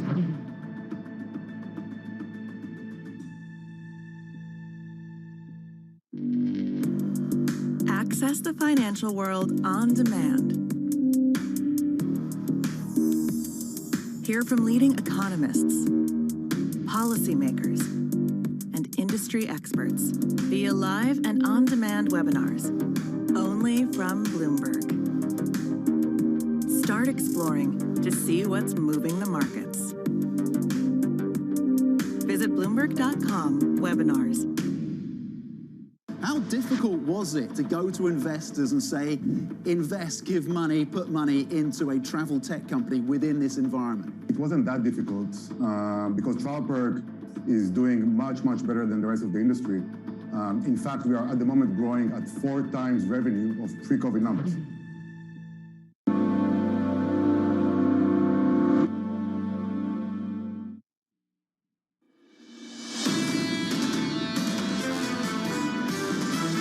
Early this morning, Russian troops invaded Ukraine, a free and sovereign country. This is a perilous moment. The United States, together with our allies, will defend every inch of NATO territory. What is at stake now is the existence of the world order as we know it. President Putin, stop your troops from attacking Ukraine. Give peace a chance. This is Bloomberg Surveillance with Tom Keene, Jonathan Farrow, and Lisa Abramowitz. From New York City for our audience worldwide, good morning. Alongside Tom Keene and Lisa Abramowitz, I'm Jonathan Farrow. Futures are down. They're down hard. We're down 2% on the S&P TK. A dark day for Europe. A dark day is the lead quote from our coverage, including coverage with Henry Meyer out to Moscow. We'll get to that in a moment. John, what is extraordinary to me is the reporting, John, that the markets continue to deteriorate at this moment. What we did not see is shock down and recovery. That didn't happen. Let's start with the words of President Biden this morning, Tom. The words of the president, the U.S., its allies and partners will respond in a united and decisive way. Tom, the conversation this morning, just how will they respond? The levels of sanctions, but also there needs to be discussion here of what the military response will be, and that will be delicate. John, as you mentioned, the Baltic states yesterday to the north and on down to Odessa, attacked today on the Black Sea by Russians. It's a wide geography of an eastern or western front. Lisa, we can work through the equity market. Equities down, yields down, crude triple digits. This is the big concern. People were expecting to maybe avoid an oil shock. That was the discussion yesterday. Today, it is all about how bad the oil shock is going to be given Russia's dominance with exports. I do wonder how the European region responds and how much the U.S. has laid the groundwork to help support them during some possible ends to some of the flows that we expect to see. And as it points this morning, Tom, as we take a step back and think about the future, the immediate future, the next month or so, we have to work through 3 important central bank decisions for this market now. On March 10th, the ECB. On March 16th, the Federal Reserve. March 17th, the Bank of England. Just how much do the events of today and the events of the next several weeks, months, and let's hope not years, change that next central bank move? It is the central banks. I'm glad you bring this up, John, because this is the challenge this morning across all of our conversations, is linking this war, this moment, as you say, into what we see in economics. And I would suggest there will be messaging perhaps led by Christine Lagarde over how central banks will adapt. What they're really going to adapt to is core economics, which is slowing real GDP estimates across all of Europe and indeed perhaps America. Well, the bank's adjusting as well. SocGen in Europe down 10%, UniCredit down 9%, Deutsche Bank down by 8.5%. Deutsche Bank at the moment, some headlines on the wire, Lisa. Deutsche Bank says its Russia risks are, quote, well contained. How do we even measure Russia risks, right? Because they're the direct ones. We've been talking about this all week. They're the direct risks tied directly to Russian assets. And then there's the risk of oil prices surging well beyond what a lot of people were expecting. And how do you expect that fallout from that, especially the economic slowdown that could ensue when it comes to banking and lending? This is it, isn't it, Tom? Direct exposure, indirect exposure. Indirect exposure, slowing consumer, higher energy prices, a potential for a recession in places like Germany. They're the issues we've got to try and get our hands around. First thing I looked at today, John, was a TZT Dutch natural gas, and of course that breaks out to a new high. Many of these moves, John, are 5 standard deviations. For the math people, that's a big deal, and it shows how highly unusual this is. John, another headline, and of course we're going to be buried with headlines through the morning. Turkey says Russia's military operation unacceptable. John, with the Strait by Istanbul, there's no question lira weaker this morning, well out over 14. The team coverage coming right up. Let's start with the market action. Futures down by more than 2% on the S&P. The S&P already in correction. The Nasdaq heading for a bear market now. The Nasdaq 100 down by 2.82%. Into the bond market, yields are lower by 14 basis points on 10s. We're back to 185. We're lower on 2s as well. And Lisa, the question, as you know, does it change the Fed's next move on March 16th? And the interesting thing is, before a lot of the eruption in the latest wave of conflict, a lot of people were saying it might make the Fed, it might make the ECB more hawkish because of oil prices. Has that shifted? Because markets are responding in the exact opposite way today. Today, here's what I'm watching. The G7 leaders are scheduled to meet to discuss how to respond to the Russian invasion of Ukraine. They're starting that meeting virtually around 9 a.m. We're expecting to hear from German Chancellor Olaf Scholz around 10:30 a.m. Later on, starting at 2 p.m., European Union leaders are going to be holding an emergency summit in Brussels. I'm really curious to hear whether they talk about the SWIFT security system for the banking system, how much they actually start to think about that versus steering away from things that could potentially cut off oil supplies. At 11 a.m., the latest oil inventory data in the United States takes on new meaning when we see the price of oil rise to the highest levels going back to 2014, well above $100 a barrel, both here in the U.S. as well as the Brent crude in London. I am curious to see how tight this market is. Can we get a sense of that and what the Iranian agreement, whether that actually could buffer this at all or whether that's basically off the table at this point as we see things continue to escalate. And then, John, to your point earlier, how will the Fed respond to the latest eruption in the tensions here? How do we get a sense of higher oil prices, higher inflationary inputs on Fed policy? We hear from basically the whole host of Fed speakers other than Jerome Powell. We hear from Richmond Fed President Tom Barkin, Raphael Bostic of Atlanta, Loretta Mester of Cleveland, Mary Daly of San Francisco,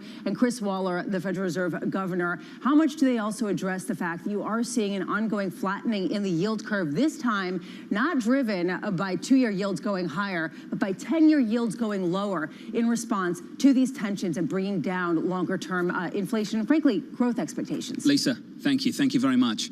From New York, for our audience worldwide, your top story: Russia has invaded Ukraine. It is a dark day for Europe. Tom Keene, we've already had a dark address from President Putin. The address by Mr. Putin, real upset here in that the translation by the Russian team of the Kremlin was maybe a bit off the mark. The Washington Post went out with a, quote, partial translation picked up by the Sydney Morning Herald in the Australian evening. To conduct a special military operation, these are the words of Mr. Putin, its goal is to protect people who have been abused by the genocide of Kyiv regime for 8 years. And to this end, we will strive for the demilitarization and denazification of Ukraine. In the next paragraph, we will strive for the results of the Second World War, as well as the sacrifices made of our people on the altar of the victory of Nazism are sacred. John, absolutely extraordinary language linking us from Yalta and World War II to this modern day war. The team coverage starts right now. Anne-Marie down in Washington, D.C., Maria Tadeo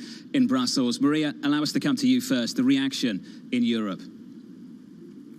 Well, Jonathan, the reaction here is do not believe a word that Vladimir Putin says from now on. This is not a special operation into Ukraine. This is a full invasion of Ukraine. And the tragedy of this country, of course, is that it is surrounded by Russia and it is outnumbered when it comes to the weapons. Now, the Europeans are saying this morning, Vladimir Putin will pay, and he will pay dearly for this invasion. Now, the question is just how much and what is going to be tackled. Now, we did get an indication today from the head of the European Commission that they will go after Russian banks, that they will also target exports of technology, and the goal here is to weaken the Russian economy so they're not able to pay for a full war effort. Now, that is on paper, but we need to see the details. The other big conversation today will be about weapons. What do you do with a country like Ukraine? Make no mistake, this is a war that Ukrainians will have to fight for themselves, and they know this. This is a war they have to fight, but they're outnumbered. They don't have the weapons they need, and once again, they repeat it today. Zelensky, we need facilitation of weapons. That will be top of the agenda today, Tom. Maria, away from the economics and the diplomacy of the coming days and weeks, what is your knowledge and your reporting of what's actually happening in Ukraine now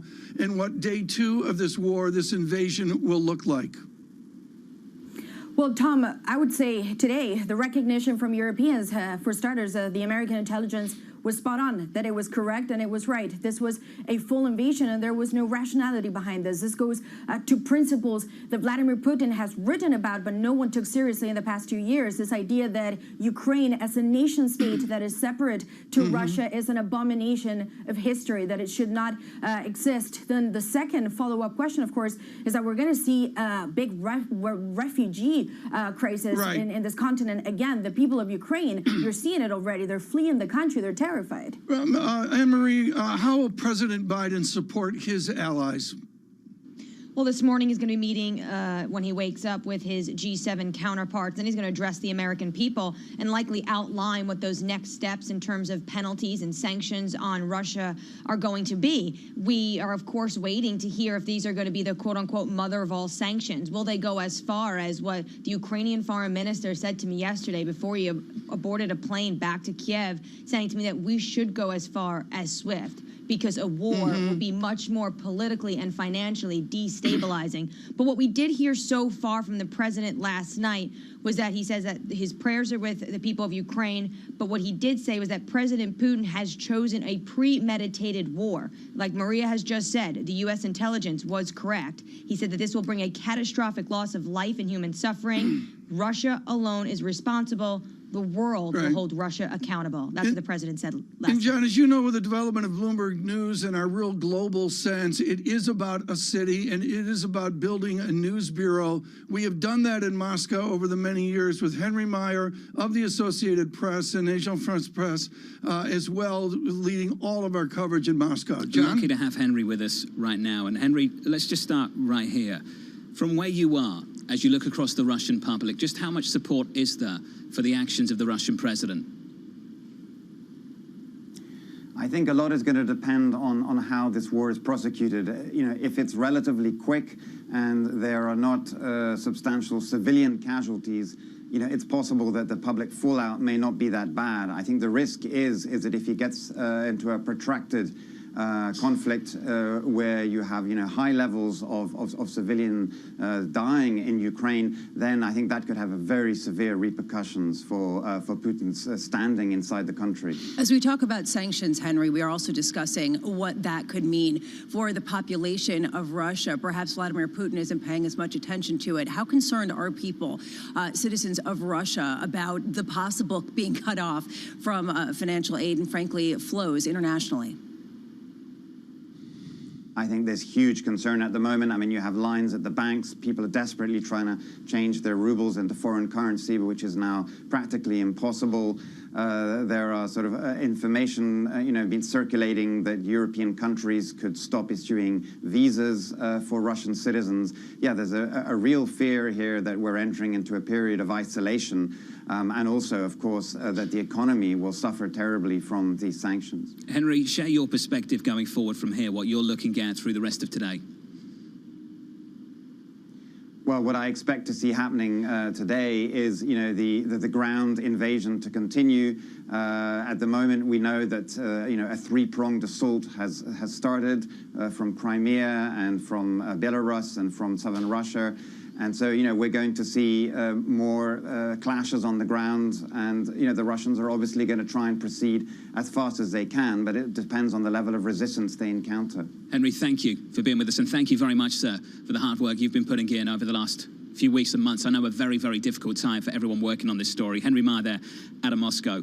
I think we should reflect on this, that in one day this week, and these numbers came from Javier Blas, Tom, in one day this week, the EU, UK and US likely spent $700 million on commodities from Russia, $350 million worth of oil and refined products, another $250 million worth of Russian natural gas.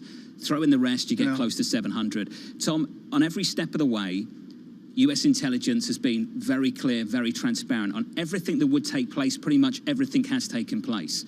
NATO has been very unified. Now it's the difficult part, Tom, the hard part, the next step. What do these sanctions look like? The shock for me, John, was to see Odessa under attack. On the Black Sea, this is the resort, and this is a heritage that goes back, John, to 1792, when it was first attacked by the Russians. The span of history at this moment is extraordinary. A shocking morning for the whole wide world. From New York City, with futures negative, this is Bloomberg.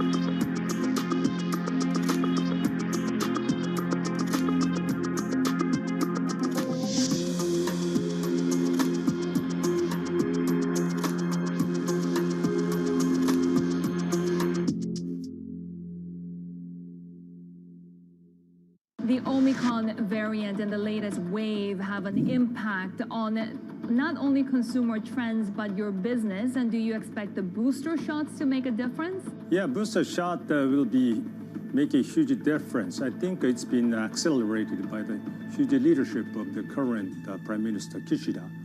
And I'm hopeful that our business will come back in Japan around perhaps mid-February to end of February, because we expect that a peak time will come around that time. And then the government will shift toward the reinvigoration of consumer. That will help us. And we had seen the huge comeback of the business in December when the things were toward the normalization. So I believe the business will come back, and I'm very much hopeful. What's happening on Wall Street? It's the basic law of economics. The Fed is telling us this is transitory. Need to catch up? This is Bloomberg Wall Street Week. I'm David Weston. We've got the information and insights. David, you just hit the nail right on the head. From businesses most influential and instrumental. And that's the way you run good risk management. But we need to invest in our systems. Bloomberg Wall Street Week premieres Friday with replays all weekend on Bloomberg Television and Radio. Stocked early enough all these precious materials you were just mentioning, and we were on the lucky side that our prognosis was spot on in a way, forecasting what kind of material we would need and what quantity we would need.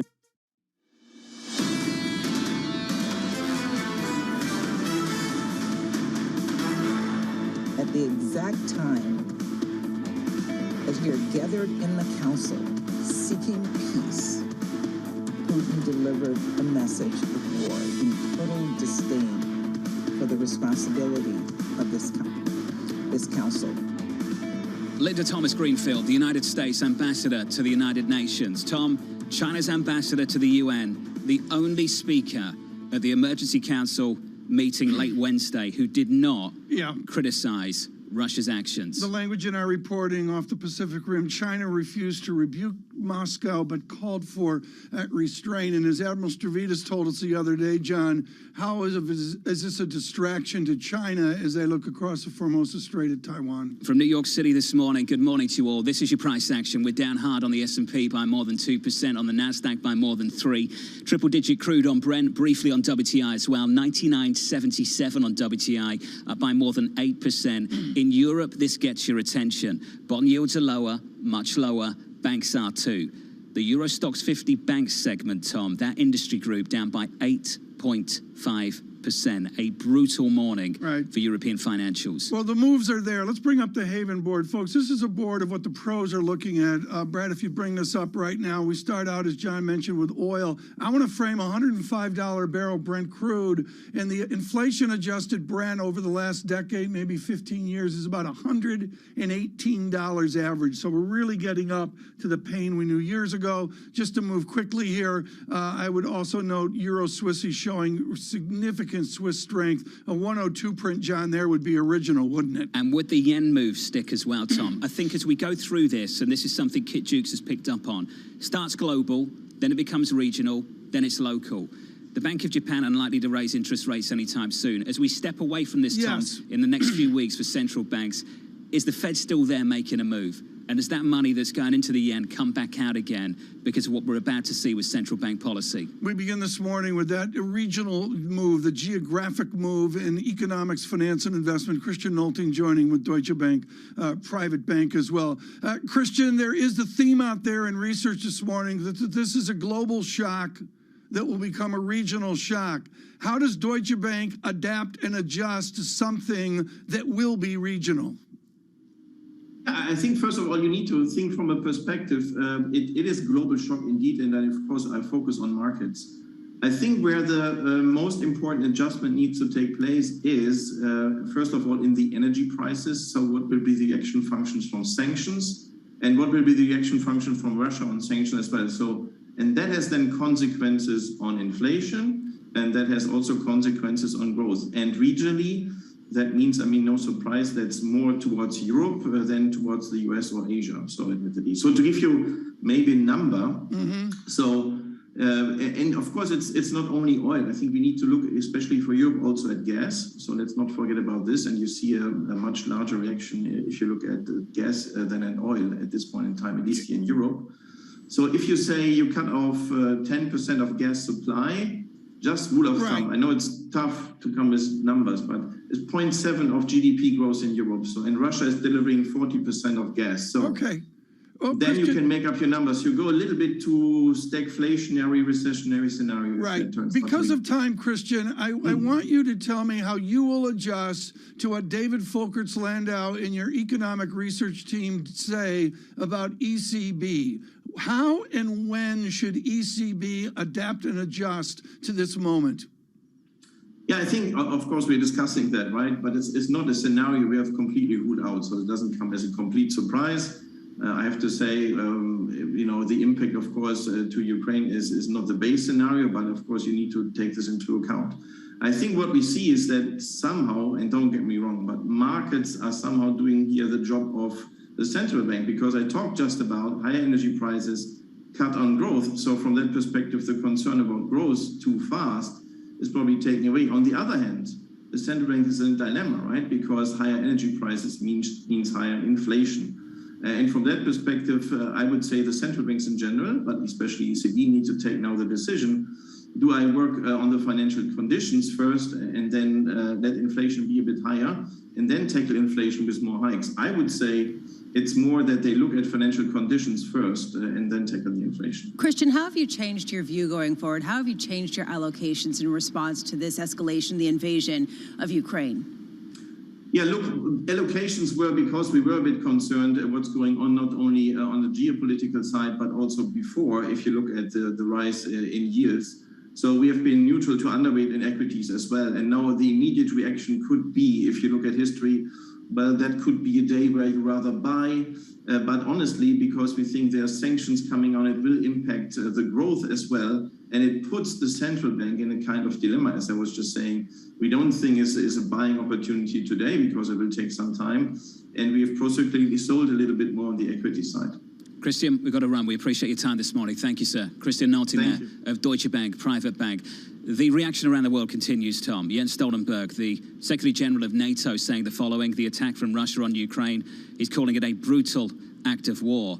China has some different words, Tom. The foreign minister holding a phone call with their Russian counterpart and saying this: they understand Russia's reasonable security concerns. That headline, Tom, from moments ago. That from Wang Yi, their foreign minister, and of course his tenure at Georgetown a number of years ago as well. The interdependencies here, John, of the diplomacy, and we'll follow this all through the morning. But the headline stream this morning, John, will be extraordinary. That's where the split, Lisa, right now is in international relations. I mentioned at the top of this segment, I'll read it out again in our Bloomberg story. China's ambassador to the UN, the only speaker at an Emergency Security Council meeting late Wednesday, who did not criticize Russia's actions. There have been a number of articles over the past couple of days talking about this hope that China would actually withhold support from Russia because of their concern about some broader war. The fact that they have been not necessarily coming out against it has people really concerned about this nexus, this Russia-China nexus, and how much of a connection there is there, especially as China really depends on the region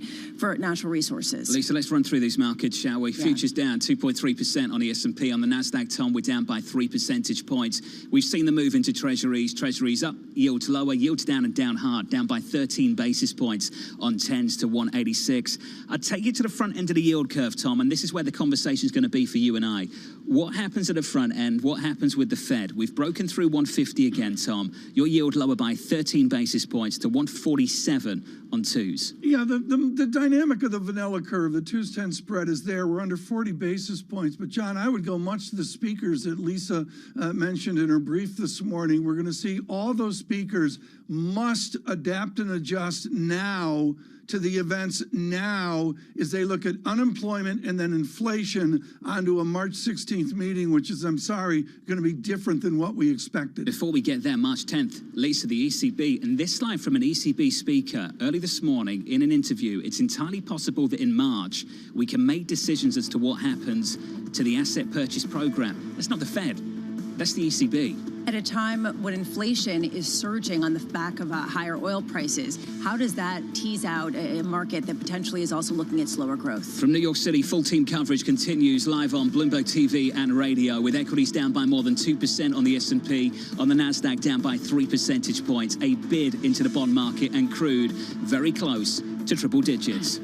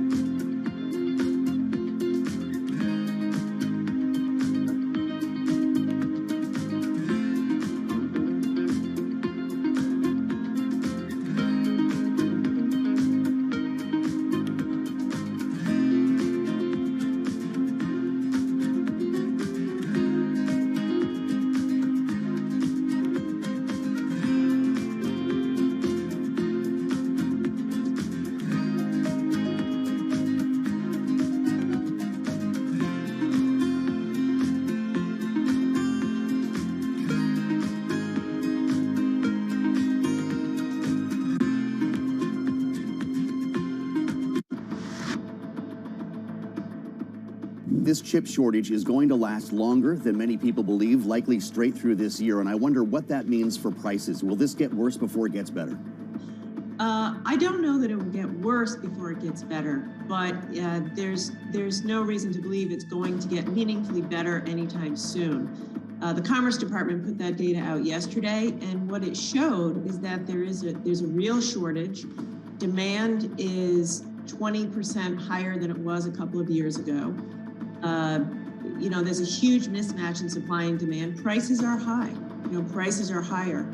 So what has to happen is we need to make more chips. Unfortunately, there's no easy solution. The solution is increased domestic manufacturing of chips, which is what we need to do.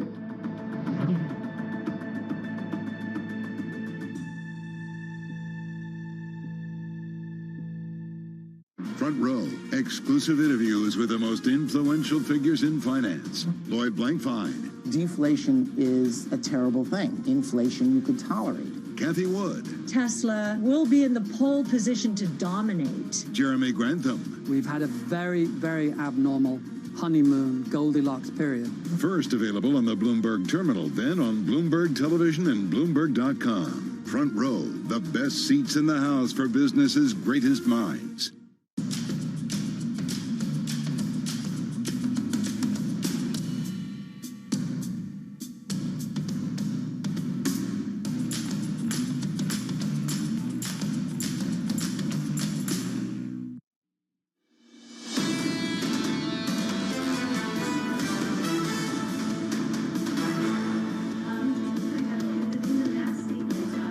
Live pictures of Jens Stoltenberg, the NATO Secretary General, taking questions at the moment in a news conference. Tom Keene, the tone of these conversations have changed away from just the separatists in the Donbass towards questions, and I stress questions, not conclusions, but questions about regime change in the country.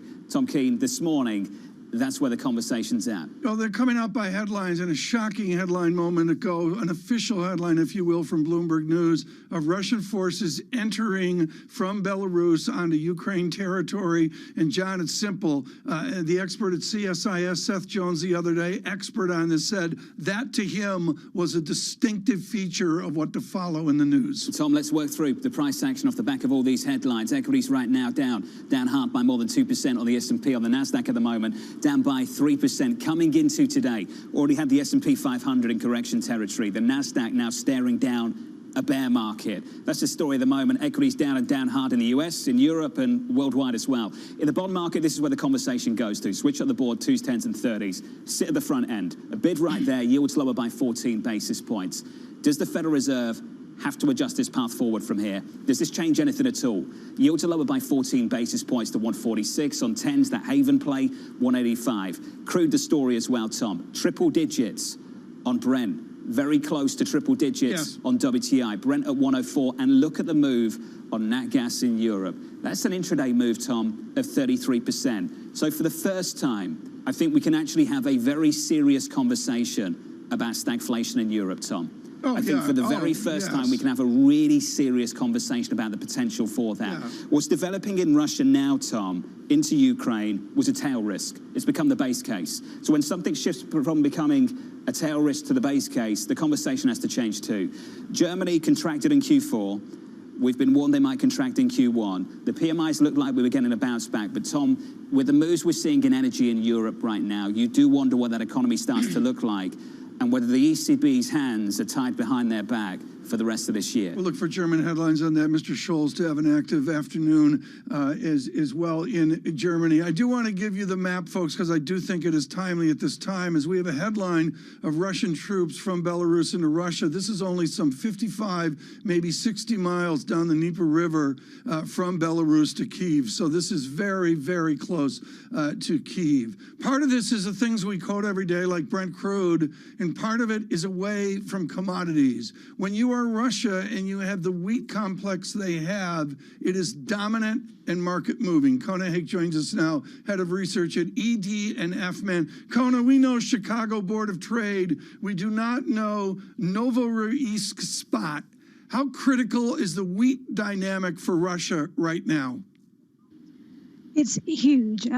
Russia, together with Ukraine, They account for 29% of global wheat exports. So at a time when global wheat market is already pretty tight fundamentally, we can't really afford to see a big player come out of action. So supplies are tight, demand is inelastic, and the world does heavily rely on this region. Black Sea exports are absolutely critical for world supplies right now. Do you believe that soft commodities led by Russian wheat will be part of sanction announcements today and indeed in the coming days? This is where I have my doubts because, unfortunately, food inflation is a growing story around the world. The Middle East, North Africa in particular, rely heavily on Russia and Ukraine for their wheat imports.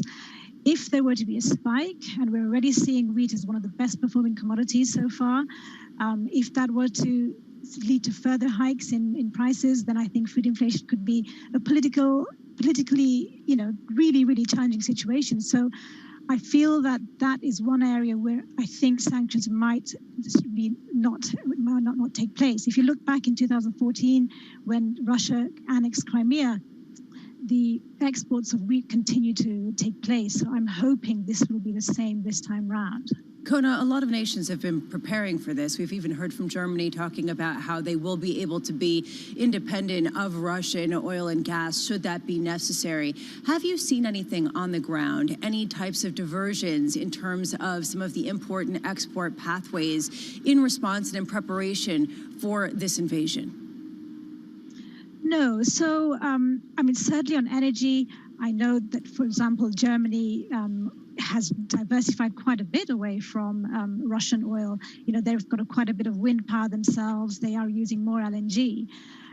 Luckily, Europe is a big agricultural producer themselves, so they don't actually import, so they won't be relying on Russia for any of their imports, although they do rely a little bit on Ukraine for their sunflower oil. So vegetable oils right now, cooking oils if you like, are extremely tight globally.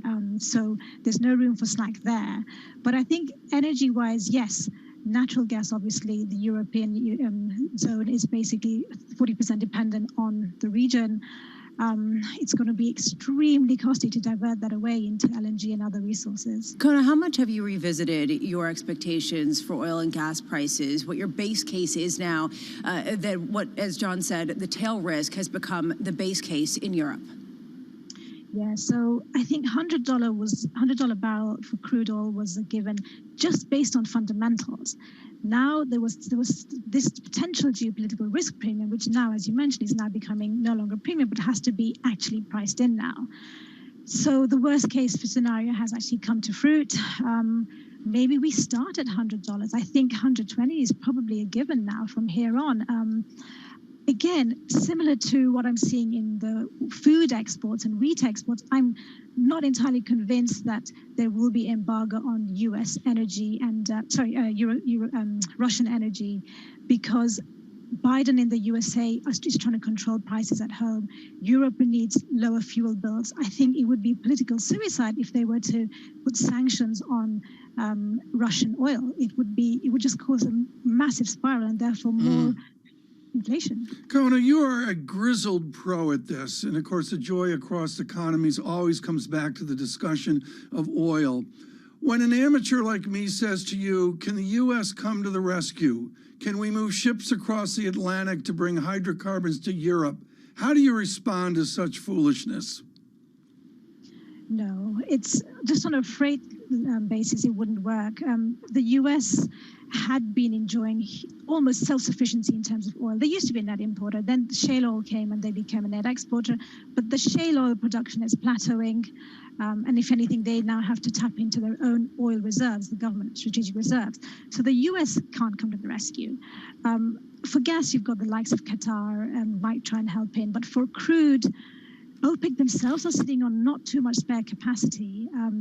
So what 100 or 120 even dollar oil will tell you is that we need to ration demand. So what will happen eventually is you're going to see some kind of economic growth stalling, and ultimately demand will come off because there isn't so much slack unless we get a deal with Iran. Iran may, with the nuclear deal, that may lead to some more barrels coming out. Kona, thank you. As always, Kona Haig there of EDF and MAN.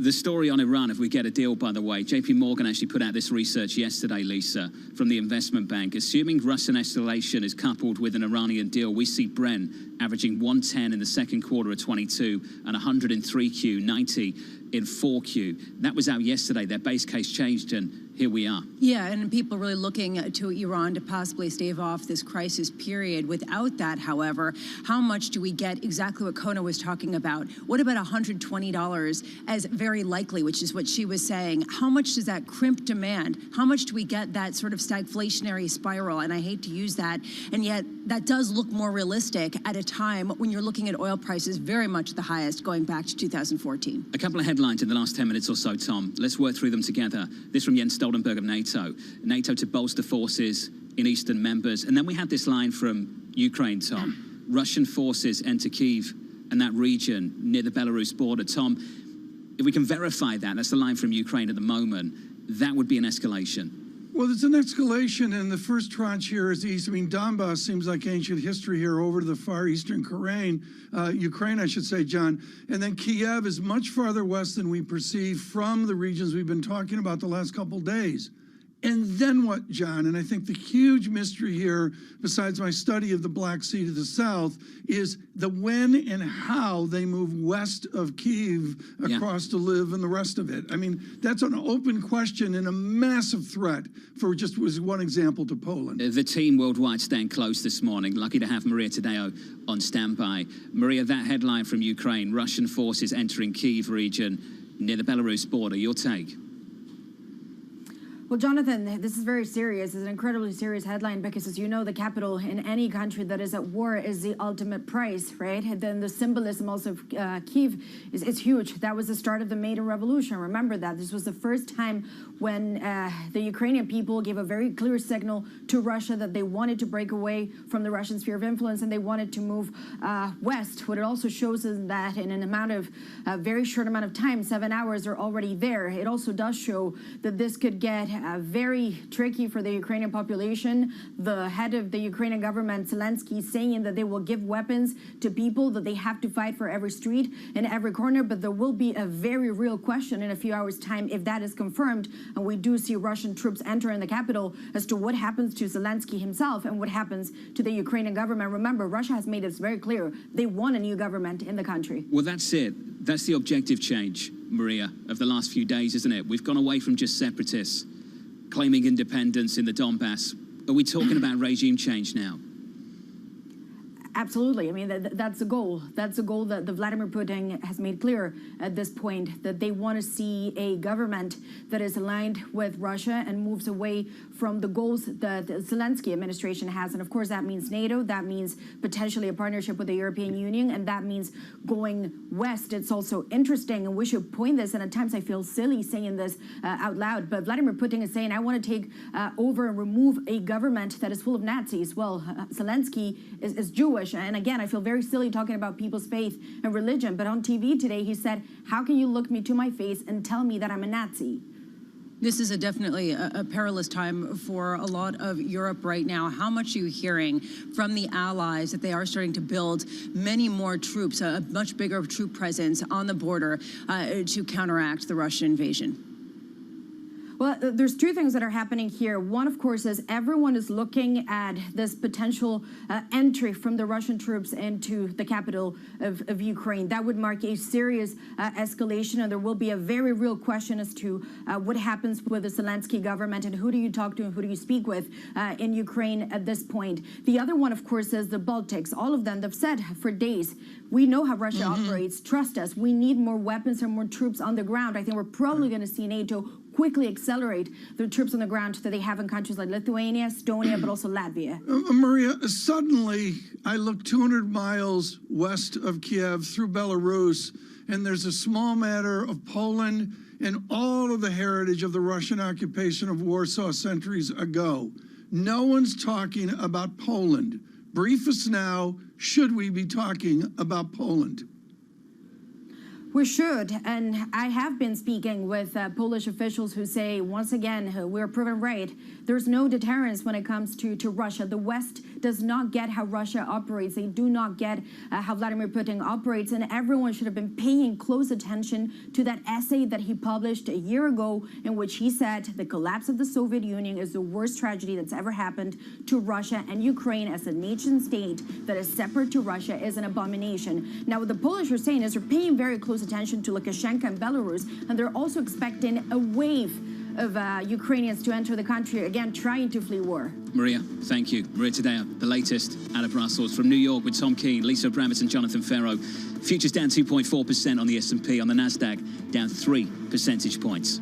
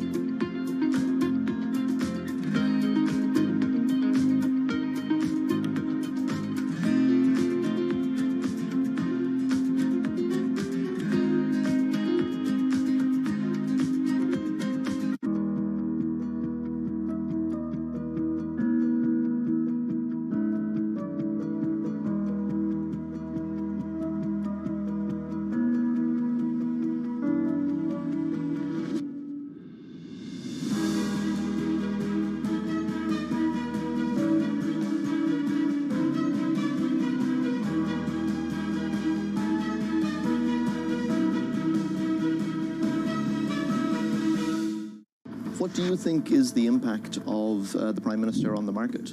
As Mr. Suzuki, who is the Financial Services Minister, he mentioned at his own press conference, and share buybacks is widely used to return profits to shareholders and improve ROE. And how to share out the profits from growth is, totally the decision of the management of each company after carefully taking, all the stakeholders into consideration. And I believe Mr. Kishida has a quite cautious stance on the uniform regulation of share buybacks. And I think because he is giving a consideration to each company's, individual circumstance and, decisions. Bloomberg has enhanced search on the terminal to deliver what you need when you need it. Now, you can simply type phrases in everyday English in the command line. Compare financials. Find people. Analyze markets. You can enter phrases or ask questions. What do you want to know today? Ask a question or visit SearchGo to find answers now. The capital markets can really help the shift to sustainable and decarbonized global economy. What are you noticing in that as ESG is now the buzzword literally everywhere? It is definitely the topic of conversation in most meetings I have with company CEOs, with investors, with industry groups. It's amazing. This is a market that over the past few weeks has made it clear it wants to go higher. It got a little spooked by the idea that geopolitical tensions are rising. From New York City. We're in London, in Sydney, in San Francisco. 9 a.m. in Beijing and Shanghai. Good morning, everyone. Have a great evening. So recap the headlines. You do not want to miss this story. How are you thinking about those dynamics?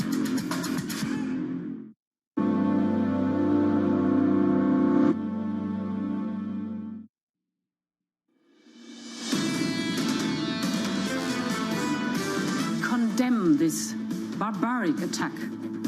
and the cynical arguments to justify it. It is President Putin who is bringing war back to Europe.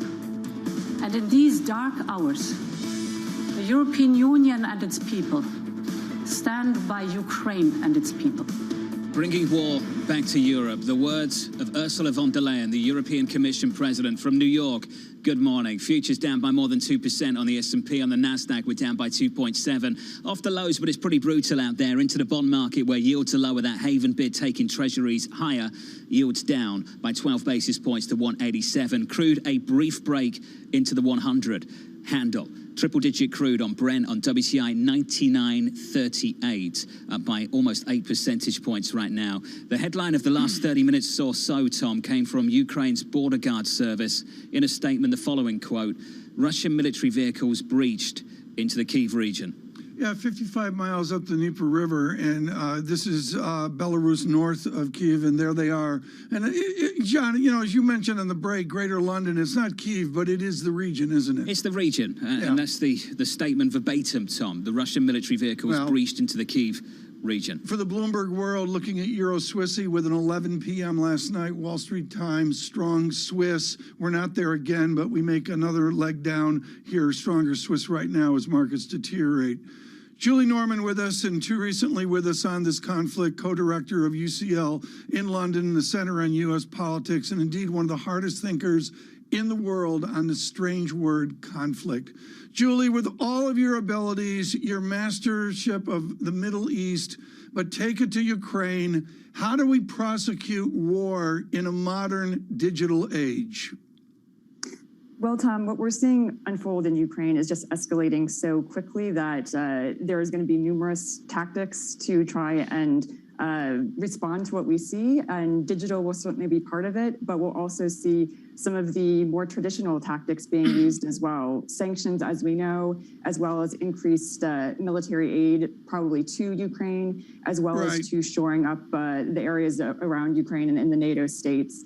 But digitally, you're right. One of the concerns around sanctions, for example, is that Russia will be able to evade some of those by going through crypto. So that's going to be, I think, an area of renewed focus, as well as, of course, spending attention on preventing cyber attacks. In your world, and I think of Anwar Sadat and all that he did, and I don't think he could work in the Twitter age, how does Mr. Putin adapt and adjust to the speed of information on this morning of war?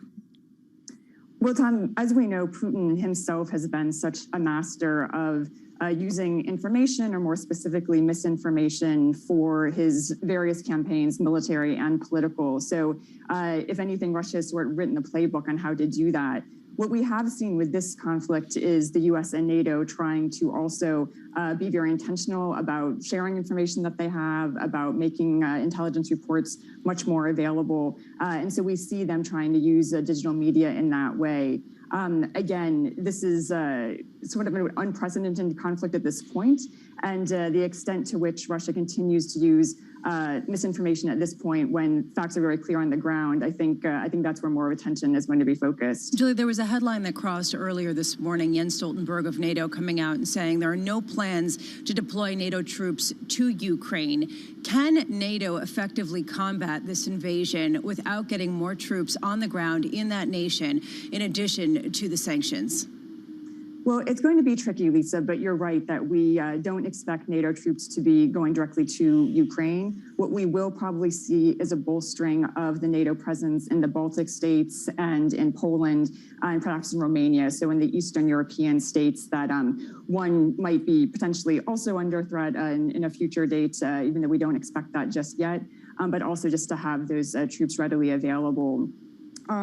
In terms of sanctions, though, you're right, that is where we're seeing the most emphasis right now from both NATO and the US and the UK. We expect a further announcement of stronger sanctions today.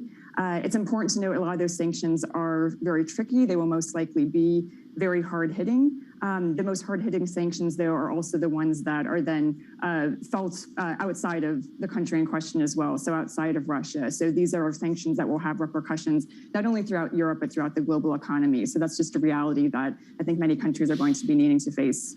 Julie, based on how quickly things have escalated, what's your base case right now for how this evolves? Well, Again, no one knows what Putin is, what his end game is in all of this. Obviously, things have escalated very quickly. There is a sense that his large focus is on those breakaway regions, and there is some talk that there will be an attempt to annex those regions. Again, what we saw today, though, is that the invasion is going well beyond those regions, is touching all parts of Ukraine, and the extent to which Putin sees this as a short-term effort as opposed to a long, drawn-out operation that could include an occupation is more what we don't know. Even in that case, I think he would be faced with a very serious insurgency from Ukraine, so it's something that could become very drawn out. Putin knows all of this, and so again, his logic behind this is questionable at this time. Julie, if we can address the elephant in the room when we talk about sanctions, European dependence on Russian commodities. It's one thing sanctioning a pipeline that's not fully operational. It's another thing doing about something now. And Julie, I do wonder, they've all been on the same page, been incredibly united. The words are really powerful. But does Europe's dependence on Russian commodities get in the way of having a reaction that's proportional to the words they're using this morning? Well, it's certainly a factor, John, and I think what we'll probably see is a heavy hit first in terms of financial sanctions with trying to cut off access to the dollar and the pound and more of those types of actions. In terms of actually blocking Russian gas and oil exports, I think that is something we will see moving towards. Again, the U.S. in particular has been trying to work with European allies to ensure that natural gas in particular, can be provided from other sources, such as from the Gulf. Again, this is going to affect Europe nonetheless in terms of the price of gas and oil. We already see that happening today, and that will affect the rest of the world. So I think people are clear-eyed about the effect that those kinds of sanctions would have a very significant increase on energy costs, which are already quite high at the moment. Julie Norman of University College London. Julie, thank you. Tom, if we can just return to that graphic, the breakdown of the dependence on Russian gas from European country to European country, the numbers are huge. For Finland, 94%. For Germany, 49%, for Italy, 46%, for Poland, 40%, the EU average, 32%. Is this the elephant in the room that once again stops Europe from acting in the way that perhaps the US and other NATO members would like them to? The answer it is, John, because I've yet to hear a pro explain to me how we substitute for the loss of the selected hydrocarbons. I mean, I haven't heard a clear answer of how we substitute into March, into April, into May. John, I do want to explain that the Twitter feed, which much of it is uncorroborated, we need to be very careful of that, is a little bit grimmer than the official news feed right now, including helicopters much closer to Kiev. We'll have to see how those reports come in. We can speak to the price, and the price right now of commodities is higher. Crude up, nat gas up 32% in Europe. From New York City with Tom Keene, Lisa Bramis and Jonathan Ferro. War in Europe, the words you never want to wake up to. This is Bloomberg.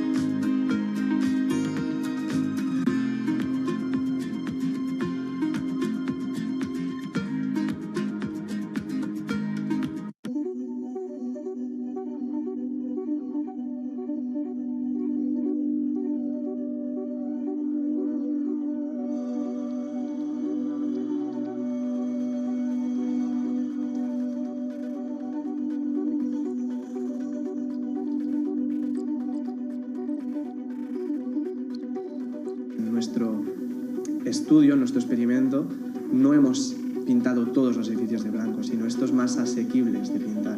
y ya hemos detectado reducciones medias en el área metropolitana de 0,8 grados aproximadamente en un periodo de ola de calor y con picos máximos de 4 grados de disminución en un momento puntual del día, en una zona puntual del día.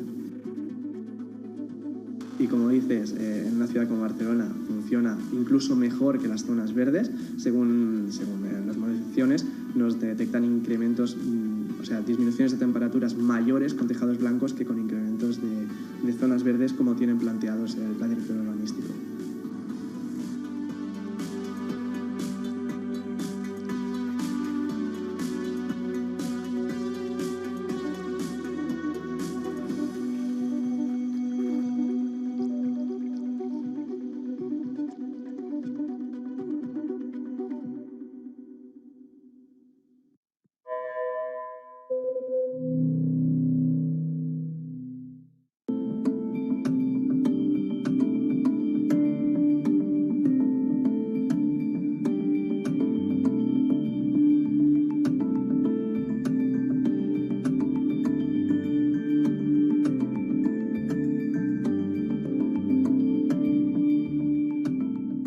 I think what we've seen during this period of time is that communicating via video is not a fad. We are using it in all aspects of our lives, for work, for learning, for communicating, for staying in touch. Access the financial world on demand. Hear from leading economists, policymakers, and industry experts via live and on-demand webinars, only from Bloomberg. Start exploring to see what's moving the markets. Visit Bloomberg.com/webinars.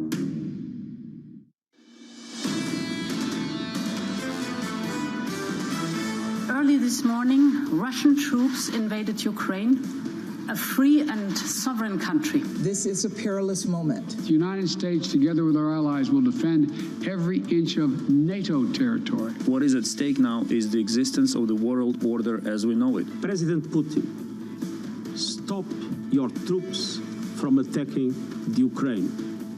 Give peace a chance. This is Bloomberg Surveillance with Tom Keene, Jonathan Farrow, and Lisa Abramowitz. From New York City this morning, good morning, with Tom Keene, Lisa Abramowitz and Jonathan Farrow. Russia invading Ukraine. We'll bring you the headlines and the sources for those headlines. Tom, the headline in the last 30 minutes from Ukraine's border guard service: the Russian military vehicles have breached into the Kyiv region. No doubt into the Kyiv region. And John, this is a story minute by minute changing. And the answer is the speed of movement south from Belarus, 60 miles to Kyiv, is going much, much quicker than anyone anticipated. Tom, things have escalated quickly overnight. The perceived objectives have shifted as well, and shifted markedly in just several days. Well, they have in the Bloomberg world, and of course we'll address that through the morning, but also in the international relations world. I am really struck by a tweet moments ago, John, by a gentleman you know far better than I do, David Davis, a minister of parliament in the United Kingdom, saying this is a war with the West, that according to the minister. And we wait, Lisa, for the reaction from the West. Yeah, we wait for the reaction from the West. A lot of people who are on the ground are not waiting. And I was really struck by the lines of people, the cars leaving Kiev. Also, the idea that Poland and all of the other regional countries are preparing for an onslaught of refugees as people try to escape Ukraine ahead of the escalating conflict. We understand we will hear from the President of the United States a little bit later today. We've heard from the Prime Minister, Boris Johnson. Take a listen. Today, in concert with our allies, we will agree a massive package of economic sanctions designed in time to hobble the Russian economy. And to that end, we must also collectively cease the dependence on Russian oil and gas that for too long has given Putin his grip on Western politics. The British Prime Minister, Boris Johnson, what those sanctions look like, Tom, that's the focus for a lot of people in this market, and of course for the people of Ukraine. Paramount, Tom.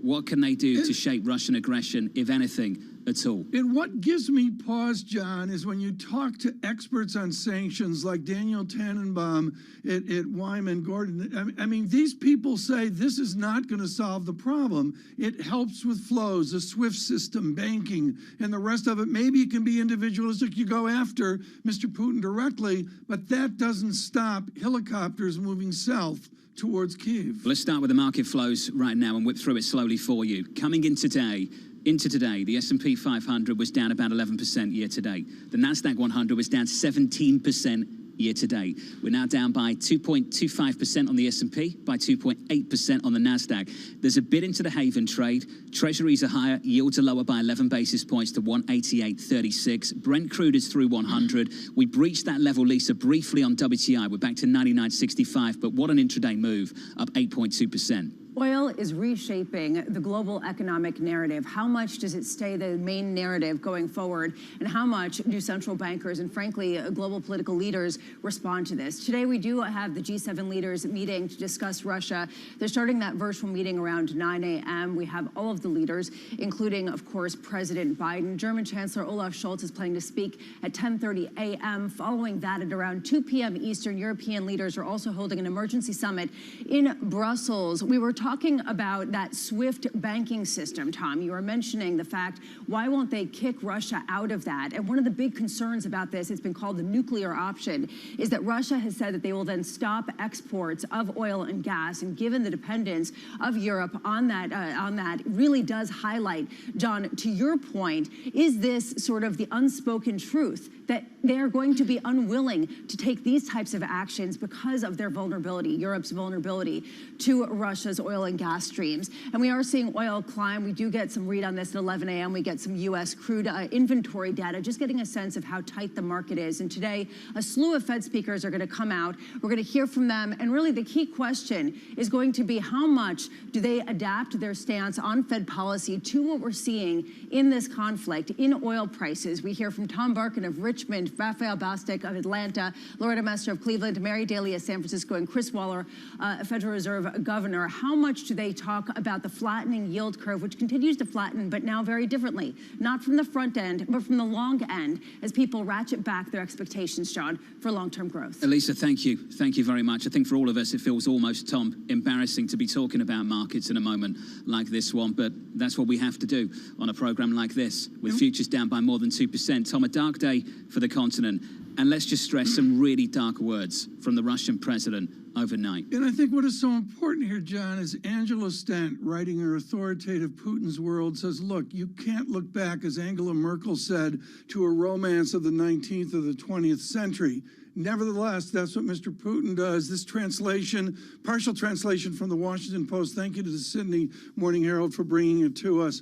This is language midpoint in Mr. Putin's speech last night. To conduct a special military operation, its goal is to protect people who have been abused by the genocide of Kyiv regime for 8 years. And to this end, we will strive for the demilitarization and denazification of Ukraine. He goes on in the next paragraph, Mr. Putin, to say the results of the Second World War, as well as the sacrifices made by our people on the altar of the victory of Nazism, are sacred. John, stunning language from the leader of Russia. Let's get to the team coverage, Tom, with Anne-Marie down in D.C. and Maria Tadeo in Brussels. Maria, we talked about this briefly. Let's do it again. It feels like in the last hour, an escalation. What are you hearing? A huge escalation, Jonathan, and it's very key that we talk about the pace of this invasion. And again, it's very important also that we fact-checked everything that Russia has been saying. This is not a limited operation. This is happening now from every corner of Ukraine. We're seeing moves in Belarus. We're seeing them from East Ukraine, and we're seeing them into Crimea, in a country that clearly is outnumbered when it comes to the Russian army. The other point that I would highlight, and I want to be very careful here, but of course, we do have footage and reporting that the Russian troops may be heading very close to the Ukrainian capital, and that could be a very serious issues in the next few hours. Of course, it means that this is going very quickly, and it also means that the Ukrainian government at one point could come under serious threat. And at that point, the question is, who do you speak to? Is it Zelensky that is still in power? And I have to say, I have a source from a Baltic country that says when it comes to the sanctions, we either agree to this quickly today, united, or in 6 hours, the Russians are going to be in Kiev, Right. and at that point, forget about it. And what's so important here, of a number of days ago, Maria, the word tranche is gone, isn't it?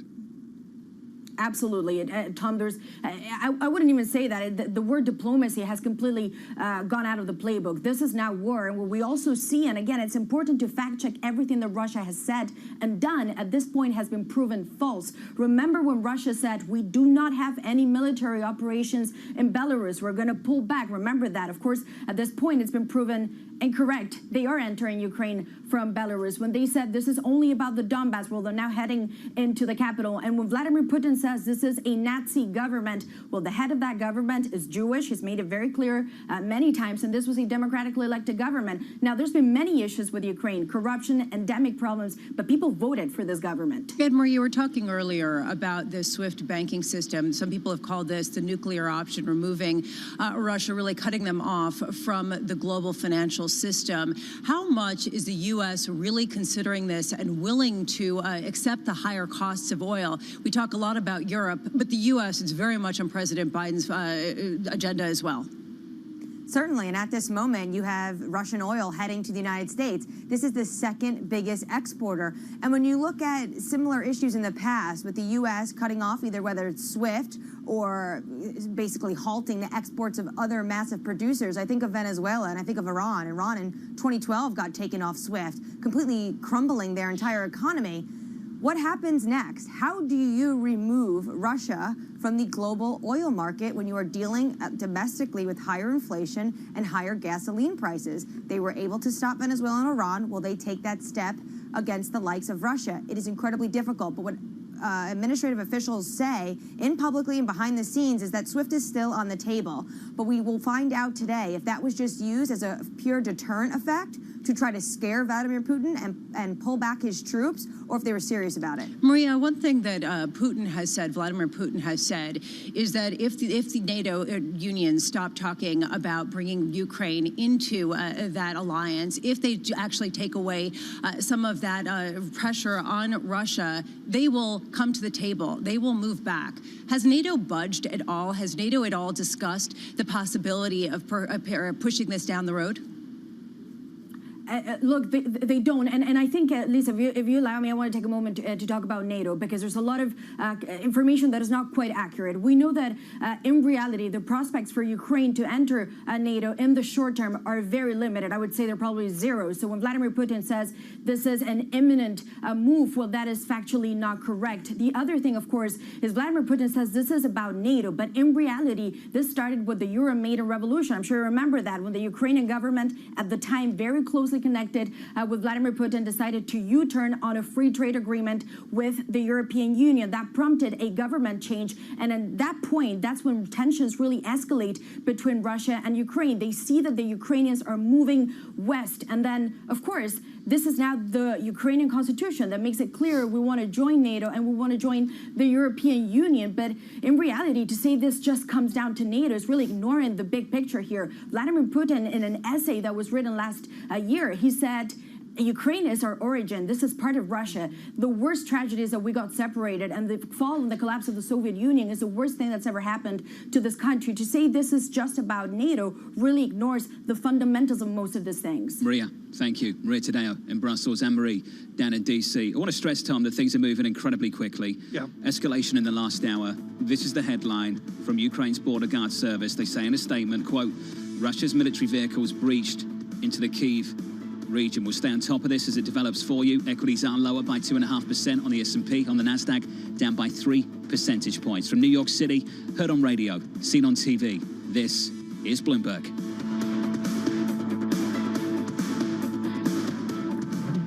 Keeping you up to date with news from around the world with the first word, I'm Rishika Gupta. Russia has begun a full-scale invasion of Ukraine. The country is being pounded by a barrage of missile, artillery and air attacks, and Ukraine has reported dozens of casualties. Russia's President Vladimir Putin is vowing to, in his words, demilitarize the country and replace its leaders. In response, U.S. threatened further sanctions. President Biden will speak to the nation after a virtual meeting with other G7 leaders. And Bloomberg's learned that the Biden administration may tap its emergency supply of oil again in coordination with allies. The price of oil surged past $100 a barrel for the first time since 2014 after Russia's attacks in Ukraine. Japan and Australia indicated they might also release crude from their reserves. And the Russian invasion is jeopardizing the chances of reaching an agreement with Iran on its nuclear program. World powers at the negotiating table find themselves on opposite sides of Europe's biggest security crisis since World War II. Envoys have suggested a successful conclusion to the talks could be just days away, but the US and Iran still have to resolve some key differences.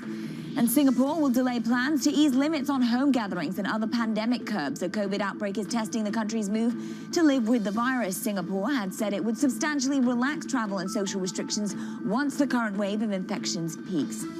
And the price of aluminum rallied to an all-time high in London, beating the previous set in 2008. Russia is one of the biggest producers of the most widely used base metal.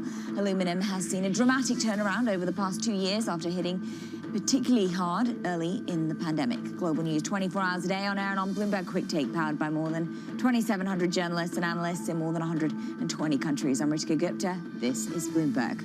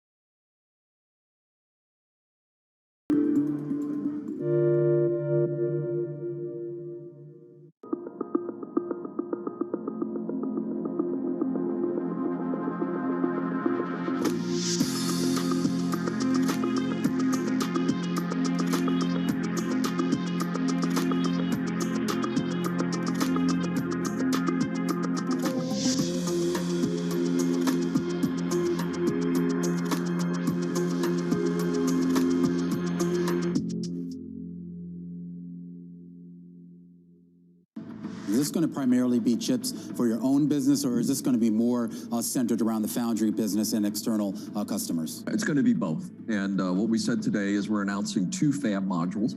It's a large location, 1,000 acres, because I'd hope to build out a full 8 fabs or more on this location. And, you know, if we do that full project, it would be $100 billion over the course of the decade or so. So a massive project, initially 3,000 jobs, 7,000 construction workers, supply chain, et cetera. I mean, this is just fabulous. And the products will be our most leading edge chips. So as we said, this will be the angstrom era when we're going to 2 nanometers and below into the angstrom era. So it'll be the most advanced chips, potentially the largest manufacturing location in the world. We'll use its output for our internal products, but also for those of the foundry customers as well. So it's going to cover both.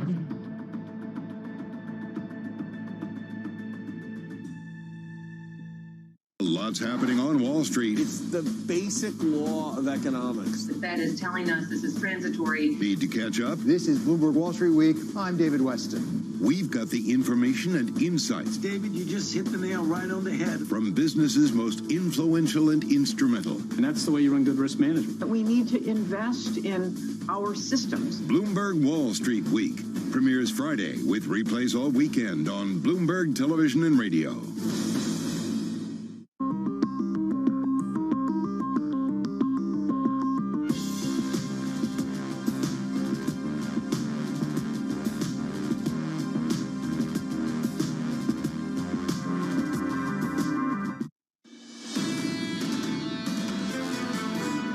Today, the North Atlantic Council decided to activate our defense plans. We will continue to do whatever is necessary to shield the alliance from aggression.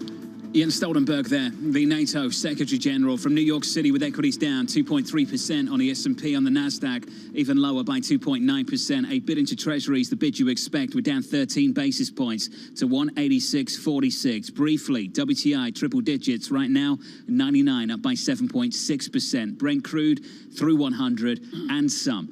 Into the FX market, euro dollar down by 1 full percentage point, 1.2% negative on euro dollar in the dollar's favor. Tom Keene, 111.77. Yeah, I think to frame all the data is important, John, and the deterioration in the equity market sticks. We really haven't broken through to new stress. John, of course, I look at Euro Swissy, 103.184, a 102 print there would be extraordinary. Yeah, and I just want to repeat the line we've had in the last hour for anyone just tuning in. There has been somewhat of an escalation, Tom. The quote comes from Ukraine's border guard service. They say in a statement that Russian military vehicles have breached into the Kyiv region. Tom, this is more widespread than perhaps was discussed over the last several weeks, and certainly it's escalated in a way that we are now talking about regime change. Also getting a headline, Tom, that Ukraine says heavy fighting at Hostomel Airport near Kyiv. So things picking up, Tom, things moving very quickly. And as I keep repeating, we'll bring you the headlines and the sources for those headlines as they come through. A northwestern suburb of Kyiv towards Belarus, John. It's a cargo airport, but no doubt critical. That's been in the zeitgeist sort of for the last hour and now reported. I'd also note the Black Sea, John, and you see Turkish lira going out to 14.54. In discussions of the Dardanelles and the Bosphorus, we don't have any